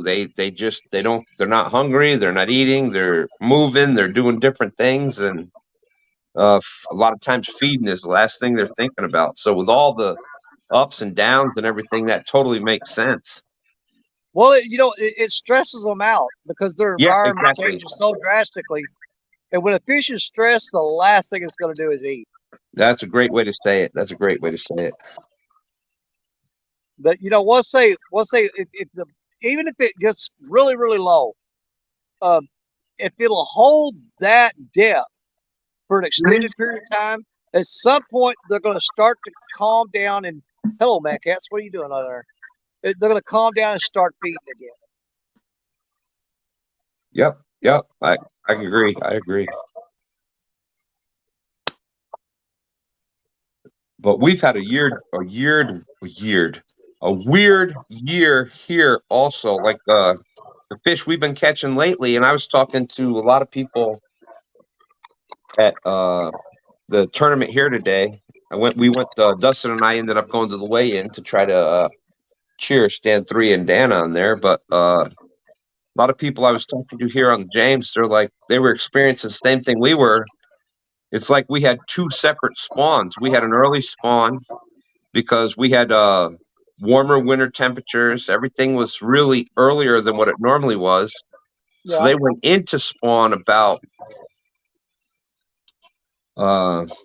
and Epic and I had a big talk about that. It's about and it goes with the time of day and everything, but there will be some local factors that can change things by a few weeks or whatever. But so I was saying about a month, but he was saying it's more probably if it went early, it was more like a couple of weeks. But so anyways, we had an early spawn, But then we had some more weather and stuff come in, and then it kind of stopped it. And then I think they had a second spawn because the fish we've been catching lately have all been same thing, like they just came out of spawn with messed up and really thin, and same thing, the spawn marks and all that stuff. So it was really kind of weird year here. And I know a lot of people had kind of the same thing. And it goes to like what you were saying, if it's changing all the time, the fish can't get comfortable, and it's a different pattern all the time, they're just not going to be feeding as much.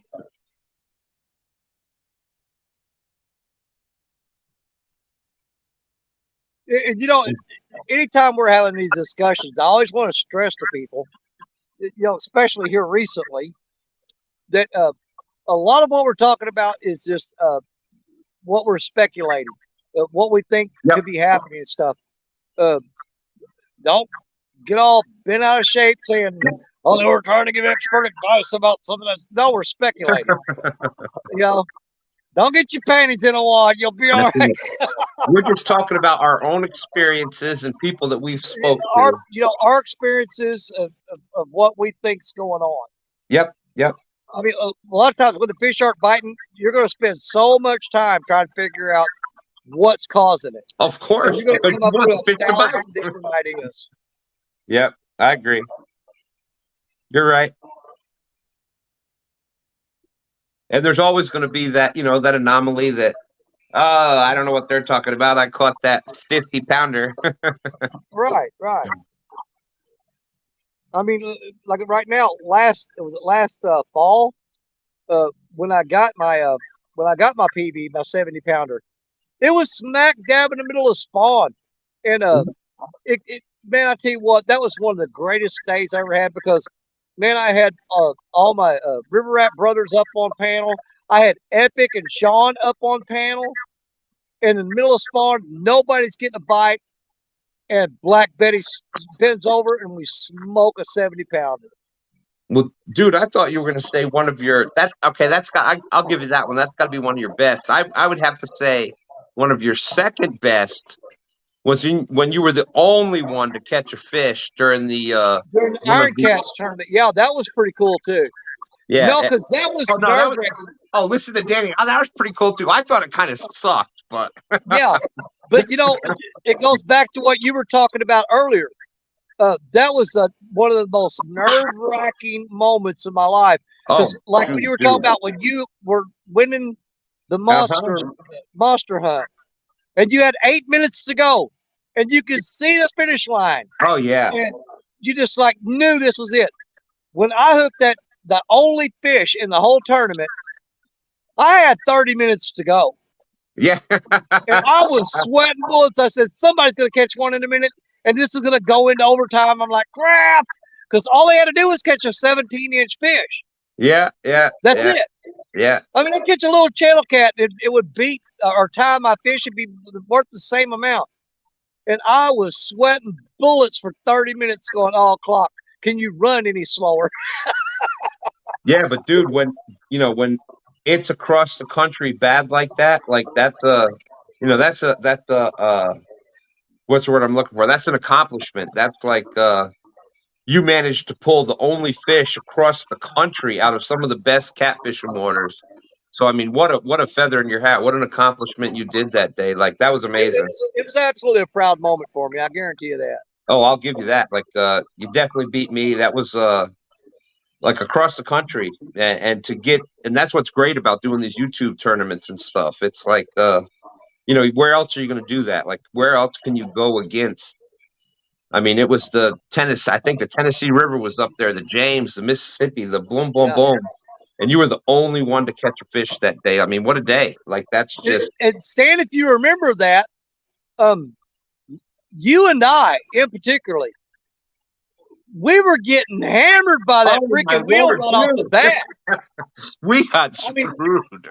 Every time it spun, it was me and Stan. I'm like, what the crap? We were getting screwed. But hey, that's the game. That's what makes these online tournaments great. But yeah, we got, oh my Lord. I'm like, you gotta be kidding me again. Well, look, it didn't matter that day for us. Like we even fished afterwards and put shad and everything else on, and nothing. We couldn't buy a fish that whole day. I remember Serena was in there and she was getting upset because she wanted the wheel to land on her because she wanted to use the Walmart bait. Yes, And they told her, said, hey, you can put it on anytime you want. You don't have to wait for the wheel. Go for it. Oh my goodness, yeah. Yeah, she was like going, when's the wheel gonna land on me? I want to use my Walmart bait. I'm like, I'm glad to switch with you.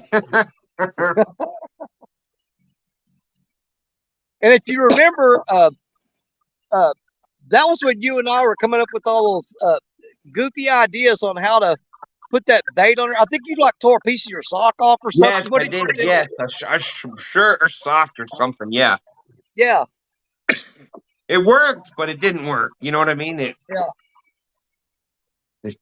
It kept the bait on there, but it didn't catch a fish. So I don't know.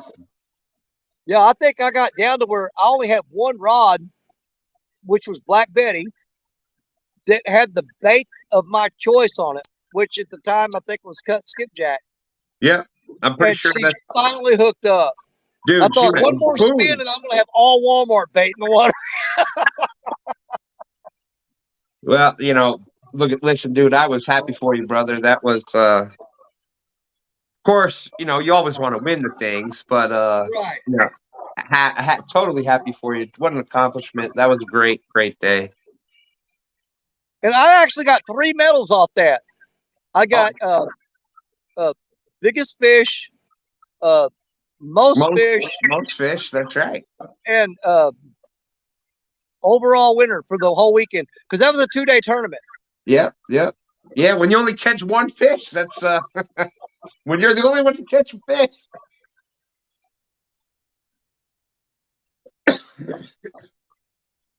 But yeah, I said, that was tough. That was a tough weekend. It was, but you know what? I had a blast. I look back at all the tournaments I was in, win or lose, but some of the most fun ones that I won, like I said, that one there was nerve-wracking. Yeah, it was fun, but that was the most nerve-wracking one for me.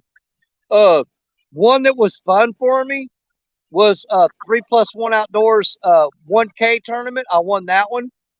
And what was great about that one was I was the only bank fisherman in it.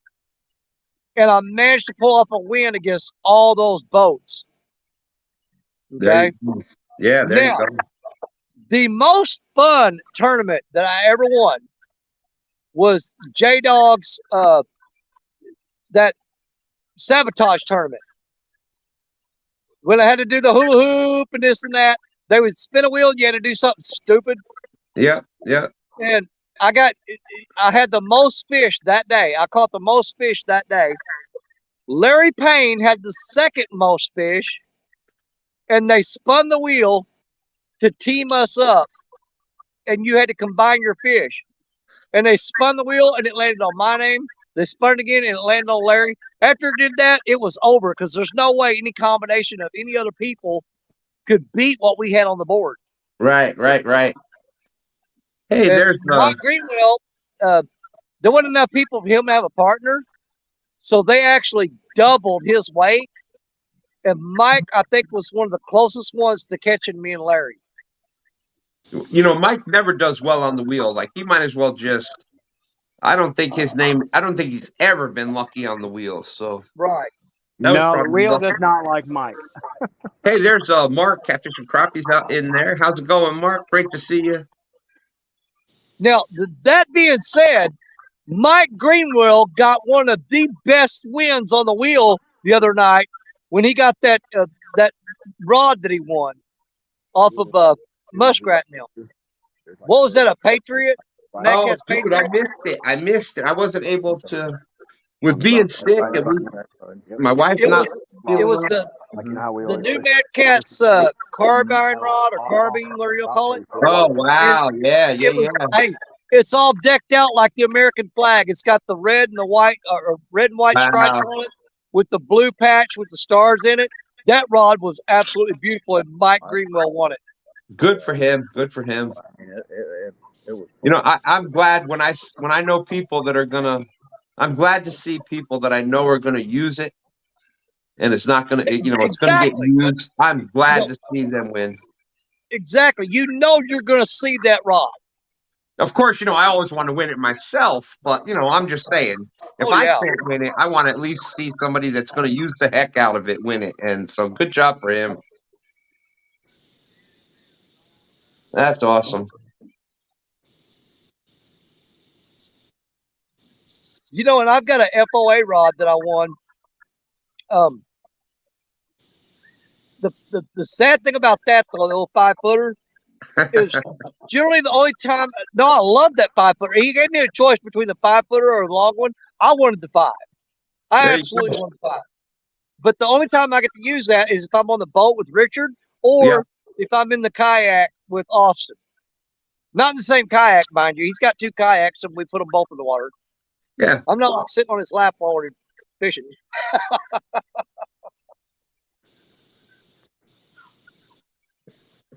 Yeah. Now it does cast okay, but I believe you're right. Like with especially where you fish with all that what'd you call it, the rebutment and stuff. The revetment, yeah. It's a revetment. Yeah, it's just not tall enough to keep it out of it. Like it's so close. It's the angle's so low. Right. I think it If gets I try snagged up. to use the fridge rod here, I mean, I get hung up probably, I'm going to say Dude, we saw it 40 tonight. to 50% of the time reeling We've, in. we've seen it tonight. With that How many pretty times? rod, I would Yeah. get hung up 100% of the time from the bank. Yeah. Now, that being said, that little rod on a kayak or a boat, or in an area where there's not all this snaggy stuff, Yeah. dude, I will sling that thing all day long.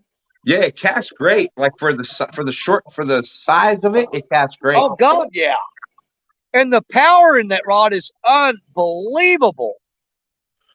Dude, you know, everybody knows that I'm with, you know, FOA, of course, and we use them all the time, but I think it's a game changer rod. Like when we're in the boat, especially if you're in a boat fishing and you don't have like in my opinion, the FOA rod is the best rod out there for suspending baits from a boat. Absolutely. Hands down. Hands down, I think it's the best rod out there for that. And what's great It's about real that, easy to get out of the rod holder. yeah. Oh, it's like, yeah. you know, my Mad Cast boat that Aaron and Lisa Elliott sent to me, catfish regulators. Mm-hmm. Yep. Great. Absolutely love that rod. I caught a 61-pound. My biggest fish this year, not my PB, yeah, but my biggest fish this year is a 61-pound blue, was caught on that rod. Now, it is absolute great rod from the bank because it had an extra long handle below the reel. Yep. On the boat, I've hooked up to 30 and 30-pound fish, and even I think I might have caught the 43 on it. I'm not sure. Not a 43 I caught on the Mad Cat's Panther. But I caught several 30s on the boat with Richard, and I had the hardest time getting that long handle out of those rod holders. Yep. Yep. That's where the FOA shines, man. It's beautiful for that. Yep. But on the bank, that rod is unbeatable, man. I mean, I'm serious. It gives you so much leverage with that longer handle below the reel. Yeah. Well, that's like talking about those long rods. When I'm bank fishing, I'll have a couple of 12-foot Mad Cats out just because, you know, you can get it up out of the rocks, you know. Plus, you can cast it a freaking mile. There you go. So, you know, it's and none of us are saying, you know, if you want to go out, if you're just starting catfishing, go to Walmart, get a whatever. You can get a what's that? You got the Tiger rods there, and then you got the stick. Dude, I started out with Tiger rods. Yep. My first monster fish, what I would consider to be a monster fish, my very first big fish was a 65-pound blue caught on a Walmart Tiger rod. There you go. Well, my PB to this day came off a $35 ugly stick. A 93-pounder came off a freaking $30 ugly stick. Yeah. Yeah. And you got the big game, the Berkeley big game rod was another great rod for what, $20, $25, something like that. Dude, I've got like 12 of those in a storage unit that Yeah. I don't think I've ever even used them. Oh, they're great rods, and here's the big thing that people misunderstand. Like you can catch any fish on any rod. The big Oh, yeah. difference with the rods when you see us using these other rods is that they're rated to cast and the heavier weights. Like if you're trying to cast that Berkeley big game that's only rated up to 3 ounces, or the ugly stick, which is rated up to cast, and you're putting a 4, 5, 6 ounce weight on there. Then you got a Mhm. big shad head or carp head or whatever, which is another fiber. Well, you're casting 8 to 10 ounces on a rod that's only designed to cast 3. You're not going to be able to control it as well, and it's harder to cast, and et cetera, et cetera. Like you can catch fish on it. It's more for what you can do with the cast with the rod. If you're suspending it, it'll be how much it can hold up, etc. Those are the things. That's the big difference with the rods, and that's it. Like that's the big difference. Right. I mean, Like, very good point I there never had because a problem with the Tiger rods from Walmart. The No, biggest problem I had was those junky reels they would put on them, especially on the spinning reels. yeah, Oh my God, those things were junk. I mean, like in most of my situations, 8 ounces is like minimum of size lead I use, like minimum. oh And a yeah, lot of times I'm throwing 12 to 14 ounces of lead a lot of times when I'm fishing off these wing dikes. yeah. Mississippi River, without a doubt, and especially the wing dikes. Like Jerry, a lot of times what we'll do here, like our wing dikes are nothing like the Mississippi. But if we're looking for current, a lot of times when we haven't had rain and we haven't had because that's all we can go by. Like the Tennessee and that would have the dams. It's how much they're letting out. Well, here it's just how much rain, how much water's coming down the river, and then we're tidal too. So a lot of times the only current we can find is coming off of the wing dikes. So and same thing there. Like it's a minimum of 6 to 8 ounces there. And like I said, we're nothing compared to the Mississippi with that. But yeah, if you can't find some current, find your wing dike, and you'll find some current right off the point of that. Oh yeah.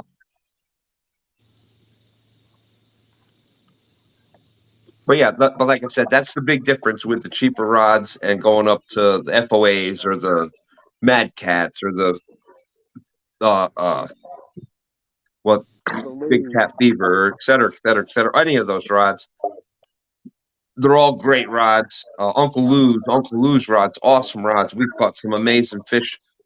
I mean, let's face it. I can go into the sturgeon story. A 222-pound sturgeon on a medium action Uncle Lou rod, and the rod was the least of my worries. Like that handled the whole thing. We know, like you were just saying, Stan, there's so many outstanding rod Yep, companies, and that does kind of tick me off when you'll get these guys that will just completely just trash a rod, smack talk it, and never used it, yeah, yeah, exactly, Jerry. They're all great. All the rods are. You're not going to find. It's just preference, personal preference. They're all pretty much if they're out there marketing right now. The Mondo Cats, the Big Cat Fevers, the Mad Cats. They're all great rods. You'll catch fish. It's just whichever one you feel more comfortable with. Well, in today's market, man, you've got to have. I mean, these companies have been around for a while. Yeah, They know they got to make a quality product, if they're going to stay in the game. dude. Even like the little ones coming up, like Freddie FOA and has with the Force Rod now. Like they're trying to compete with these other ones, and the same thing. They've got to have if they're having rods that break or can't handle fish or whatever. Like they have no chance. No. So the same thing with the hooks and the other the spooks and all that stuff. Like they've got to compete with them, and uh, we're the Well, ones using their stuff. So and we're proving that it works. So perfect example, is like, especially with all of us going live and stuff, everybody sees these rods day in, day out. yeah, And if they see a rod fail, they're going to be like, whoa now, you know. right, exactly. I agree 100%. And yeah, there's no need to bash. There's so many. It's pretty much personal preference. And there was a rod. And you're going to have that when people try doing new things and different things. And, you're going to have issues sometimes. I think it was the big cat fever. The Hellcats, I think, had the very first initial run at a situation where there was a weak spot. But, he got the rods in that everybody, they figured it out. They took care of the ones that had the rods like that. And, occasionally you're going to have that when you're trying something new. It's, excuse me, just like if you try a new tournament or different things. Oh my goodness. Out of It's like breath. with me. I don't have a specific brand or make of rod that I'd say, okay, this is what I use. I've got rods from Mad Cats. I've got Uncle Lou rods. I've got Muddy River rods. I've got FOA rods. I've got the Sumo chopsticks rods. A lot of times I just go in there and I'll have them lined up along the wall, and I'll just randomly grab 6 or 7 or 8 rods, chuck them in the truck, and head to the river. And a lot of times I don't even realize what I grabbed until I get there, but it's all the same to me. They all work great, every one of them. They all catch fish. It's just like tonight, it always seems like that one rod that gets singled out and go, that's the lucky one tonight. Well, one thing too with your rods, I mean, it's extremely important to pair the right reel. Yeah. Oh, dude, yeah. Right reel with it. Dude, I dig through a box of junk I got and I throw what I got on there. Which I've got like tonight, I got some pins, I've got some Abu Garcias, and I got some Ancient Mariners. Which I will say this, I'm gonna kind of start weeding my Ancient Mariners out. I mean, they cast a mile, but I have had problems with fish over 60 pounds. They kind of, you get that hesitation. Yeah. Yeah. If you look at the video where I caught that last piebald, okay, the one that had the 2 big white patches on his head, in the background you see the rod. That was my Uncle Lou rod with the green Ancient Mariner on it. You'll see that rod pulled down real hard behind me, and then it'll just pop straight up. That's when the drag would slip and let go. It wasn't smooth. It would go down until he pulled real hard, and then it'd pop up. It'd go down real hard and pull, and it'd pop up. It's because the drag would be like all jerky on it. Now, that being said, I am as bad as Tim Scott when it comes to taking care of my rods and reels. Nobody puts as much abuse on them as I do. I throw them in the back of the truck. I drive down dusty, dirty old back roads. They get covered with mud. They get covered with crap. They get very little maintenance. My rods take a beating, but they still keep going.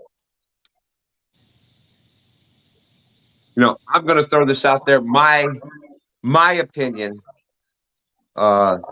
It depends on what catfishing you're doing. If you're catfishing for eaters or up to 30 pounds, I don't really think any reel out there will work. Right. From a boat, I think from the bank, your Abus, just because you can reach just about anywhere with an Abu. Absolutely. And you can have maintenance done, et cetera, et cetera. If I think from a bank, just because they can cast that much further, Abu. From a boat, I think it's hard to beat. If you're looking for power, a pen, it's hard to beat pen. Amen. If I'm going against a big monster fish, I want to have a pen reel on. That's just me. I mean, I don't know if that's just my opinion from what I've experienced so far. Well, I've got pin spinning rods. I don't have reels. I don't have any pin bait casters. I plan on checking them out sooner or later. Yeah. But I've done, I do a lot of saltwater fishing, and when I'm doing saltwater fishing, pin is top of the line for me. Yeah. But I do it in a spinning reel, not a bait caster. Well, even bait casters, the pen warfare, pen squalls. I think the pen squalls obviously step up from the warfare, but even warfares, they're pretty decent reels when you got a big fish on the line. Like they're pretty sturdy. They do a great job with a big fish. Yeah. Well, the two abus that I've got out here tonight, the Ambassador 6000. Now the drag on them is a little lighter than I'd like Yes. for it to be. I mean, I can tighten it down all the way and I'd still pull off line on it pretty easy. That being said, I have caught a lot of fish that I would have lost if I could have tightened that drag down more. You know what I'm saying?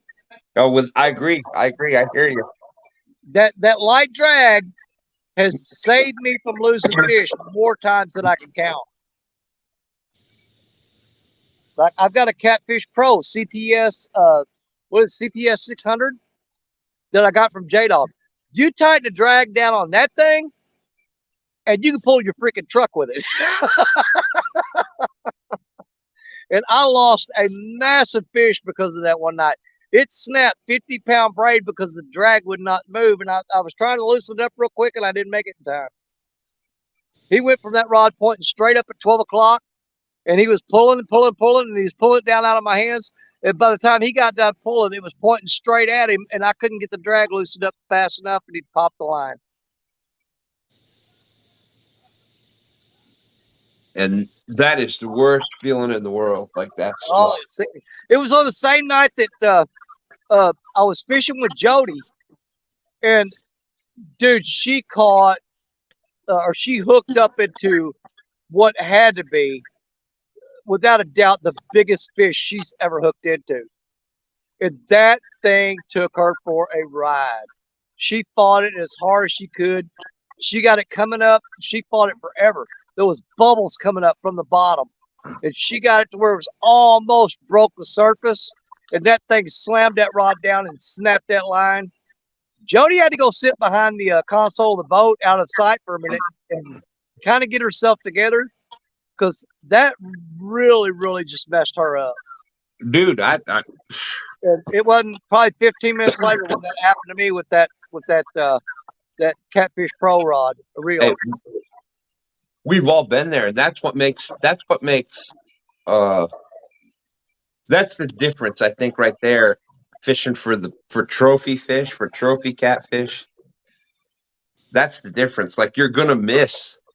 Like you need to miss. You need to miss those monsters until you get one. Because it makes it that much more special when you land that fish. That's just my opinion. And what's bad about it is that we all know enough that when you lose a fish like that, you can sit down and list everything that you know you did wrong. You sit there and say, I know what I did wrong. I know what I did wrong. And you will sit there and eat yourself up about, I know where I made my mistake. Like, the drag was too tight. I put too much pressure on him. You'll sit there and come up with every reason that you lost that fish. And you'll be right because you know what you're talking about. Yep. For me, like I keep going back to the sturgeon story and where we caught that at, like I call it my devil cat spot because I've lost monster fish. Multiple monster fish in this spot. Hold that thought. No, get it, Danny. Missed him. Every time I try to tell a story, Danny catches a fish. I'm gonna have to try to tell more stories. Oh, if he's not snagged, that's a nice fish.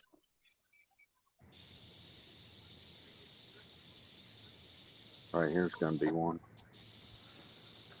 If he ain't on already.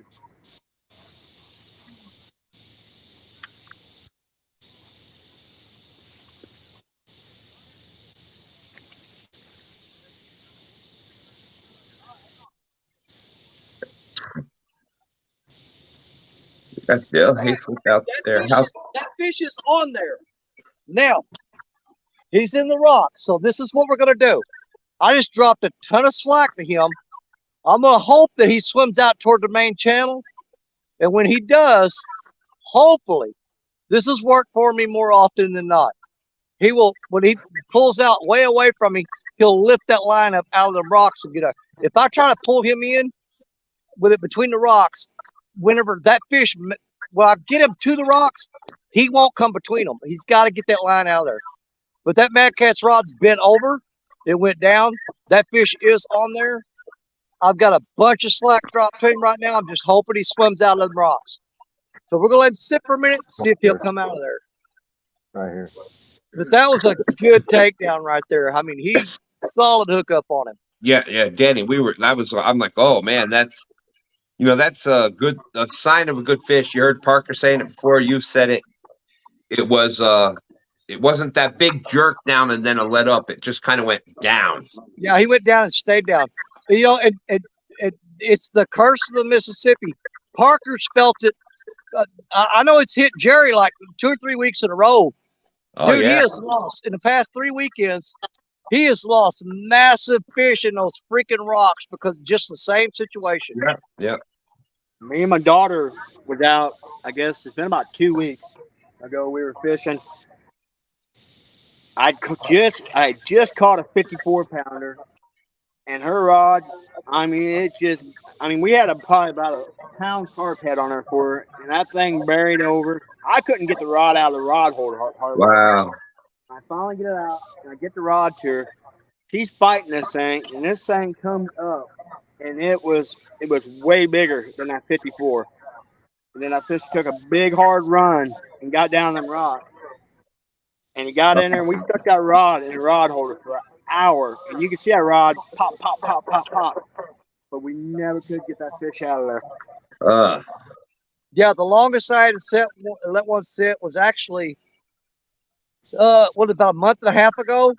And, man, I had a massive fish hit. And I put it in the rocks. He got in the rocks. I put it in the rod holder. Went back and sat down, was talking to Chat, basically forgot about it. And I looked up, and that rod was pulling over again. I went over and picked it up, and he was loose.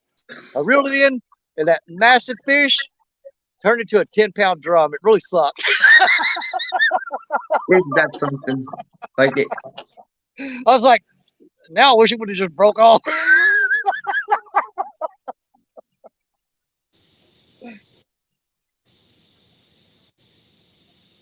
Yeah, that's when it breaks off. When that 10-pound drum broke off, it was a 80-pound catfish easy. Yeah, but I managed to get him. He came out of the rocks. I got him loose, reeled it up. As soon as I saw it break the surface, I looked back toward the camera and go, "Well, this is going to be embarrassing."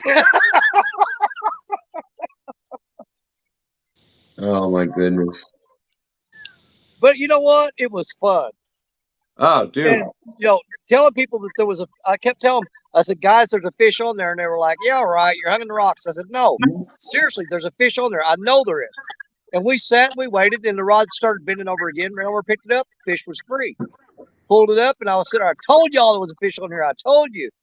And it popped up the surface, and I was like, oh, crap, they're not going to let me live this down. Dude, I can tell you, that was one of the big tips that I taught Stand 3 was like, you got a fish on and it gets snagged. Don't give it a little, if you got it hooked good. That was like one of the big things I taught, and he was always amazed with that. Like, that's crazy. Like, you let it go and it came back out. Like,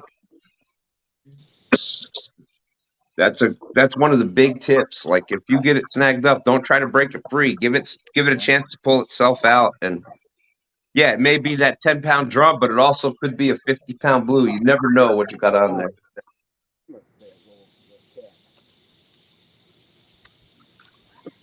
Now, that being said, I don't let them sit as long as I used to. I mean, back when I was fishing for fish to eat more than often. Yeah. I mean, I'm a little ashamed of it now, but even back like 5 years ago, I was one of those people that kept everything I caught. And I wouldn't let that sit. I would let it sit. Well, I'd let it sit a lot longer back then because I was trying to get that fish. But now I don't let it sit as long because as long as that fish has got that rod tied up in those rocks, then it's not actively fishing. You know what I'm saying? I can go ahead and break it off, rebait it, get it out there, try for another one. Instead of just sitting there idle and not knowing, are you going to get him or not? I'll just go ahead and break them off and start again. And that's what's so great about this community is, you know what, you kind of develop your own thing, and what works best for you, that is the best thing you can do. Oh yeah, even just like I said, 5 years ago though, dude, I killed so many fish that I look back on now and think, my God, why did you do that? Dude, I used to run trot lines with my father when I was a kid because same thing, we kept everything. Yeah, but you know, here's the thing. That's a product of my raising because we grew up poor. And when Dad would tell us, you boys need to get down there in the ditch and get some fish, you know, we got you're fishing for supper. Yeah, exactly. And you kept everything. I remember a mom cleaning a whole bluegill that worked 4 inches long. she just scale them, cut the head off, gut them, and fry them up like potato chips, and you ate them. You know, that's what you had. Dude, you leave the head on sometimes. Some coleslaw, some hush puppies in there, and you filled up on it. Yeah. And we ate it all. We'd eat gar, we'd eat griddle, we'd eat drum. We eat all of them. And you shot some squirrels out the backyard for a little bit. Oh, yeah. Man, squirrel and dumplings or fried squirrel, biscuits and gravy. Yeah. Man, you talking about, oh, my God. We'd fight over a squirrel. And then frog leg. That was a big part of our upbringing. Wild game and fish was a big main staple in our household. Yeah. When I was young, you know. One of the big things we ate a lot was frog legs in the. Oh God, yeah. In the summertime, man, we would have a table full of frog legs and be happy with it. Frog legs and potatoes, and you were good to go. That's a meal fit for a king. Yeah, I tell you what. You know, that's something I didn't do this year. This is the first year that I didn't go out on opening night of frog season, and I haven't went yet. But I used to just up till last year I went. Man, I'd put on just an old pair of ratty tennis shoes. I'd have a headlamp on my head, a basket dragging behind me, and a frog gig, and I would wade the ditch and spotlight the bank and just get those frogs. There ain't no freaking way I could do that now. I'd be exhausted before I got 50 yards. Dude, tell me what. I just don't have the energy for it no more. We used to have a blast doing using like a fly rod with a just tied off like a cane. Oh yeah, I've done that. Yep. Dude, you could put a red piece of yarn on a hook and hold it down there and they'll hit it. Yep. And we would catch, oh man, we had a blast doing that. Stand 3, we used to take him when he was a kid doing that, and we had just a blast doing that. We used to take our bows. Last time, well, not the last time we were at Trail Tears, but the time before last, me, Richard, and Jerry Parker went up there. Parker actually got bored and took a piece of rope out of the boat and frayed the end of it up, and he was hand lining gar him, throwing that rope out there, and they would grab it and he just hand line him in. Yep. They'd bite that rope and couldn't let go of it. You know what, dude? That's the thing that bothers me. That I, we were all taught that kind of thing. Like that's something goes on, we can survive. Like you wonder the stuff that's getting passed on. How many kids, how many people are going to be able to survive if something happens? All right. Good night, Jacob. Yeah, there's a lot of the old tricks and stuff that are generally die off with this generation. I guarantee it. But I can't help but not believe that the human spirit, okay, generally will overcome if it's put into a situation that has to survive. The majority of them will, and a lot of that lost stuff, they'll figure it out again. Yeah, it's going to thin the herd a lot, but but there'll be some of them that'll figure it out and pick it back up.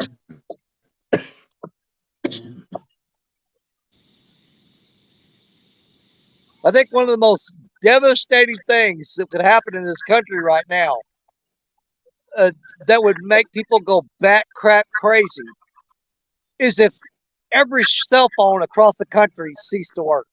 Oh my Lord, It'd be chaos, man. dude! It would. I'm People would about go out of their freaking minds. look. You know me. I'm about one of the most old school people you find, and I would have a hard time with that. Right. And Stan, think back to the day when we had the old phone on the wall with the, and if you were smart, you had the 30, 40-foot cord, the coiled Oh up yeah, cord. when that You came stretch out, that was the across greatest the room. invention. When that, I remember my parents went and bought the cord because it was a separate thing, and that was like the greatest invention ever. Like, why didn't somebody think of this before? Yep. And you And when could, they came out with that handheld phone with no cord, oh man, oh, that you were was like, like, oh my God, this is like space age. Yeah. Yeah, we thought, oh my God, we're living in the age of the Jetsons. yeah, oh man, no cord. What is this? And you had to pull the. Remember, you had to pull the antenna out of it. Yeah, you had to pull the antenna out at the end of it. Oh my God, yeah. Like the old bag phones and the pagers back in the day. Yeah. You know? Yeah. Well, you know, It, my big joke. My father, like y'all, my father was. I was born in Louisiana, so my father was, Southern family, and it was sir and ma'am and all that before you spoke to anybody. But my big joke when we moved up to New York, my big joke was we had a remote TV before anybody else did. It was my father saying, "Boy, get on up there and change that to channel 4." that's it. Hey, Yep. we should lay on the floor in front of the TV and he'd just say, raise up, change it. And then you had the rabbit ears with the aluminum foil off of it, and There you you had go. what 2, 4, 5, 7. And if you ever broke the rabbit ear, you go in the closet, get a clothes hanger, and stick it on in there. Oh, the memories. Oh my gosh, I forgot about that. That was great. Yeah, because you'd bend that clothes hanger in all kinds of directions to try to get it right. And dude, you're standing there and it's perfect, and you let go of it and it comes fuzzy, and you're like, Yeah. your dad's like, grab back onto that thing. Now, right there, don't move. You can't see the damn TV. You're hanging onto the thing. Your dad's like, I want to watch the news. Stay right there. And Stan, did you ever have to do this? We had the old the aluminum antenna on a pole outside the house. Oh yes, go turn And it. if you wanted to change channels, you would have somebody change the channel. There'd be somebody sticking their head out the window, yelling you to turn it. And Turn they it. go, turn it, turn it, turn it. Stop, back up a little bit, right there. You'd have to turn the pole to change the direction of the antenna. Sure did. Oh man, those were the days. Well, I don't think that fish is going to come out of there. We're fixing to go over there and pull on it and see if we can break him off. We want to get that line rigged back up and get it back out there.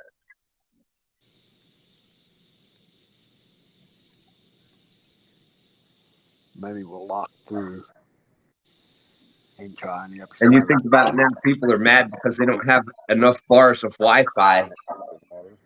Yeah. And we were lucky we had 3 channels on the TV. It's going to take us a little bit to lock through.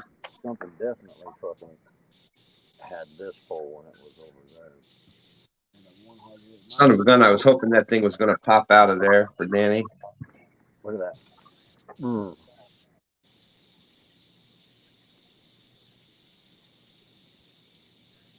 All right, Mike, thanks for hanging in there with us. Yeah, I'm going to be jumping out of here in a minute, too, because Rob Fox is saying, go in after it, Danny.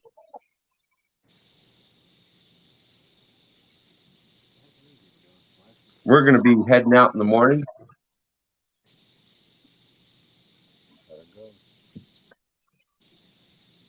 Oh my God, I'm going to have to cut off 15 feet of this line going up in here. It's all, you can feel where it rubbed that rock and it's just tore all to pieces.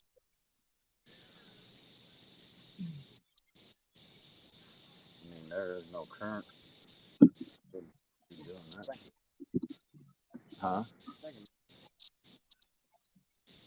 Probably. Yeah, and I think for a lot of people, Danny, like we've seen that's one of the big differences, I think, from the Mississippi and a lot of other places is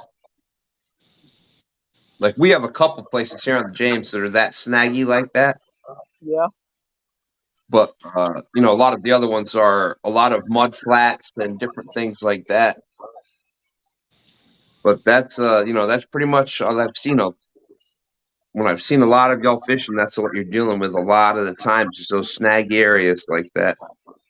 Which is a double-edged sword because yes, it holds a lot of fish, exactly. but yes, it holds a lot of that where you get snagged up and stuff also. Yeah, dude.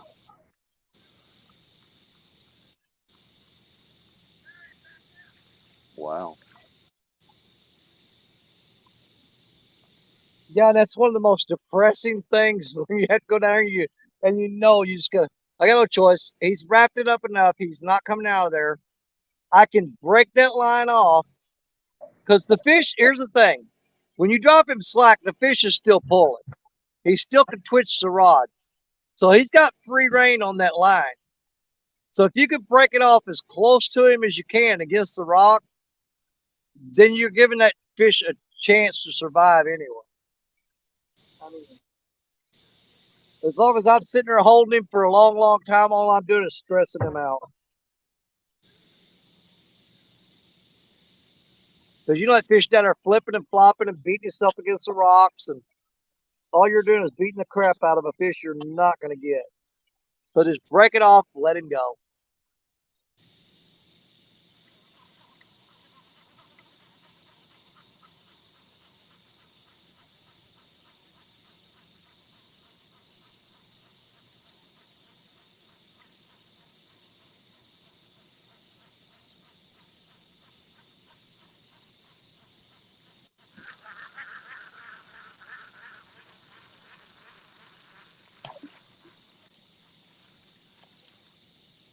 You know, a lot of the old timers say, did we lose Stan?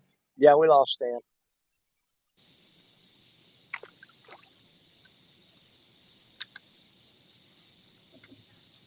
He probably won't come back after that one. We're getting ready to lock through. We're gonna go through the lock, and we're gonna try right on the other side of the lock for a bit. Okay. Well, I'll stay with you as long as you want to stay, brother. But when you're done, I'm done.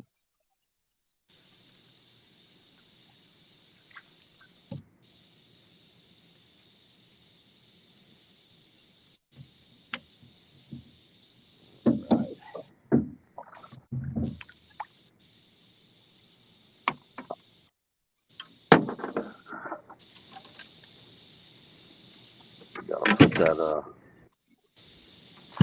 we gotta put that dip net. Yep. In the boat. Unless we stay to this side of the lock wall. Yeah. True. Now I get this rod rigged up. I'm going to go back through and probably rebait a few of these.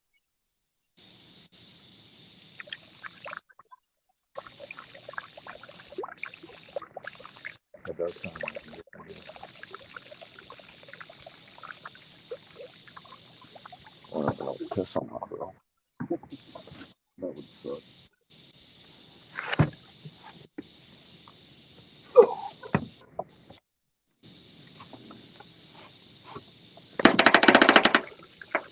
Oh crap! Dang ankle wasn't in, but it's like 4 foot of water. Well, I'll tell you what, as soon as that moon popped out over them trees, it's like it shut the bite down. Yeah, it does definitely hurt it. Yeah, because I mean, I was getting lit up pretty good. But once that moon came up over the side of where it's shining on the water, and like I said, I was going to say earlier, a lot of the old timers believe that you know, never fish during a full moon. Some of them tell you fish during a full moon. Some of them tell you never fish. Man, Just I've depends caught on who a you're big talking fish to. during the full moon, so. Yeah. Flats don't bite good in a full moon.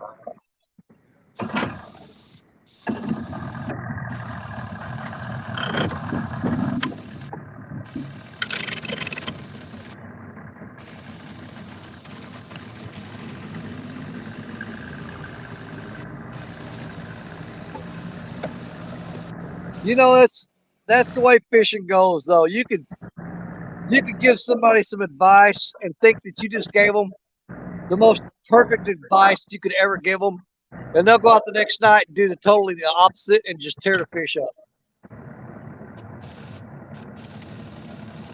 You just never know.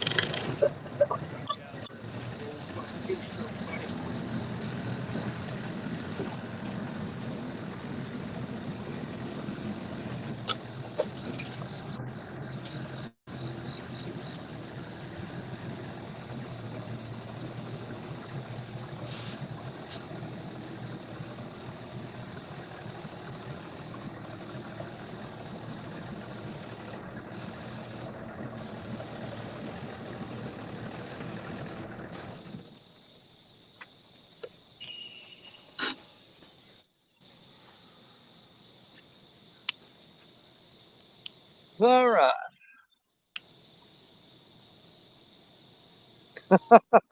You got that right, Rob Fox. It's always 15 more minutes. You know me well, my friend. You know me well.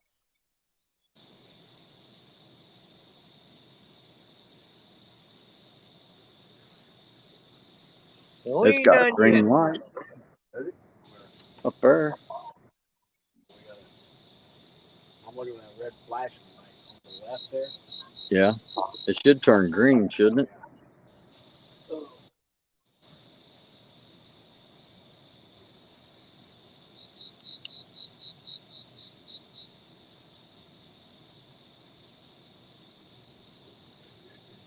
There it is.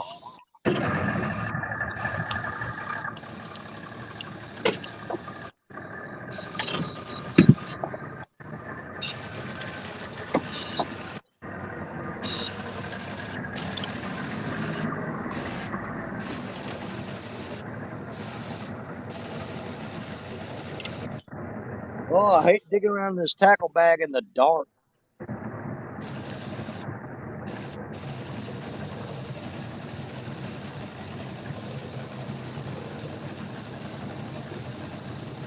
What have I got down here? Well, just drop something.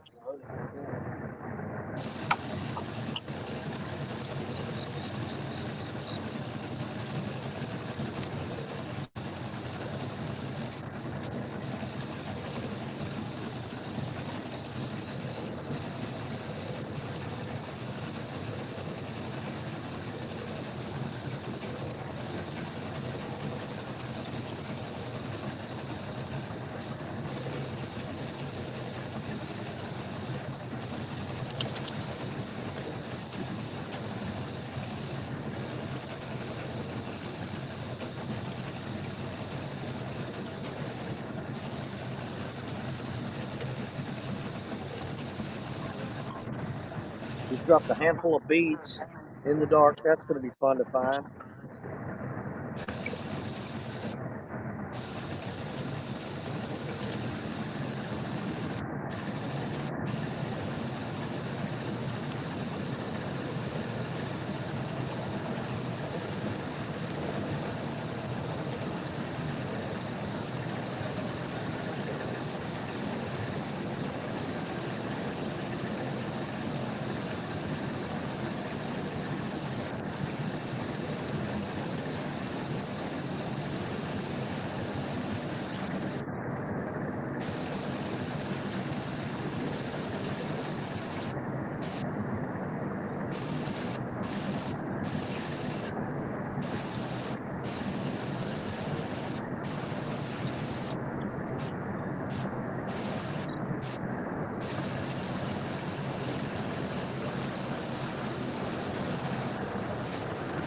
see, I think I'll go with the smaller 4-inch spook on this rig here. I've been throwing the full size one, but let's downsize it just a little bit.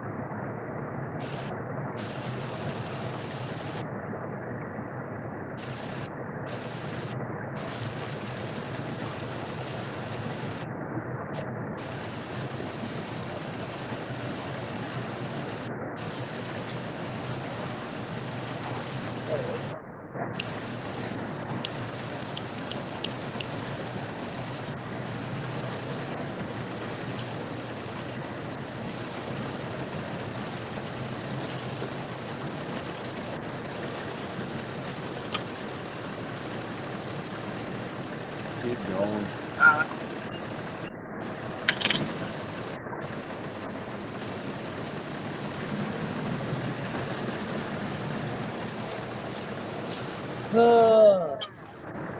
Should be right there. Yeah, I'm running the, Rob, I've got the generator lights running.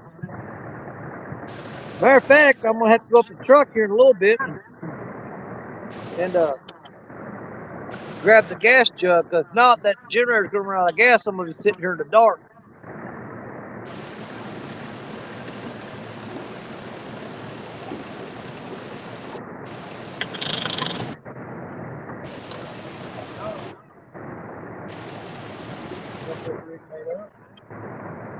Go down. Lay on it and get it out there. Back up. No, ain't gonna reach it.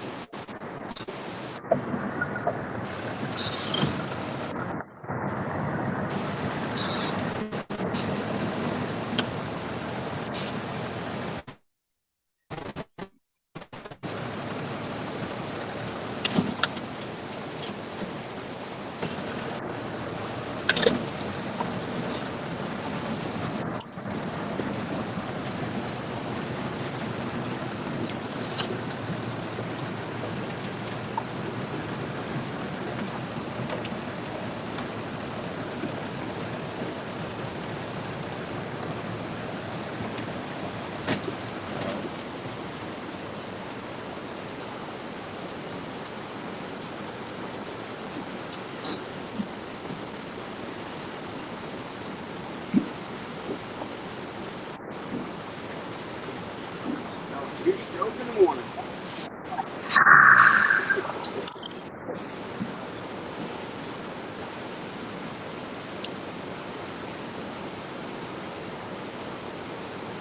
Tell you what, it's pretty kind of crazy quick out like all one. Once you get in there, it don't take long. Really? It don't. Yeah, once you get in there, it don't take long at all.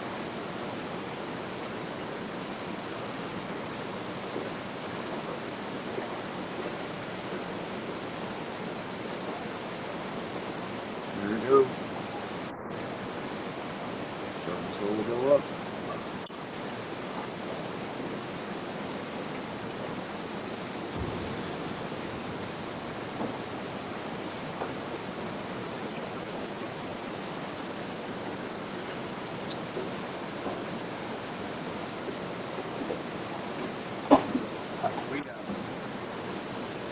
We were locking through.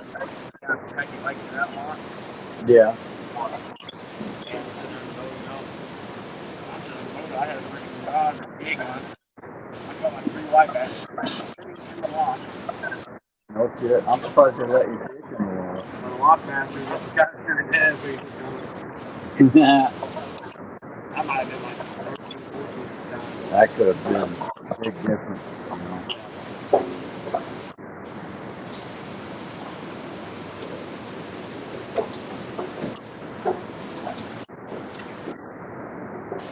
That shit pumping in. Crazy, ain't it? I'm all like fucking crap shit brick right now. You think? Really? You already said she did. It'll probably be a long time before I get her out of there. Really? She's terrified of her. Oh, no kidding. She knows. I mean, I've had to post calls. Yep. You gotta respect the old mighty miss. You don't show respect. No, I guarantee you. We got that Life 360. I bet you probably checked that thing 100 times tonight. Really?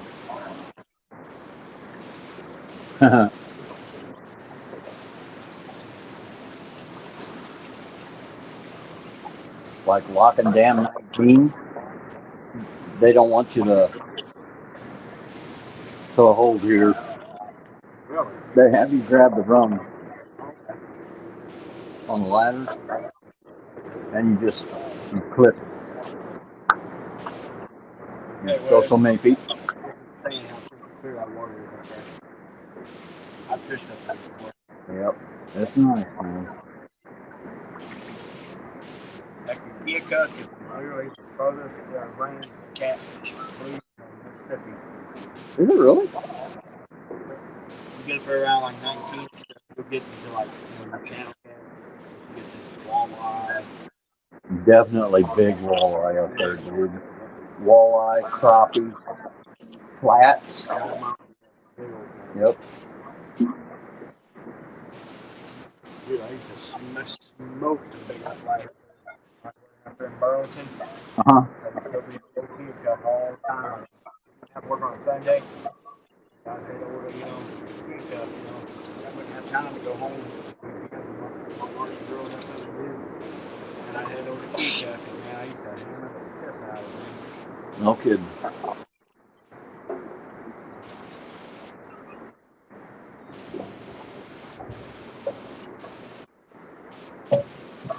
Watch your boat.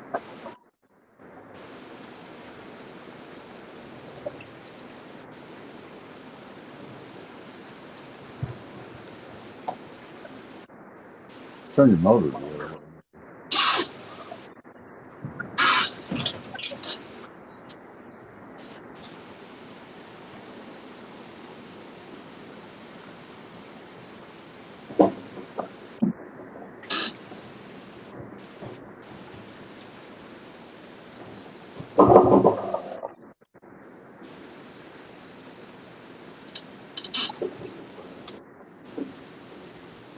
Well, we got a few more feet to go.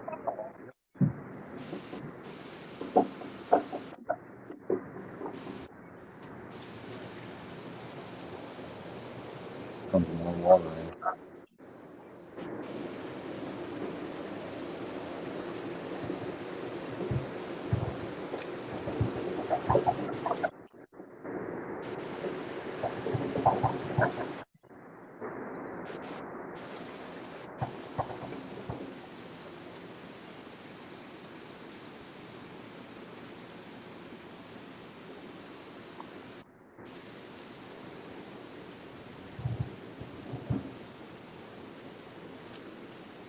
If we ever get some flood stage again, we'll definitely come back up here. That boat ramp, we'll fish right here in this mouth.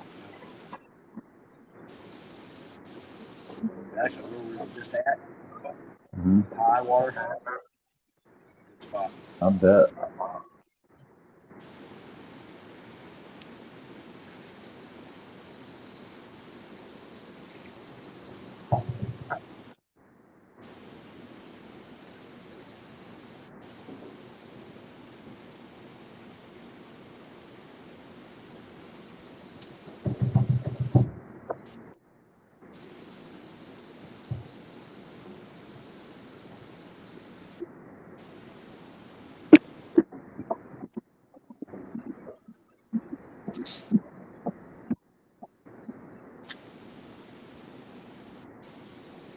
Yeah, bringing a have a key with that lock.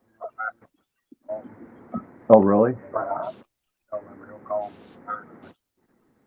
I was wondering why Tim was on his phone at night. I thought maybe he was just calling like the lock number. Call him directly. Hey, like, we'll be coming up river. Oh shit. I know the one that I watched one night. They had to do something in Let order me to and get my through wife a fish. lock, He which said, they man, anytime. If I'm out on the river, man, give me a holler. Come on up, fish with me anytime you want. Hopefully it's the time when the fish are biting, though. Yeah, I'd love to have you guys hang out with us and go fishing. Oh shit. All right. Well, I slung the weight off of Black Betty when I tried to cast her out that last round, so I got to run there and tie another weight on her real quick. As we get through the thing, right, I'll get toward the end of the lock. I'll spin the boat around. No, actually, I'll keep the boat that way.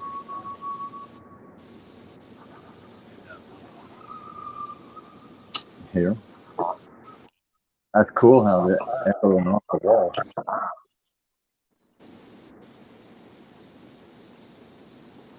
because I literally seem to get through the thing. It was like 28, 34.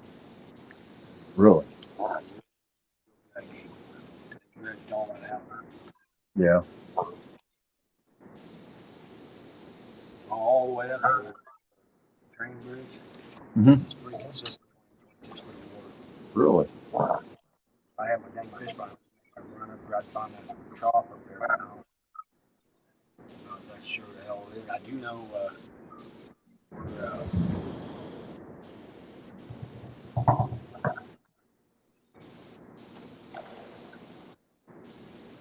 yeah, we got there, we anchored above the train bridge that night.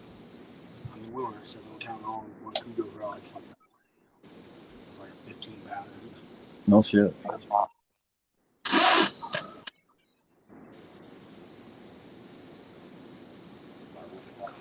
Nap. Huh? Probably. He's probably right now hating his job. Wouldn't that be something? But not hear that fucking boat and have about 30 boats lined up out there. That was like when I went out first time I fished with it. It took us 2 hours, 2.5 hours. Them guys are shooting fucking guns. That's a big no-no. Told you. No, there was that one was done. That coyote was yelling, and then heard that fucking. Ready?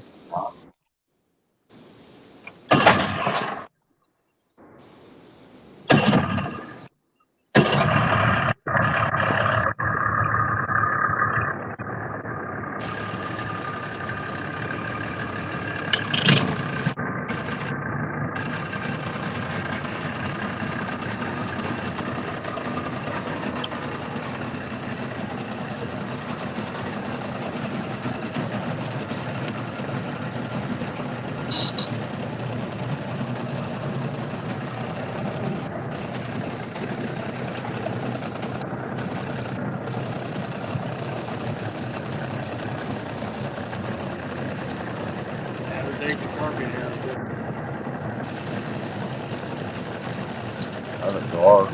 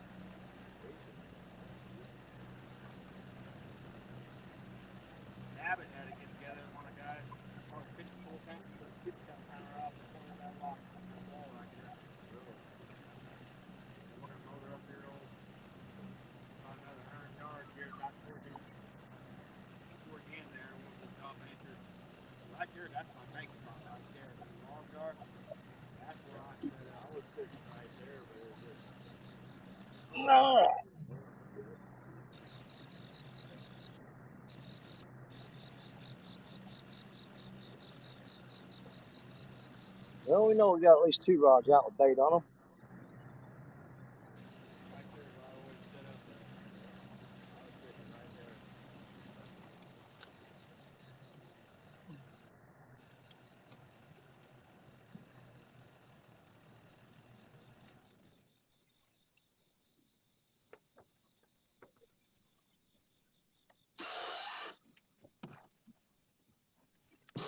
Let me get up. Huh? Let me get just a little farther. All right.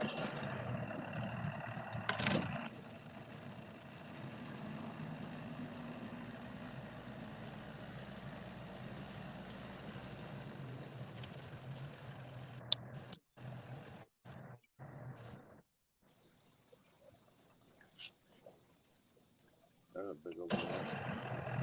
I'll run the boat over. All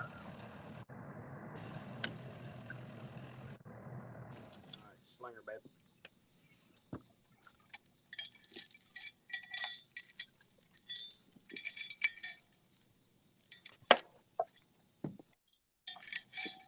Ooh.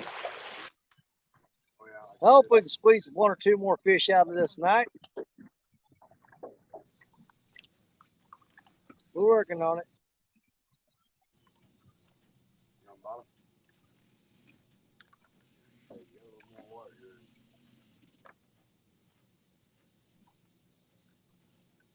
I think that's the bottom there. Yeah. Yep. Let me back her up just a bit.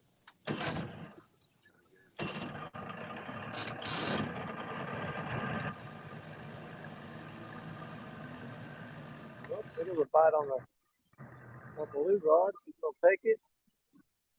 Come on, buddy.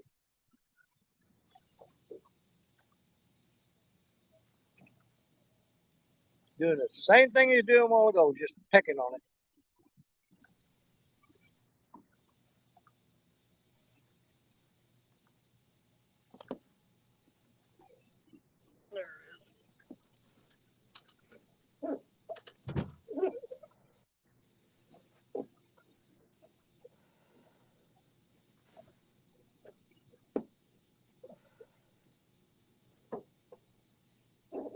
Well, there's a bite on Black Betty down there.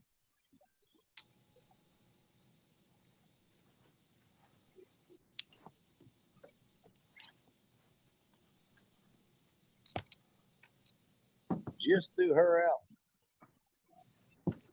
I grew up fishing in Mississippi, brother. I lived where the mighty Mississippi starts. Nice. But I don't think they've got the up there where the Mississippi River starts. I don't think the blue cats are up there.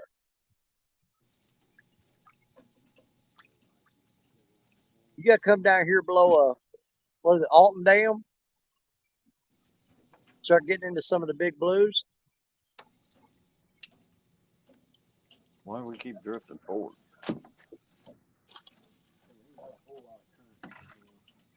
There it comes all the way from the stupid barge. We're gonna have to put this net somehow different here.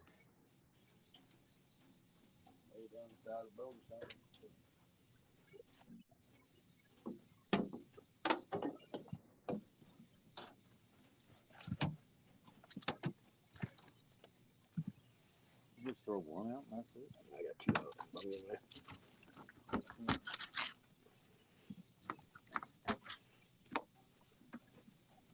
Ooh, I'm digging into the old frozen old bait now. Oh, Uncle Lou, orange Uncle Lou just got bopped.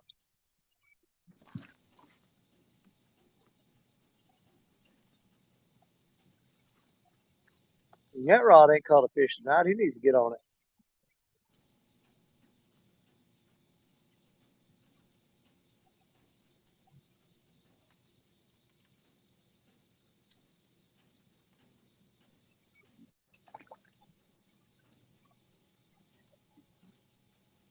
You throw them right along the wall.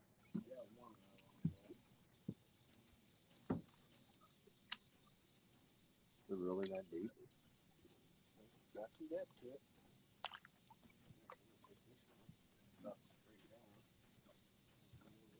So far tonight, it's been all Mad Cat's rods. I've got 3 on the Mad Cat's Panther, and one on the Mad Cat's boat.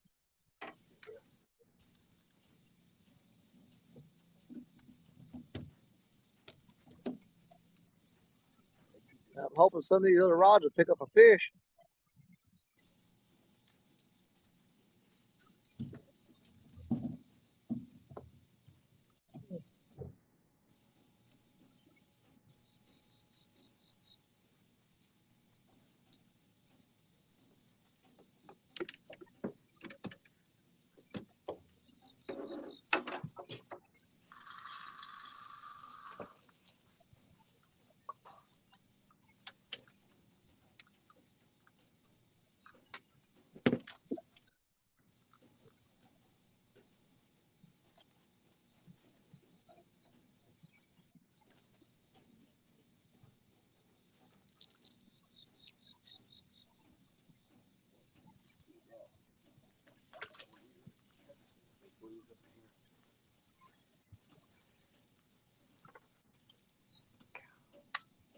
That's the deepest water we've been in all night.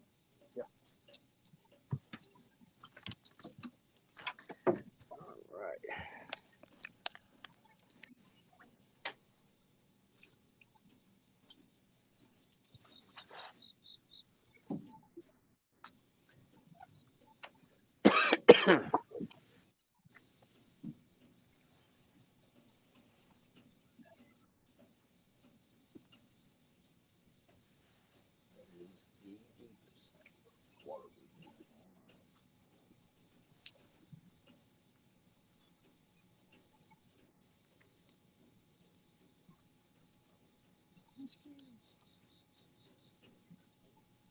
I think everybody's falling asleep.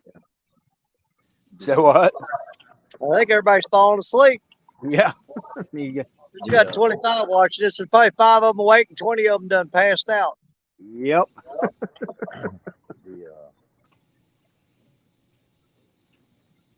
The one end of that is a cigarette lighter plug, so you can charge. I'm still getting random bites here and there. I'm just hoping we, one of them gets Stuck on that wall. taken down here in a minute. Yeah, we just locked through. We're on the upper side of the lock, about 30 foot of water. Fishing right up against the lock wall. See if maybe.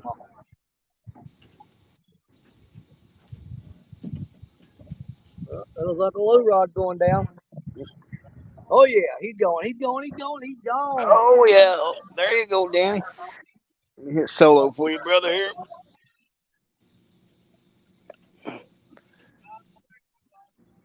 Up. Get over quick. Did it? No, that thing was like buried, dude. Size hooks he used. I don't know. I didn't think he. I thought he said he wasn't throwing big bait. He probably not. Yeah, he's throwing a small carp he got. And that's crazy how they can take a rod down and work. Man, I thought you had that fish. I had that tackle bag sitting in my lap, and I didn't want to dump it out, so I had to hurry up and try to get it packed up and set down, and I can get over in time. You would have thought that fish would have hooked himself.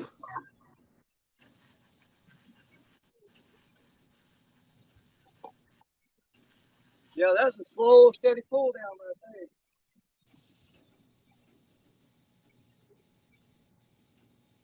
Yep.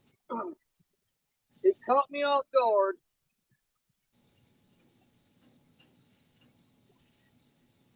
Oh, got off your blue rod. He's stuck it now.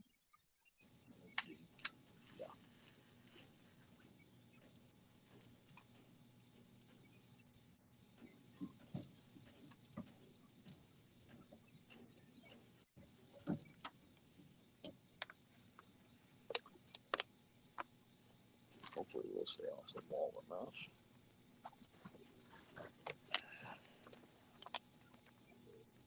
I'd like to see one of these spinning rods get buried. Yeah, that'd be crazy. I have to do it. Adjust them. Look right here. Look right here.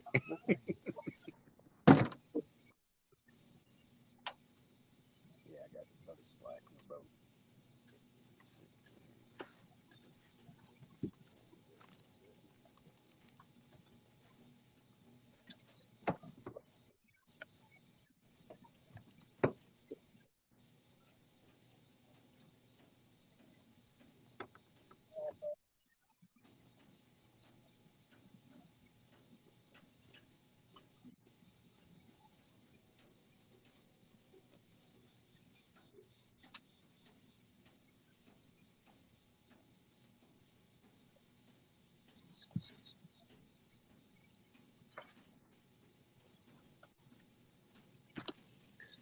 last time we was up there, there's a little trough out here in front of this thing. Mhm. Man, we marked a monster fish. Laying on the bottom, Really? 7 paper. Yeah, I was sitting there screwing around with that tackle bag. Oh, it never fails when you're tying a rig or messing around, you know. Yep. That's when you're.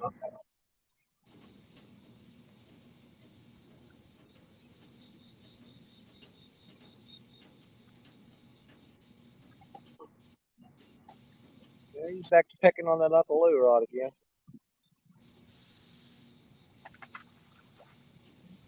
Hey, fish, get on my line.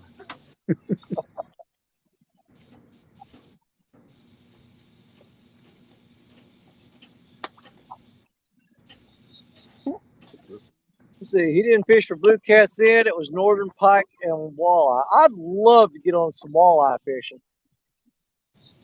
Iowa. I It's tell you something what, I've Danny, always wanted to do. you get in some of them creeks coming off the river, like that creek below my house, Cones River. You hit them right, you can catch quite a few walleye in there certain times of the year. That's a species of fish that I have never caught. I've never fished for and caught a walleye. That fish I've always wanted to. put a piece of that on your forehead, you're trying to beat your brains out trying to get to it. Well, if you ever get down to my house, we'll go wade that creek. I feel pretty confident I can get you on some. And I'll take you up on it. Man, he is hopping on that Uncle Lou rod now. Is he going to get it or not?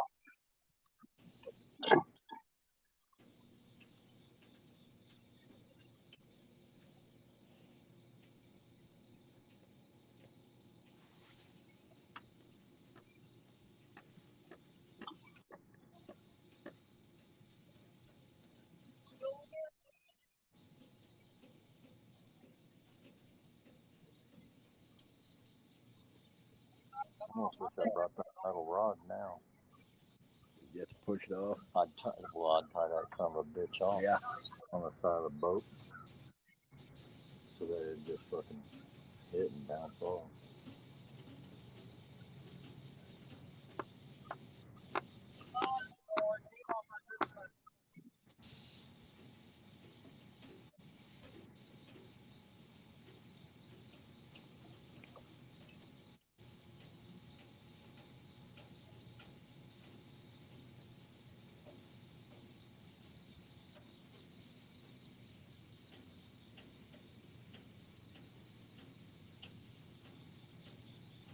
What is that on here, man?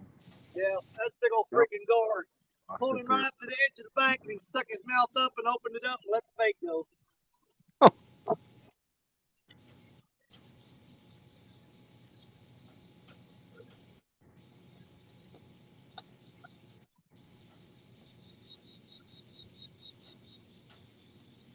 That's the first guard I've up there tonight, as best I know. Big damn fish are up in that.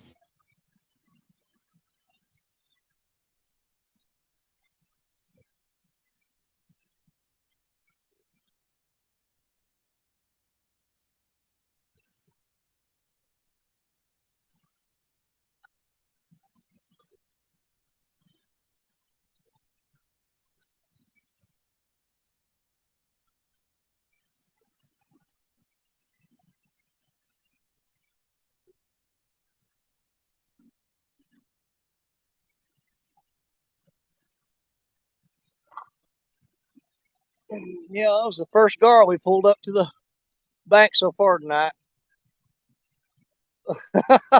Mr. Duggar, what's going on?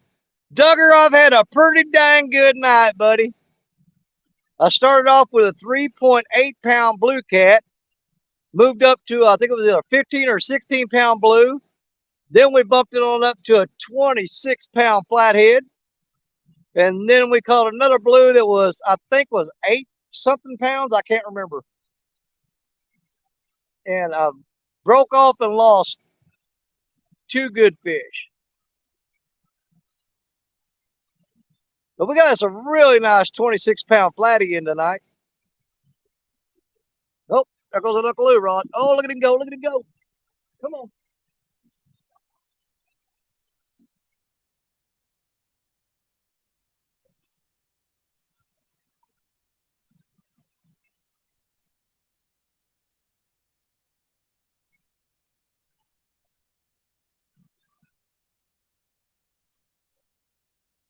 Oh, I'm starting to think the gar might have found us. The gar might have found us.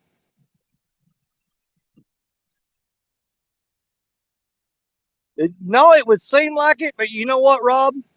I have never caught a turtle off the Mississippi River. I've seen them swimming along the bank, but I have never caught a turtle off the Mississippi River. Not the main river.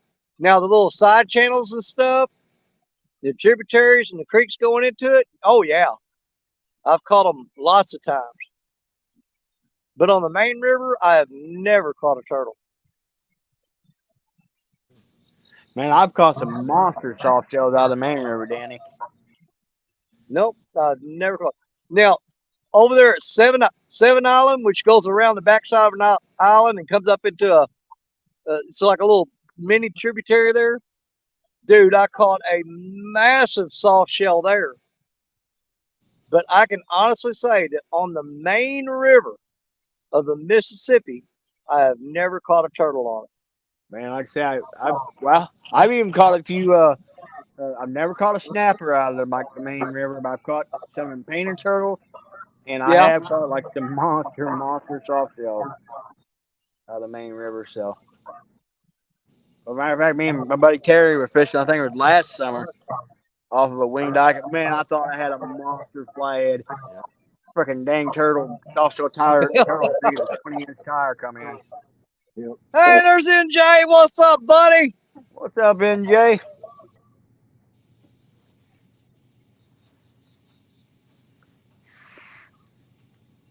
Oh, man, I think that's a freaking gar for sure on that purple Uncle rod. He keeps tugging it and dropping slack, tugging it, dropping slack. That's pretty indicative of a gar.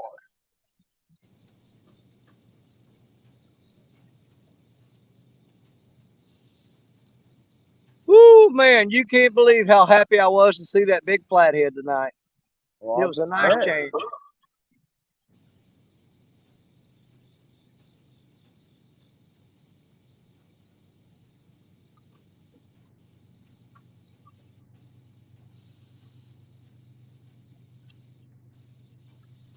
Come on, Cole.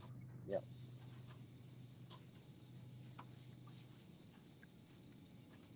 You would figure this deep of water. if there's any fish up in the casket, they'd be up in here. Like I said, it's hit and miss here, man. Water's cooler.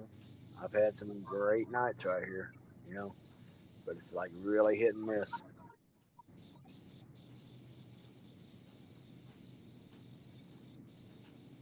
Mr. Duggar says monster soft shell equals turtle and gravy. Mhm. Man, I was catching my out of one of them little drainage ditches. I was catching my carp today for bait using a little number 2 drop shot hook with corn. Man, I've been able to call half a dozen of them dang old painted turtles today on freaking corn. Dude, I've set out bait traps and those turtles would get in there and couldn't get out and be underwater and they'd drown. And I wouldn't be able to run my bait trap for a couple days. And when you pull them up, them turtles be all blowed up. And I'd be like, oh my God, I got to get them nasty things out of there.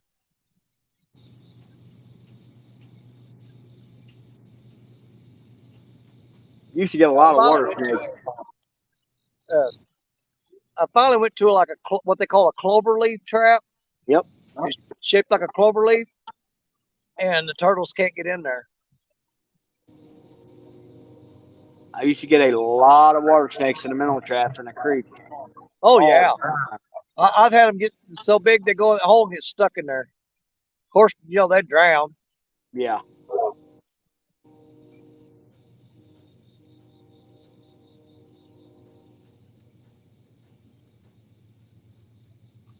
Yeah, I think since I got to work Monday, I think we're gonna hit the river again tomorrow night. But it'll be I'm gonna be on the bank down there, Tower Rock, where I took you and Richard and Stephanie last winter.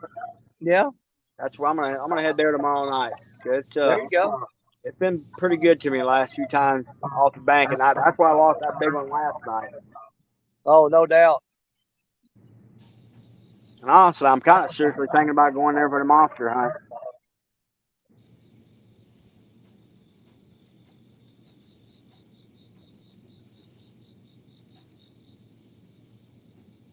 I've been trying to make up my mind if I just want to roll the dice right around here, or if I want to try to make a run for a Trail of Tears. Maybe try it there.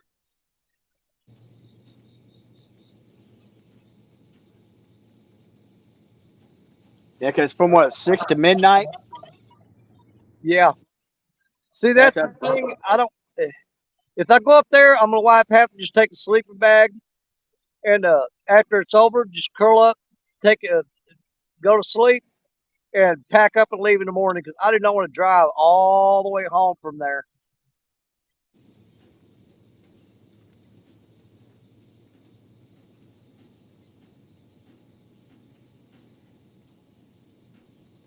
That's why I'm kind of on the fence with it because anytime I get into like seems like a really the big ones there. This time of year, it's usually like in the late hours of the night, around 10 or Yeah. after. So I know that first few hours it might be not so hot because I want to probably throw big old baits on everything and just.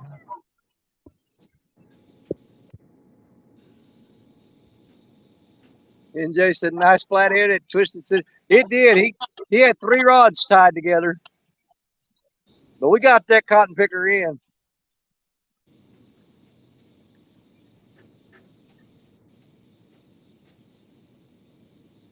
He had so many lines wrapped around him, there's no way I could dip him up in the net. I had to just grab him and lip him. Well, that little old purple Uncle rod, he just keeps banging on. That's got to be a freaking gar.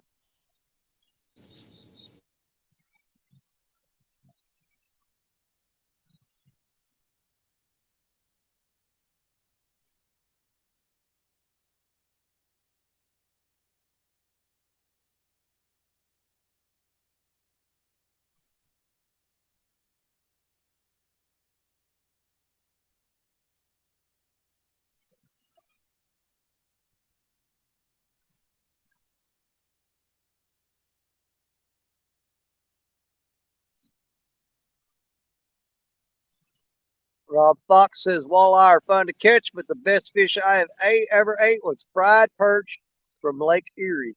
I hear they're pretty good. I've never had them.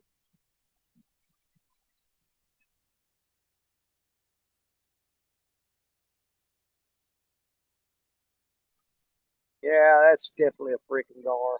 I can tell by the way he's acting.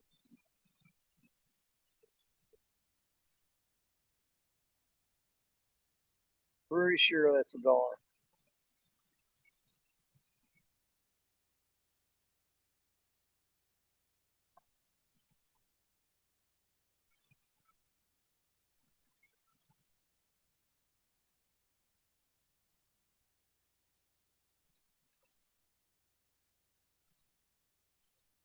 Yeah, he's just bouncing it.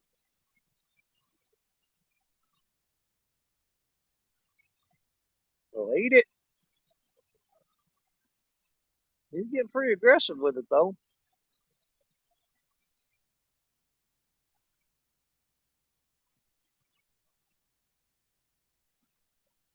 He's liking the taste of that carp.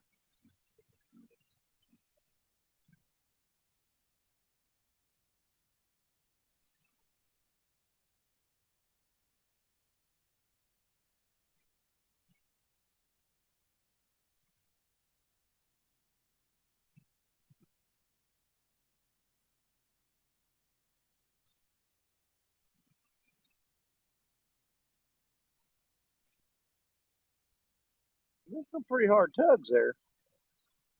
Come on, take it down. Take it down. Come on. Just playing with it. There's a little pull right there. That's a pretty good tug. Come on, son. Bend that rod. I want you to pop that hook through your jaw.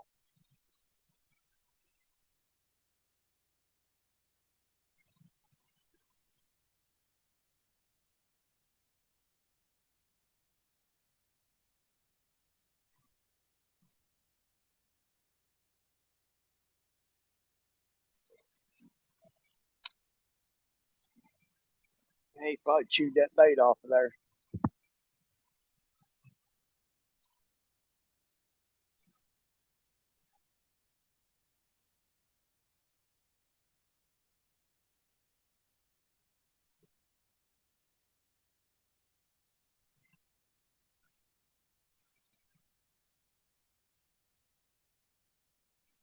Yeah, as soon as that moon come over them trees, man, catfish were gone.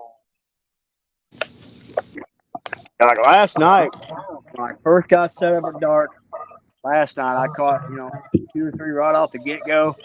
And then, man, I hit a dead streak until about midnight. And that's when that big joker hit, around midnight.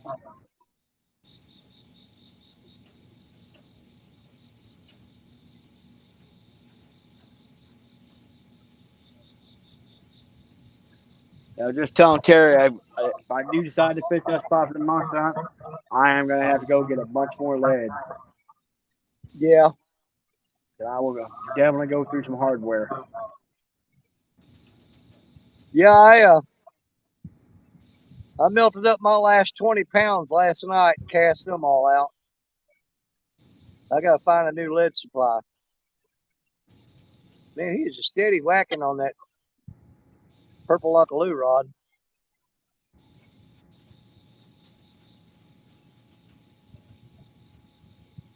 Find that hook, son. Find it. You're chewing on the bait. Find the hook. It's in there. Get in there on it. Man, he just got that drug all the way back to the bank.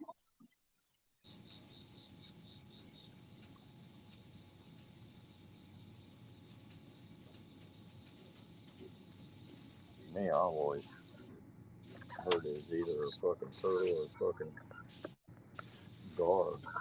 That's how bitch is running back.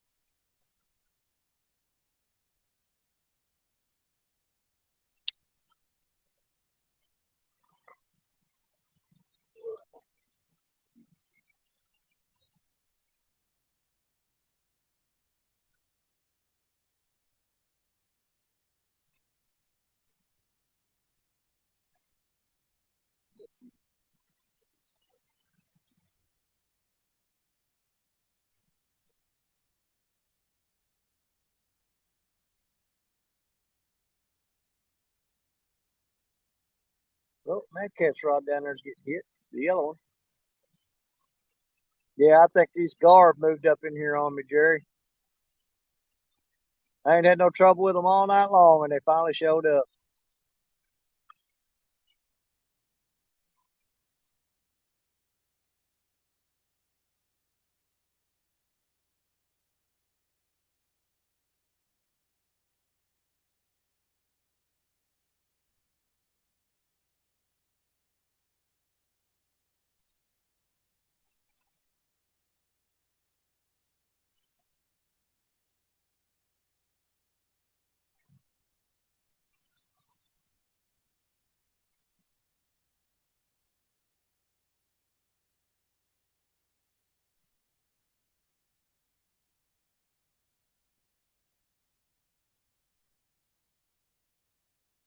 Oh, yeah, baby.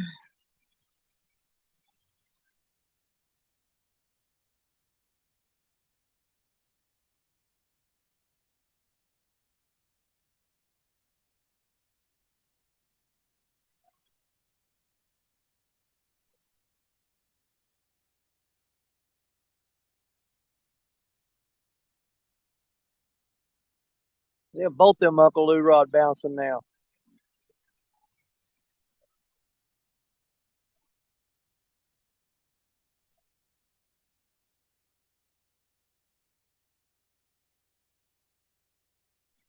Oh, I think that moonlight brings them gar out.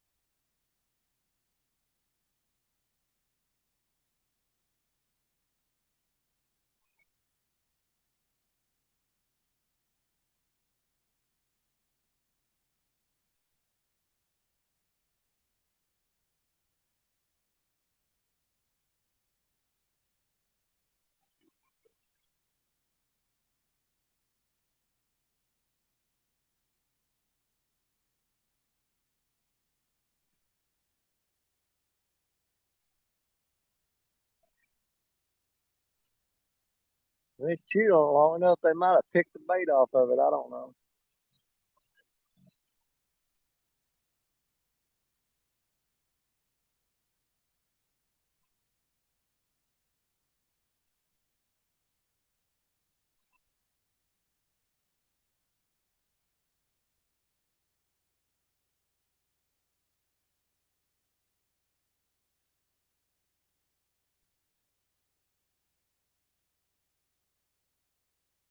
Jerry popping in and out.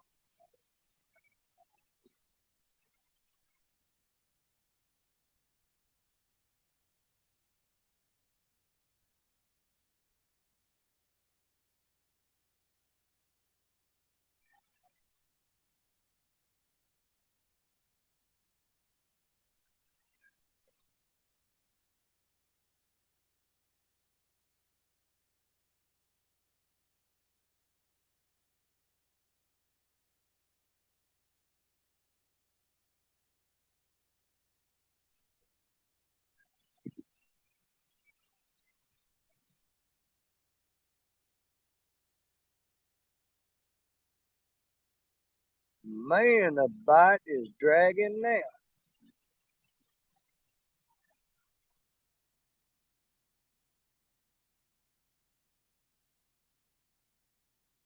So I think my magic hour was between 10 o'clock and midnight. Missy Kennedy, what's going on? What's the count?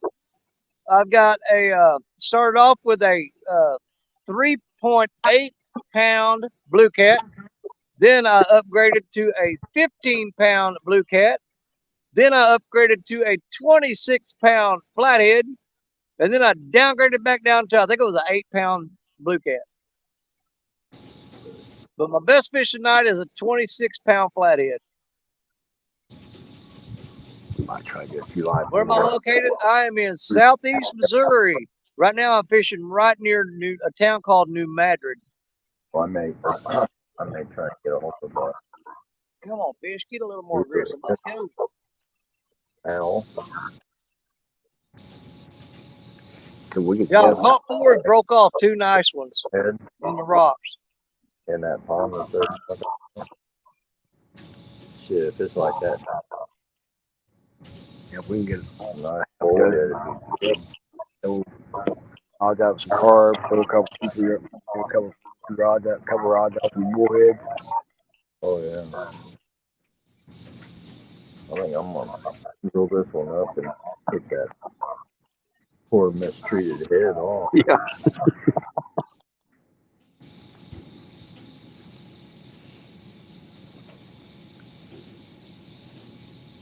I can't believe whatever it was left that. I don't know, let it go. It was hitting it pretty good there for a bit. Yeah, it was. Might reel it up, make sure you don't rip it off. No, that's skipjack body section. You might have ripped it off. He was bouncing it. Oh, man, Missy Kennedy said she got her a 40-pound flatty tonight. Awesome. Right. Way to go, on. Missy. Congratulations. That is awesome.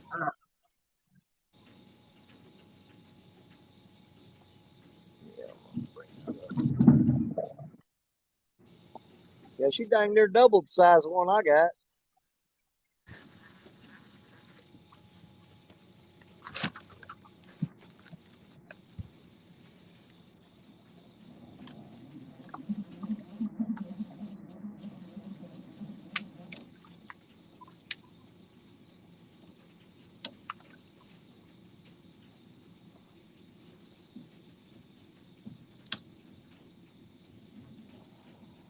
Oh, these dang mosquitoes, they always just bite my hands. What the crap?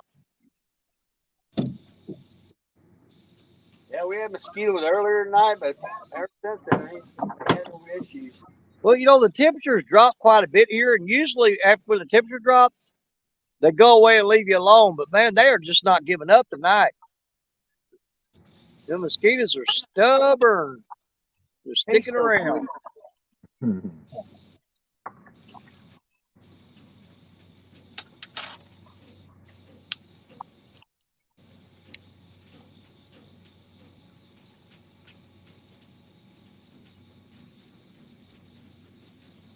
direction. What you want. Well, actually, just above that. Huh? Just struck out up just above the boat ramp right there. Yeah. There's a bunch of shit about 'em. Really?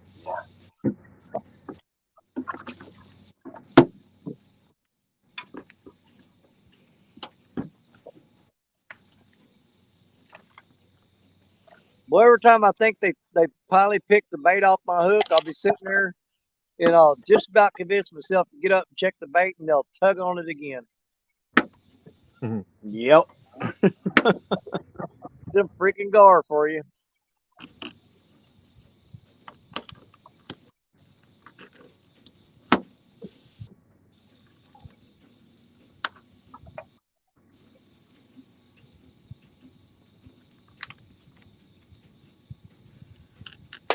I think we need to introduce this knife to a sharp one. Yeah, the way the night started out, I thought I was going to make it through the whole night without having to be harassed by gar, but so Yeah, much so for it's a that. good night. Stay away from the gar and stay on the fish, you know. Well, I didn't, like I said, I didn't start getting that gar bite until the moon came out over them trees.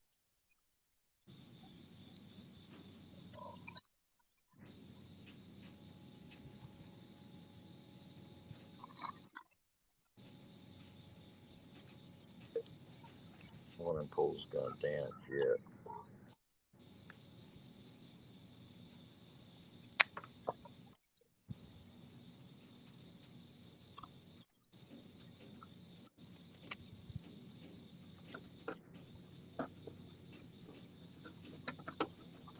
And people must be fishing Oh yeah, on that side. exactly what they're doing.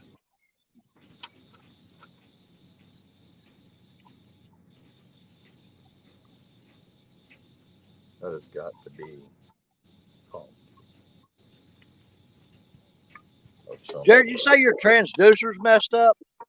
Yeah, my transducer. So basically, I mean, I have no way of reading bottom. I took first couple times I went out, worked great, but like I said, it's an older fish finder. Yeah. But I mean, everything else, like my navigation, like whenever we were way upriver, I'd run completely blind in the dark. I was just following my navigation chart, running in the middle of the river when I was coming back up here in the dark. And so I got it's on back order. So that's what I mean. Once I get in, I'm gonna go start getting around all them wing dikes and try to find out where the power holes and everything else is on them. You know. Oh, yeah. I know Richard, he first started out with his, um, the bracket he had on it, it wouldn't secure it very good. Whenever he would get up on plane and be hauling butt down through there, it would knock the transducer out of whack, and he'd have to bend over the boat and push it back down on where it's supposed to be. I think he got that fixed, though. Yeah, I ain't heard hide or hair out of Richard in several days now.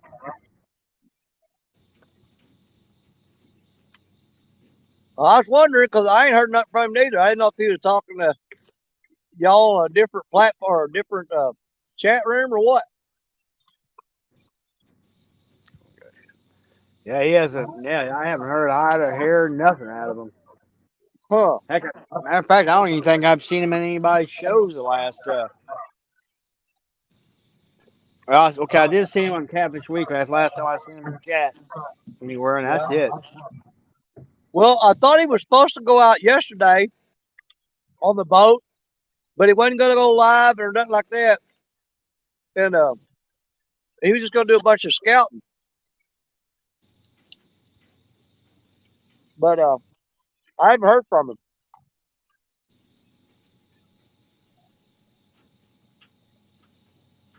Get that black rod. Try and put that some bitch right up along that wall.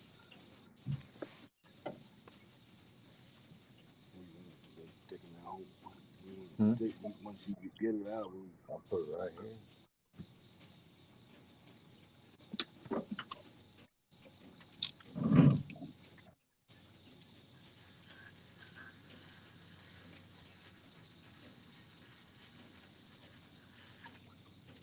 That fish can pull all he wants to right now because I'm eating my Cheetos.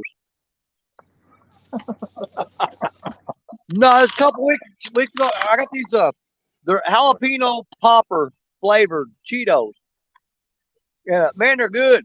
But I was eating a bag of them a couple weeks ago, and Rod started biting it, and I set them down uh on the ground against a rock next to my chair.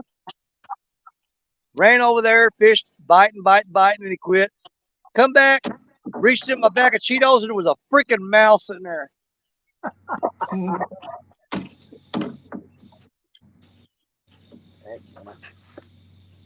So Danny don't set his Cheetos down no more. Come on, buddy, eat it.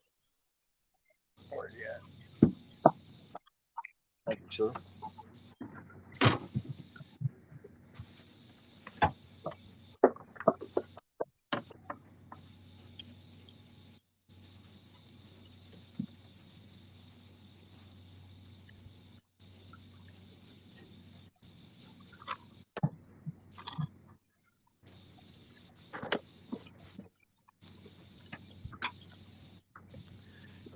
Man, fishing in Bang Green dikes, you know, there's mice everywhere in them rocks. Oh, And I I've know, man. times I've had like a piece of cut bait or something laying there, and I've had the mice actually come out there and start chewing on the cut bait. Well, when last Sunday, when we did the us fishing against the Blues Crew, you know, we had to get up here. It was dark when we showed up because we had to be here at 6 for them to be there at 7.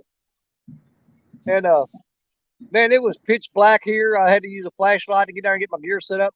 But just as the sun come up, I look up and there were mice running everywhere all this revetment, trying to do their last minute scurrying before the sun come up and the birds started picking at them. But man, there were freaking mice everywhere.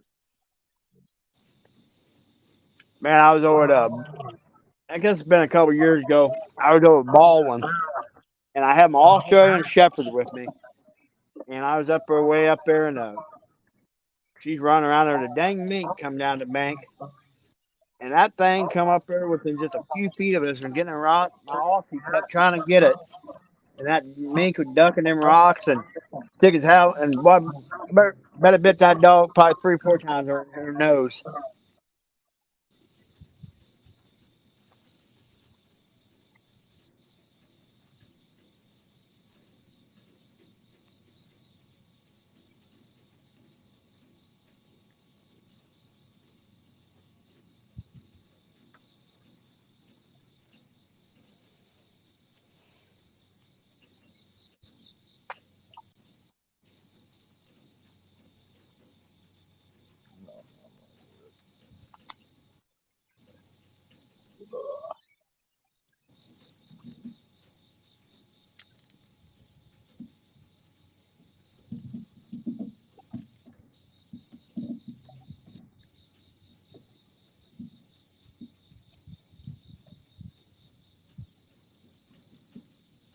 You get back in there like you're supposed to be.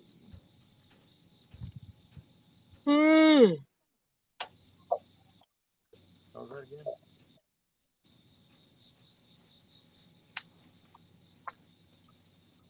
And we're not going to give it too much longer. And so get home, get to sleep, and gotta go catch some more carp for tomorrow night. And then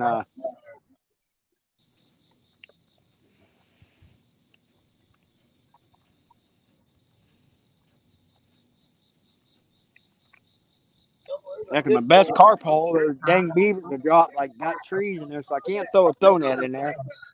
So I got to use a rod and reel to catch them.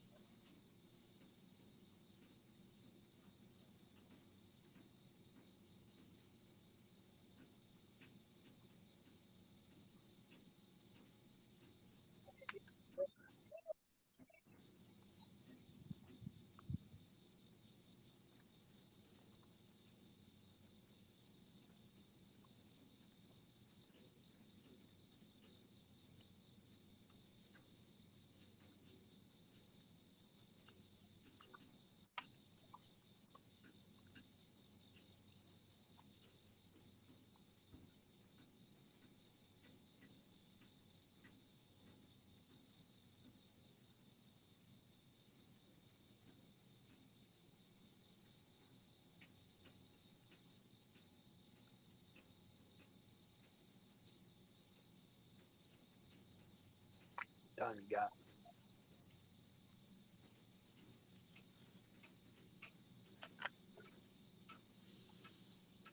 $2.22. 222. Let's get out of here. Hey, Danny. I think we're gonna call it quits, bud. Well, there ain't no point in me baiting all these rods up in. No. I'm All pretty right, tired y'all. myself. Yeah, getting tired. We got a little bit of a drive today. We still got to get the boat loaded and everything, and got a little bit of a drive to the house. So Yeah.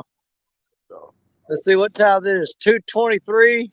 Yeah, it'll be probably 4:30 before I get home. yeah, If same I here. if I started It's packing getting up late. now, Gotta get some sleep it's and gonna try take to me do 2 tomorrow hours. night. 2 hours to pack everything up and drive home, and then I'll have to take a shower and get to bed. Yep. all right, brother, we're out of here. Everybody, thanks for hanging with us. And Absolutely. guys, on the next one. There, everybody. All right, Jerry, be careful going home. Will do, buddy.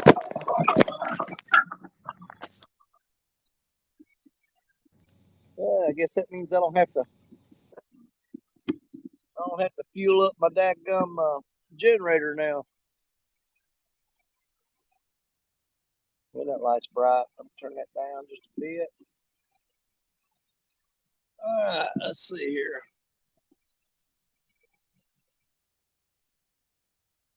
Yeah, crap. Dadgum rock gonna start trying to go down. I don't care. I ain't messing with it. I'm done with it.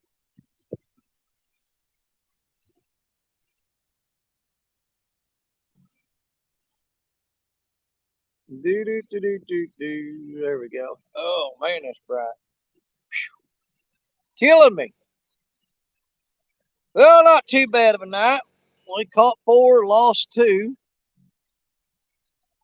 Our biggest fish of the night is a 26-pound flathead. Ain't nothing wrong with that. I've had way worse nights many times. I'll take that and be happy with it. Thank y'all for hanging out with us all night. We surely do appreciate it. We had fun. But Danny's tired and the guard moved in, and I ain't about no guard fishing. So I'm gonna shut it down, pack it up, and get on out of here. God bless each and every one of you.